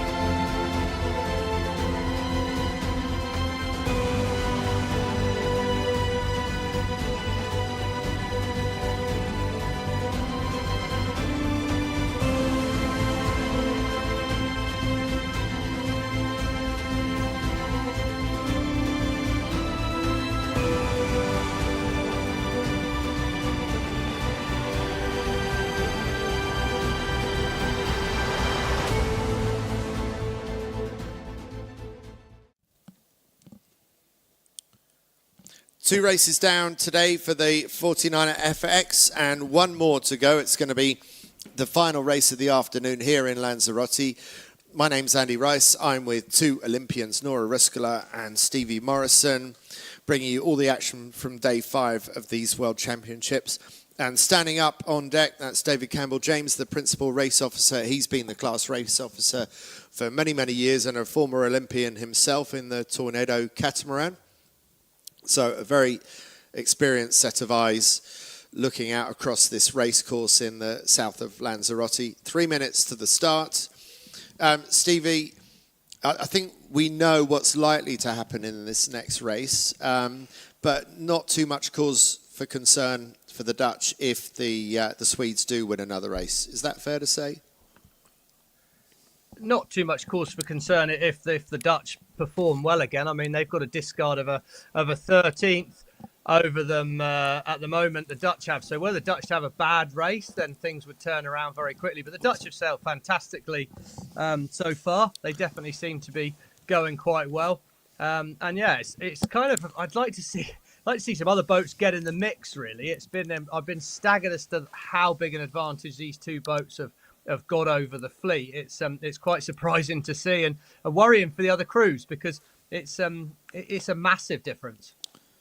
And interesting, what my friend Simon Kaiser said, that these two actually are training partners. So whatever's going on in that training camp is clearly working very well for both teams. And Nora, you were saying earlier, I wonder how much they're sharing, how much they're keeping from each other. That's the big question, especially as you get closer to the Olympics, and it's looking increasingly like it will be these two teams fighting it out for the gold medal. But of course, Marseille could be very different to the conditions that we're seeing here, and I think it's quite possible for it to be a light air games in Marseille this summer, and I think that will bring the likes of Norway, Brazil, many other teams back into contention. I think the Dutch and the Swedes are much more comfortable in a breeze. It's not that they're going to be out of the picture if it's lighter winds. I just think a lot more teams come into the picture the lighter the winds get. Do you think that would be right? Yeah, it definitely does give more opportunity. Also, Marseille is a tricky place. I trained there this summer as well, and during the test event we could see that the winds can just be anything, honestly. It could be like offshore, onshore, very tricky. There's waves, swell coming in. Kind of similar kind of swell, how it looks like here in Marseille as well, but way lighter winds. Normally you'd see light winds there, so I think that's just it gives a bit of everything, which is nice. You get also like we seen in this event actually, the first days it was pretty crazy, like windy, some had more windy, some less, and then it was some less winds in the second and third day, and then coming back to windy. Now we have less than 1 minute left to this final race of the day. China 1-2-1, they were leading the regatta for the first couple of days. We haven't had much to say about Hu and Shan and these stronger winds, but they're another one to watch out for at the lighter end of the wind range. We've got 35 seconds to go, and pretty evenly spread across the line. Brazil a little bit back on the right-hand side. They're a little bit second row at the moment, so I don't know if they've got a port tack start in mind, but it might be difficult for them to get through into the front row from here. Joe Ali and Molly Meach, their sail is obscured by China 1-2-1 towards the left-hand end of the line. So there's some good sailors, some Olympic champions with a bit of sniggling to do to get through to the front row here. That was the start of the race. Oh, it's just 3 seconds now, and they get launched now, and actually it's a very clear start, and there's a lot of clear space, and good start for Belgium 4 off this end of the line, good start for Poland 5-2-5 off the far end of the line, and Brazil was one of those to be starting on port tack, along with the Netherlands also going straight out on port tack. Haven't yet seen the Swedes. Anyone seen the Swedes yet? They were going on starboard tack, but further on the right side of the starting line. Stevie, they gave a good start up there at the top. The Swedish were out the top of the line, had a good start. Laura Harding there out as well. And they're up to third now, the Australians. So that's some regatta for this Australian crew. 2 points ahead of Grail and Kunz. So they'll be looking good. But yeah, look at that Sweden, top of the group. Great controlling start. That's really a first-class start by the Swedes there. Germany 55.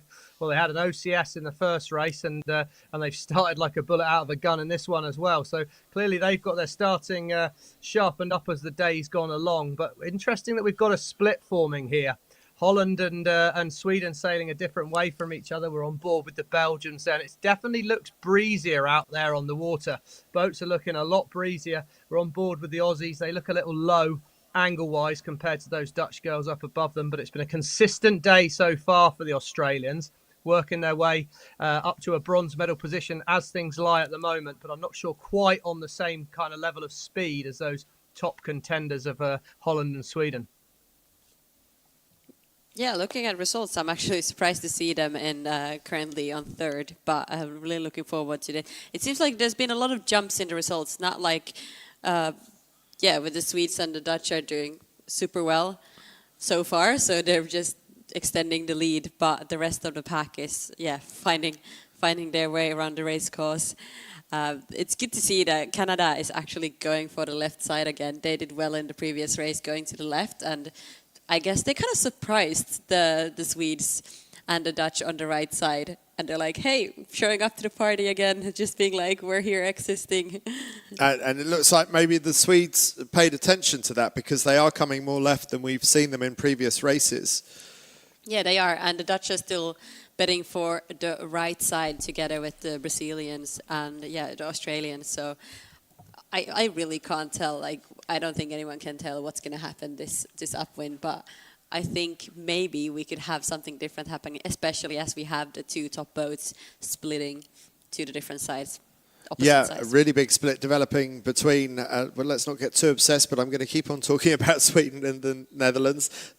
When you look at the points on the overall leaderboard, it looks increasingly like tomorrow is going to come down to a two-way battle for gold and silver between those two, and then there's going to be a scrap for that third place on the podium between Australia, Brazil, and various others just behind. So there you see it. It's if you look from second down to third, that gap between Sweden and Australia is stretched out already to the point where it wouldn't be possible for Australia to beat Sweden if the points stayed that way tomorrow afternoon going into the medal race.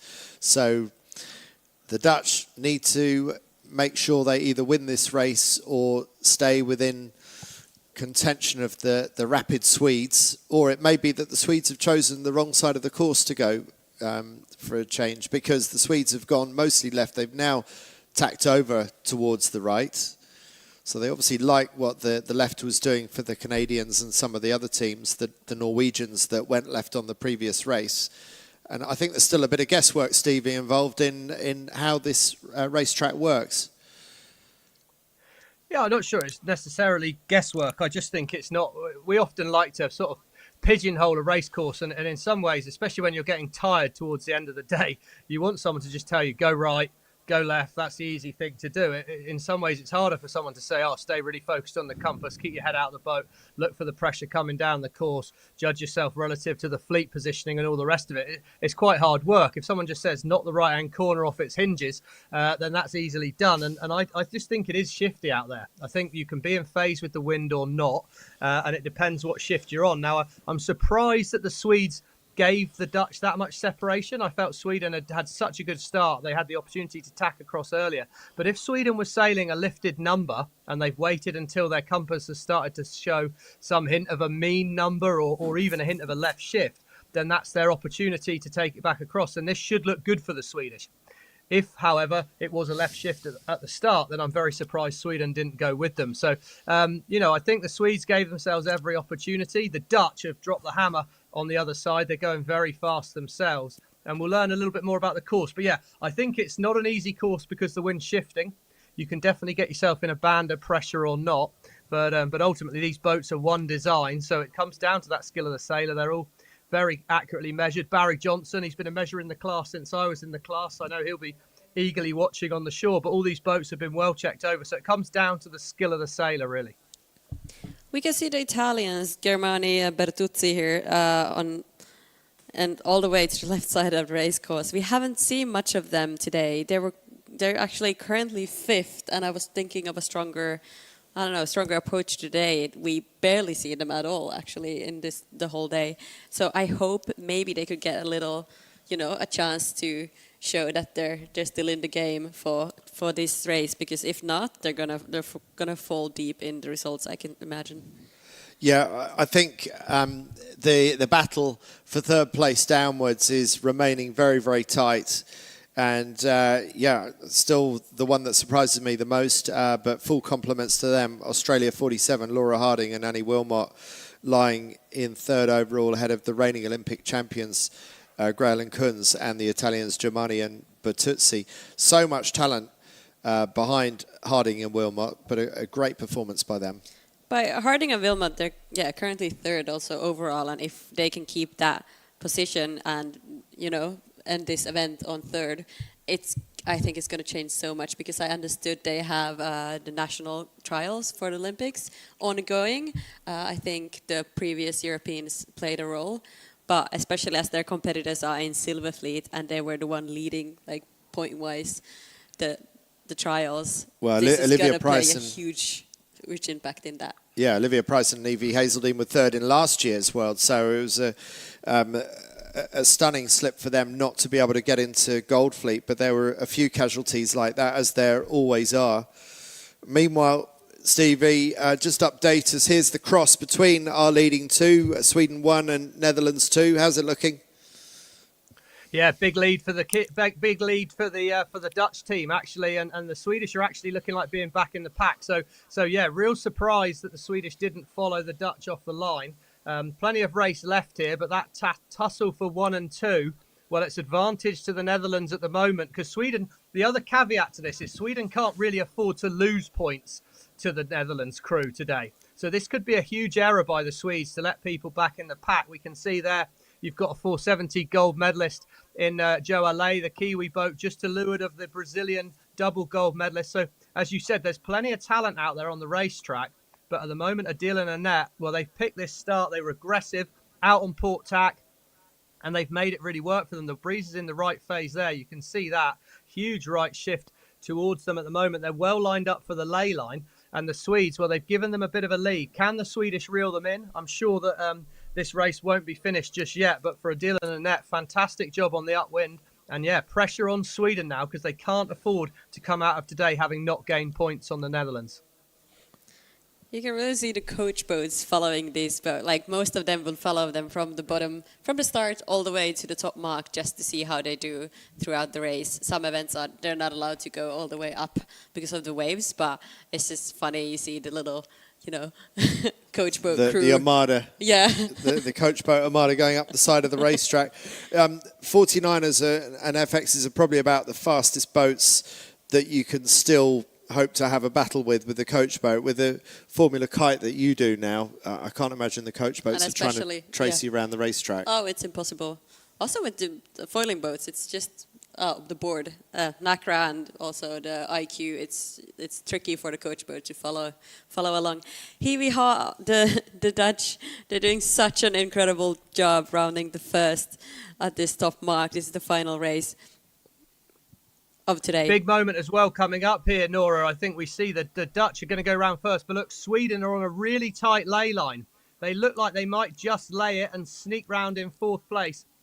If they misjudge that, it would be huge. So really good work by the Swedish, because for a moment it looked like they'd tacked a little bit shy of the ley line, but they will sneak round third. So they've now got the chance to chase down two-time world champion Tamara Echegoyen on the Spanish boat there, and it's tight in the pack. As we can see, really, really close here, the Italians. Oh, Germani spins it inside. Good judgment there. And this will be a hard bear away. Quite windy. Not a lot of boat speed before the bear away. Got to get that boat heeled to windward, ladies. Oh, nice job. They executed that really, really well. And they're going to fly off downwind as Martine Grail jibes as well. Look at that on the inside. Yeah, she's going for that move. Yeah, I was seeing in her, you know, turn. I was like, yeah, she's definitely going for that jibe set. We've been seeing her doing that a lot today. Kind of like, yeah, being like a hopeful jibe set, more like. I think that was a really good call there. I'm surprised we're not seeing more jibe sets, because the whole of the fleet was coming in overstood on a big lifting gust. Stevie, I don't think the Swedes were really on that tight a ley line. I think it's just that everyone else had been caught out by a big right-hand shift. So I think an early jibe for the Brazilians could really work into their favour. Yeah, I think you're right, Andy. I think that was definitely the case. It was a huge right shift. It really paid a lot to the right on that first upwind leg. So surprising to see less boats going for it. But that's Martine in a nutshell. She is one for attack in a race course, and that's done her proud for 2 Olympic cycles. And as you say, she'll be there come the last couple of days of racing in Marseille in the summer. There's no doubt about that. But I think it does show she's got the confidence to fling the boat around and not scared of the boat handling. Well, let's keep an eye on Brazil and see if they do manage to profit from that jibe set. It looks like the front runners are doing absolutely fine, charging down on starboard, but you don't really know until you see the convergence at the bottom of the course. But Sweden now on the charge, and we know how fast they are in a straight line. They've got space around. Oh, what's happened there? Oh, this is a major mistake. No. Look at that. What do you do? She's off the boat. She's trying to swim after it. That's You got to capsize the boat. Surely you got to capsize. No, she's going to pull down. Yeah, but she has to capsize it. But Here she's going to comes the try to pull it capsize. down. That's a too long way to swim. There's nothing else to do. Look at the boat was sailing so nicely upright for so long, but there's nothing you can do as a crew. That could be the World Championship hopes slipping away. Replay there. No. It's We missed Rebecca. this. Rebecca gets Yeah. knocked off the side of the boat there. She gets knocked off, and then suddenly Vilma's flying forward. They just got a little bit of windward heel. They caught their bodies in the water. Vilma just clinging onto the boat for dear What life. a But save. Rebecca here swimming. Oh, that's disaster there for the Swedish. That could well be the regatta going out there. What's their discard that the Swedish have? The Swedish have a 14th, so they're going to pick up 14 points from this race and be sat. Well, they're not going to get anything more than the last. Looks to me like Rebecca's going to swing back. She'll be fine. Everyone's managed to avoid that's her. a long That's good swim. to see. But for a deal, what a moment. Well, that's the team that I least expected to see that kind of error from, and we talked about the need to flap the kite and not overtake the waves too quickly, and there we have an example from one of the best in the world, the reigning world champions, about how not to do it.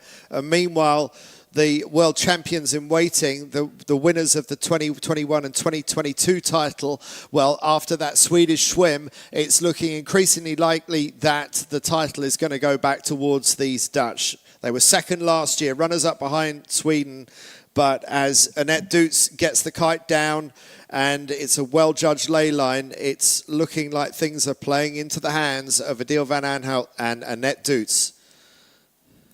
I guess I'm still stunned and recovering from that crash, seeing the Swedish, Rebecca falling off the boat as the crew. Still hasn't got back. No, but it's a just long getting swim. back now. Like, Wilma went a long, long way without her. It's incredible, but like she couldn't really do much. She can't do much alone in the boat, especially with a spinnaker.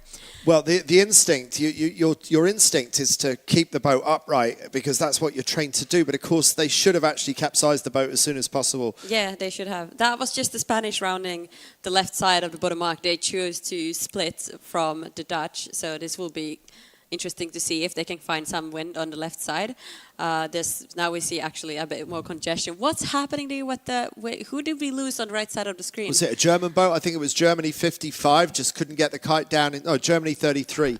So Germany 33, really poor rounding, giving away a lot of distance. And Brazil, who rounded in 8th, are now up to 3rd. We see a lot of problems here. And also the Spanish. I'm amazed. Like, this is normally not that difficult. Like, there must be something with the waves or I think it's the getting swell. down The swell is just adding kite. that extra dimension. It's a 3-dimensional rolling carpet. Look, we have a starboard port here with the French down here on the bottom of the screen. They should have avoided, actually the Polish should have avoided the French. And it didn't look like they did avoid. And now there's Polish are just, I don't know, damage control, trying to survive. Wow, I should have brought the popcorn now, definitely. Stevie, what do you make of it? Oh, look at the boat on the right, Stevie. What's happening? Yeah, well, there's all sorts happening in there, Andy. I think you're right that the sea state, the breeze has picked up a little bit, but don't underestimate how physical these boats are to sail, and as athletic as these ladies are. We're 5 days into a major regatta. They will have been training hard in the week before. I think we're starting to see the signs of fatigue, to be perfectly honest, out there. It's not an easy race course. And talking of the race course, this is absolute classic for you here, Andy Rice. Ian Barker, coach of the Swiss, my ex-coach, he's just texted. 6th race of the day, and he's just sent me a text to finally tell me what's actually happening with the race course. So he's basically saying, very hard to call, but anything that good comes from the right. So if anything, protect the right, but a pretty open race course. But there you go. Ian Barker in a nutshell there. 6th race of the day and finally giving out the good information. He's basically been listening to our feed and repeating back to us what we've been saying. That's pretty much what we've been saying anyway, isn't it, Nora? Yeah, exactly. But I think, Stevie, it's good that you spoke about being fatigued, because honestly, like, it's so physical, this boat, especially like the crews are doing the most of the physical work in the boat. And, you know, when you're tired, even though you try to do your best and you try to be like 2-3 steps ahead in whatever comes and take the kite down early and stuff like that, the tiniest mistake will just turn up to be like the biggest problem ever. Like we saw this one starboard port, and if you didn't anticipate that in time, it just turned out to be almost a capsize. Like, it's just like this one thing just gets huge. Yeah, and Rebecca, I mean, she's a fit crew, but that big swim, that must have been a 200-meter swim back to the boat. So that's really going to tire her out. I'd be interested to see if the Swedes bother to even finish this race. They've got currently their worst discard is a 14th from earlier in the season. So, I mean, I don't think they're going to improve on a 14th even with their amazing boat speed coming back from there. No, there's not that much left of the race. It's like, yeah, one upwind and one downwind. There's really not much time, and that was a long swim. Like, that took so long. But I think there's a few things that could have happened, but sometimes if there's like an awkward wave, you get kind of lifted off the boat, then because you don't have the gravity pulling you towards the wing you're standing on, then sometimes you might slip. And if you slip, then that like just turns out to be a huge problem, especially as the crew is in front of the skipper. I was very surprised. Wilma saved it so well. Like, she was basically off the boat as well and swimming, and she tried her best to save it, because that's your initial thought, even though she should have probably capsized. Yeah. Yeah, when she watches it back, she'll see that was the thing to do. But having the presence of mind to do that when your whole instinct is to want to stop the boat capsizing and keep it upright, that's what you work so hard as a skiff sailor to do, because all these boats normally want to do is fall over. Yeah, and looking at the racing, we had the Dutch going all the way to the right, just, yeah, pushing it there as we've been seeing previously. The Brazilians are going with there as well. Then we have the Italians. That are currently 9th, but they're the first ones to go to the left together with the German 55. I think they're kind of finding their luck from there, but it looks like they're pretty far off. So right now it looks like that. Just debating. It's a Swedish style lead for the Dutch right now, isn't it? I mean, they've got a pretty comfortable lead on the rest of the pack. Yeah, they look good. It does look exactly the same as like previous race, but we just changed the boats. But the Dutch have done an incredible job this race to stay in the front. They're strong. Mary Schiel and Freya Felke, Germany 22, they're up there in this race. They only just scraped in to the Gold Fleet in 25th place by a single point. So, yeah, they're doing really well in this race. There are the Swedish up and running again. They look like they're in race mode, so maybe they are still competing, or maybe they're heading back into Marina Rubicón. We don't yet know. I don't know. Do you think they would give up during give up, but like, yeah. Well, you know, I think can say, guys, sorry to jump in, but I can see on the tracker that they're very much racing. They've got down through the bottom gate. They're starting off upwind, and you know, it's never over till it's over. Certainly, I'd like to think they'd keep racing. You know, there could be an incident, a few boats capsize, and there's still 2 races tomorrow. So even if they could overtake 1 or 2 boats, it would be worth doing. Now, they're going to need some of those boats to make mistakes, and they're certainly not going to be thinking of catching this boat, Netherlands 2, who are way off down the road. But yeah, they're definitely racing. They'll definitely be hoping to maybe overtake 1 or 2.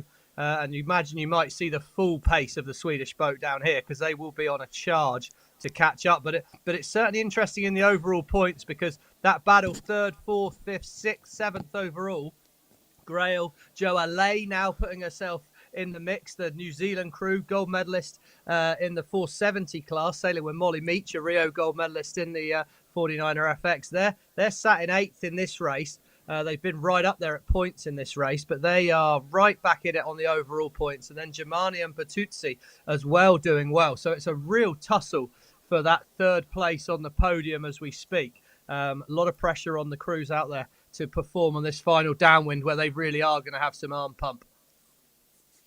Yeah, and talking about mistakes, I think now it's mostly just, the jibe set, the jibing, hoisting, going downwind, like all those small things. The skills-wise, that could happen. But mostly, I don't think there's going to be any crazy opportunities for the Swedes wind-wise to come fast with their speed. Well, yes, I'm surprised that the Swedes are carrying on. I'm sort of the other side of thinking to Stevie. I'm thinking, yes, there are 2 more races tomorrow, and do you not want to preserve your energy rather than chase a lost cause? I don't see that there are any points to be gained in this race, but maybe I do underestimate the speed of the Swedes. I think even the speed of the Swedes is not going to be good enough to get them beyond 14th place, which currently is their discard. No, I agree with you on that, Ricey. I agree with you that they're not going to get better than 14th, but let's imagine they get a 20th, and then in the first race tomorrow they get an OCS. That's 5 points better than it could have been. So no, for the overalls, I think they're losing a lot of points, and that's not good. But also that they're going to be wanting a bit of pride. They'll be thinking, what can we do? You never know. Maybe they will get back 14th, 15th. I think it's very unlikely. But anything better than last is potentially saving points on a worst case scenario tomorrow. And also it should maybe help them get their rhythm back. Going back ashore after that instance, having not done a couple of other good jibes or whatever, they're going to be feeling a bit down. So chance to just get back in the boat, try and remind themselves sailing fast so they're set up well for tomorrow. But definitely a tough pill for them to swallow, and made even tougher by, as you say, the Dutch doing a real Swedish job on the fleet here. But there, Tamara Echegoyen and Paula Bacello in the background, they're chasing hard, and maybe this race isn't over yet. Yeah, I don't think the race is over. Actually, looking at the Italians, they will show in the pictures soon. We see the Spanish Tamara just there, but they were coming from the left side, and the Spanish were coming more from the right side. Yes, the Spanish are from the right side. I think the ones coming on the left really hope to see if they can squeeze in just there. It looks like there was more opportunity from the left, but we see from the tracker they had Italian 20 and Germany 55. I was speaking about them earlier. There's potential, but it really depends on the top mark rounding. Here we see the Spanish going around the top mark on 2nd place. And there's a bit of a lead, actually, a gap to the next one. I believe it could be the Italians coming from the left side. So a great gain for the Spanish on that second windward leg. I mean, absolutely fantastic sail by Echegoyen and Barcelo to get up into second and still be within a sniff of being able to take the lead away from the Dutch. Germani and Bertuzzi tacking up for 3rd place around the mark. And then coming up, it's Germany 33. They were the ones, I'm pretty sure, that had that absolutely awful leeward mark rounding, but they must have sailed an absolute blinder of a windward leg to recover from that and to overtake the Brazilians and some of the other boats that rounded ahead of them. So Germany 33, Inge-Marie Hoffmann and Katrin Bartelheimer going super well. And I'm still looking for the Brazilians. I haven't seen them yet. Yeah, here we see the Norwegians and the rest. There we have the Brazilians coming with the rest of the Germans and the other Spanish team up. Such a lead for the first 3 boats, actually 4 boats. I wonder what happened there, how they managed to get so much distance. Well, it would be interesting if you can backtrack on the tracker and give us any feedback on that. That would be really interesting to know what the winning move was on that last leg, because there has been some really significant place changing. And as Brazil go around, I wonder if they're going to go for the jibe set again. The jibe set still doesn't seem as popular as I would imagine it would be, because the Brazilians continue to prove that the jibe set is actually not a bad bet. Stevie, I guess we have to bear in mind that whatever happened to the Swedes could happen to anybody else, and that's another reason for them to continue and for no one to take anything for granted on this racetrack. Oh, absolutely. I mean, it's top end conditions. That there's some definite fatigue out there on the racetrack. So I still think there's plenty left to be done. But yeah, it's interesting on the Brazilian side of things. I just feel that as soon as you've got a slight lack of confidence in your boat speed and you don't feel you're fast, you're maybe trying to force things and force something to happen. And I just, I'm not sure I've seen huge gains out of the jibe set, but they've jibe set every time. Now, I'm sure there is a time and a place for it when that right shift comes in, but that beat there, it paid left. There was some gains to the left. It was the Italians that really had a very nice beat. The Spanish made some gains back on a deal and a net there. So I think it's shifting around, and I think the Brazilians are trying to force things, which to me is a real sign of when you're not feeling like you're quick and you're trying to magic something to happen out of nowhere.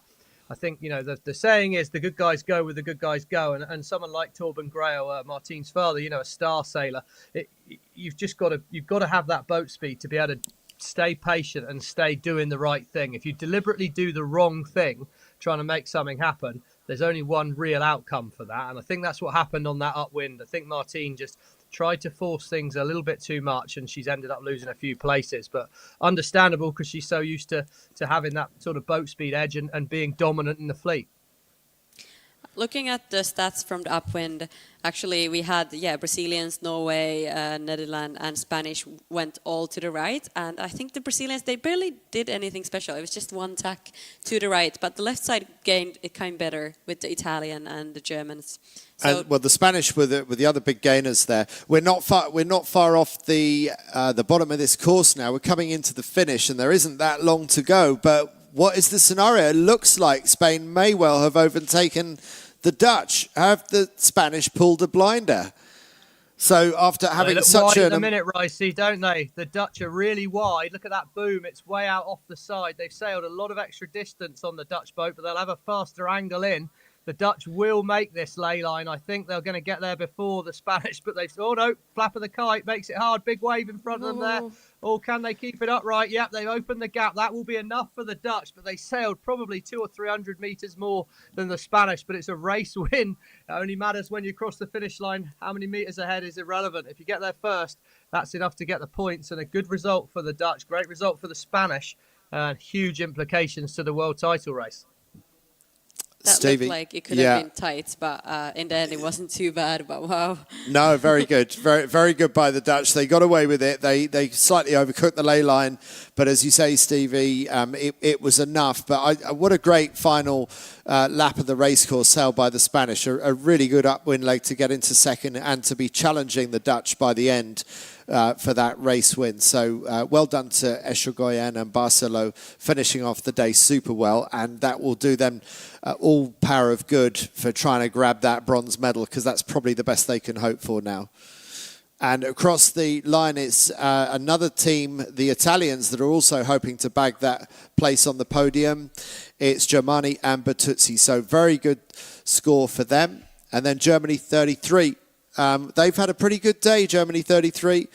The Germans still needing to secure a spot to go to the Games at Paris 2024. And Inge-Marie Hoffmann and Katrin Bartelheimer, I wonder if they've done enough to get themselves into the top 10. They were just sniffing around the bottom of the medal race going into today, and it could well be that they have done enough to get themselves into the top 10. Now here comes the traffic. Looks like maybe another German boat coming across next, followed by another Spanish boat. That's Marla Bergman and Hannah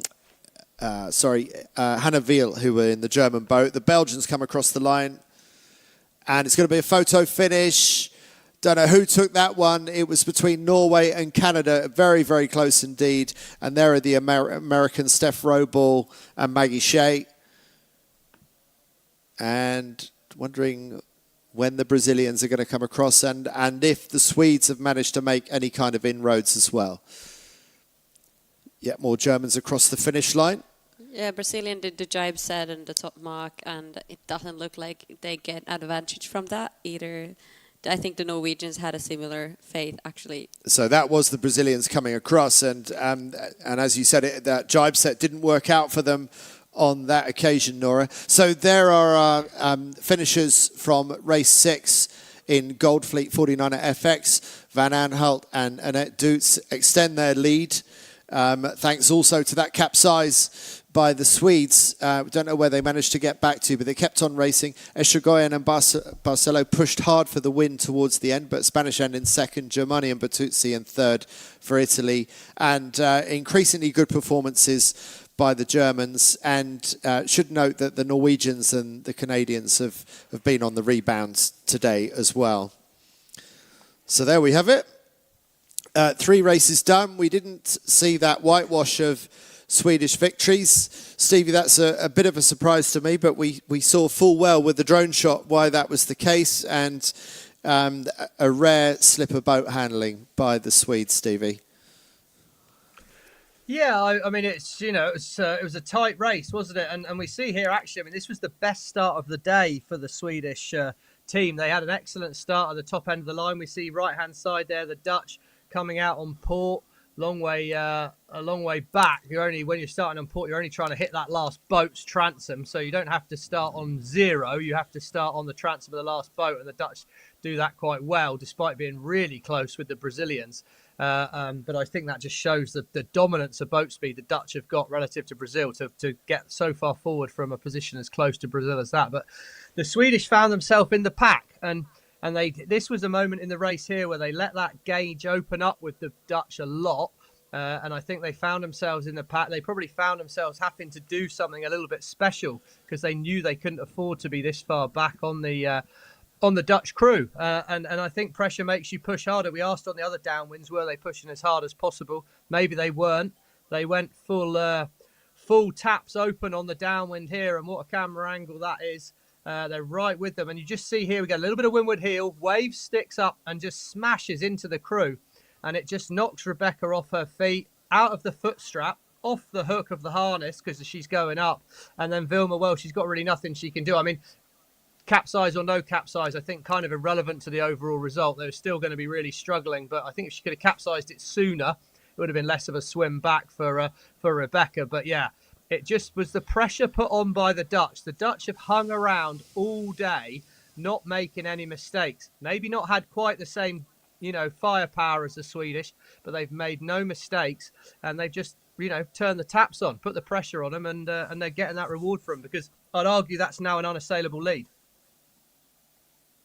I think realistically, you're probably right, Stevie. There's one more Goldfleet race to go tomorrow before we get into the medal race. I haven't looked closely enough at the points yet, but for me, it's very much a battle for gold and silver. But it may well be that after that capsize, that the Dutch have managed to do pretty much to all but secure the gold medal that they last had in 2022 in Halifax, Nova Scotia.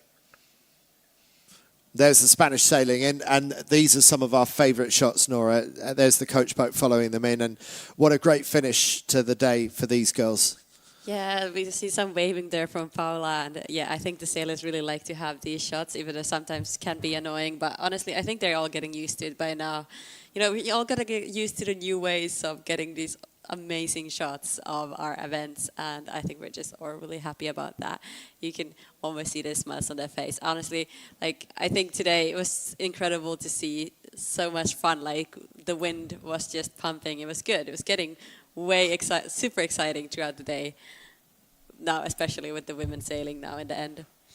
Oh, these girls are always smiling. And Tamara Estragoyen, she's been around the Olympic scene for a long time. Stevie, you were there at the Games, London 2012, when she won the gold medal in the match racing. You were there in the 49er.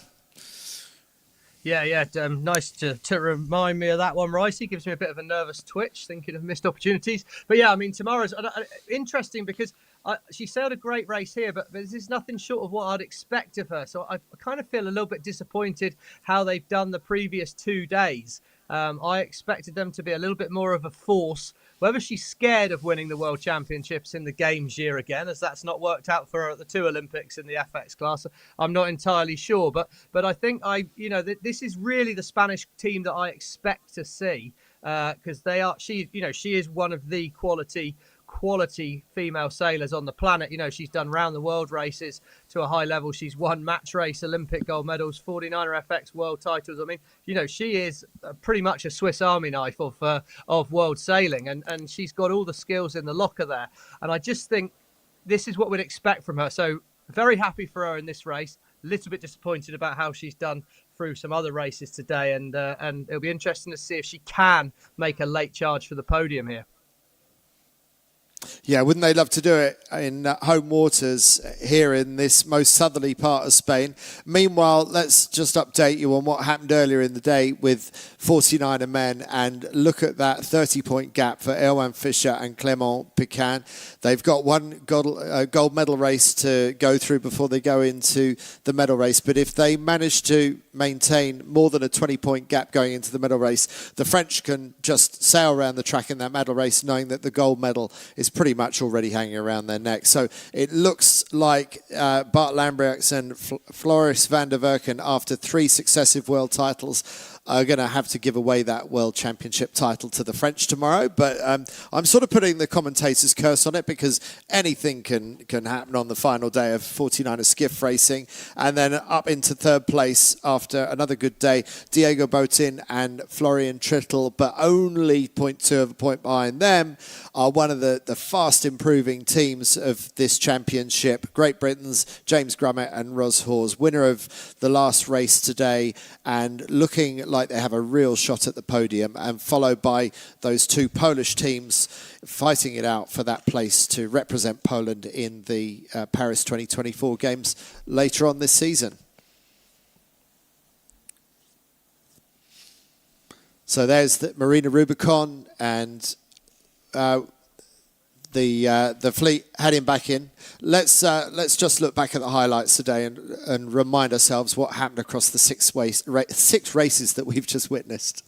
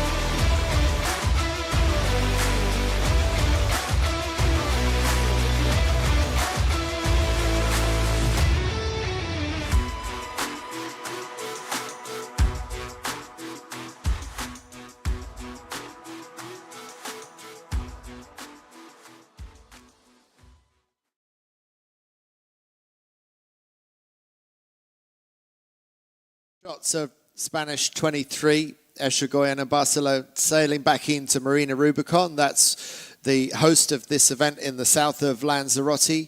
We're just coming to the end of day 5 of the 49er and 49er FX World Championships. We've had 6 fantastic races, 3 for the men, 3 for the women. Hope you've really enjoyed the coverage today.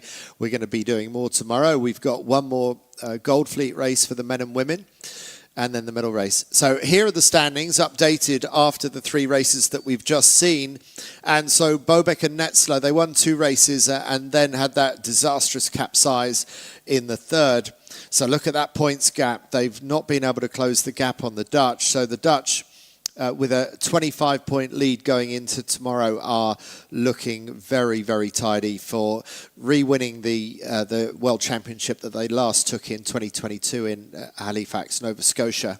Germani and Bertuzzi on 89 points, displacing Harding and Wilmot from Australia on 95 points. Grail and Kunz are still in the mix for a bronze medal on 96, the same as Echegoyen and Barcelo, that second place lifting them up to 6 overall, and then a bit of a gap to Hoffman and Bartelheimer, who've had a really good day to get up to 7th overall. But it's looking like it's going to be a 4-boat battle tomorrow for the bronze medal, because realistically, I don't think the top 2 can be caught by the rest of the fleet anymore. So yeah. Nora. And tomorrow we'll see the battle also of who's going to be in the top 10.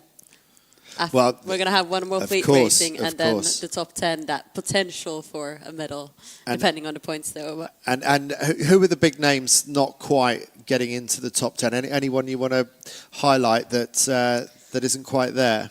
Yeah, we have the Team USA. We could expect to be them in to have them in the top 10, but also the New Zealand team with Joe Alla and Molly Meach. I would like to have them in the top 10.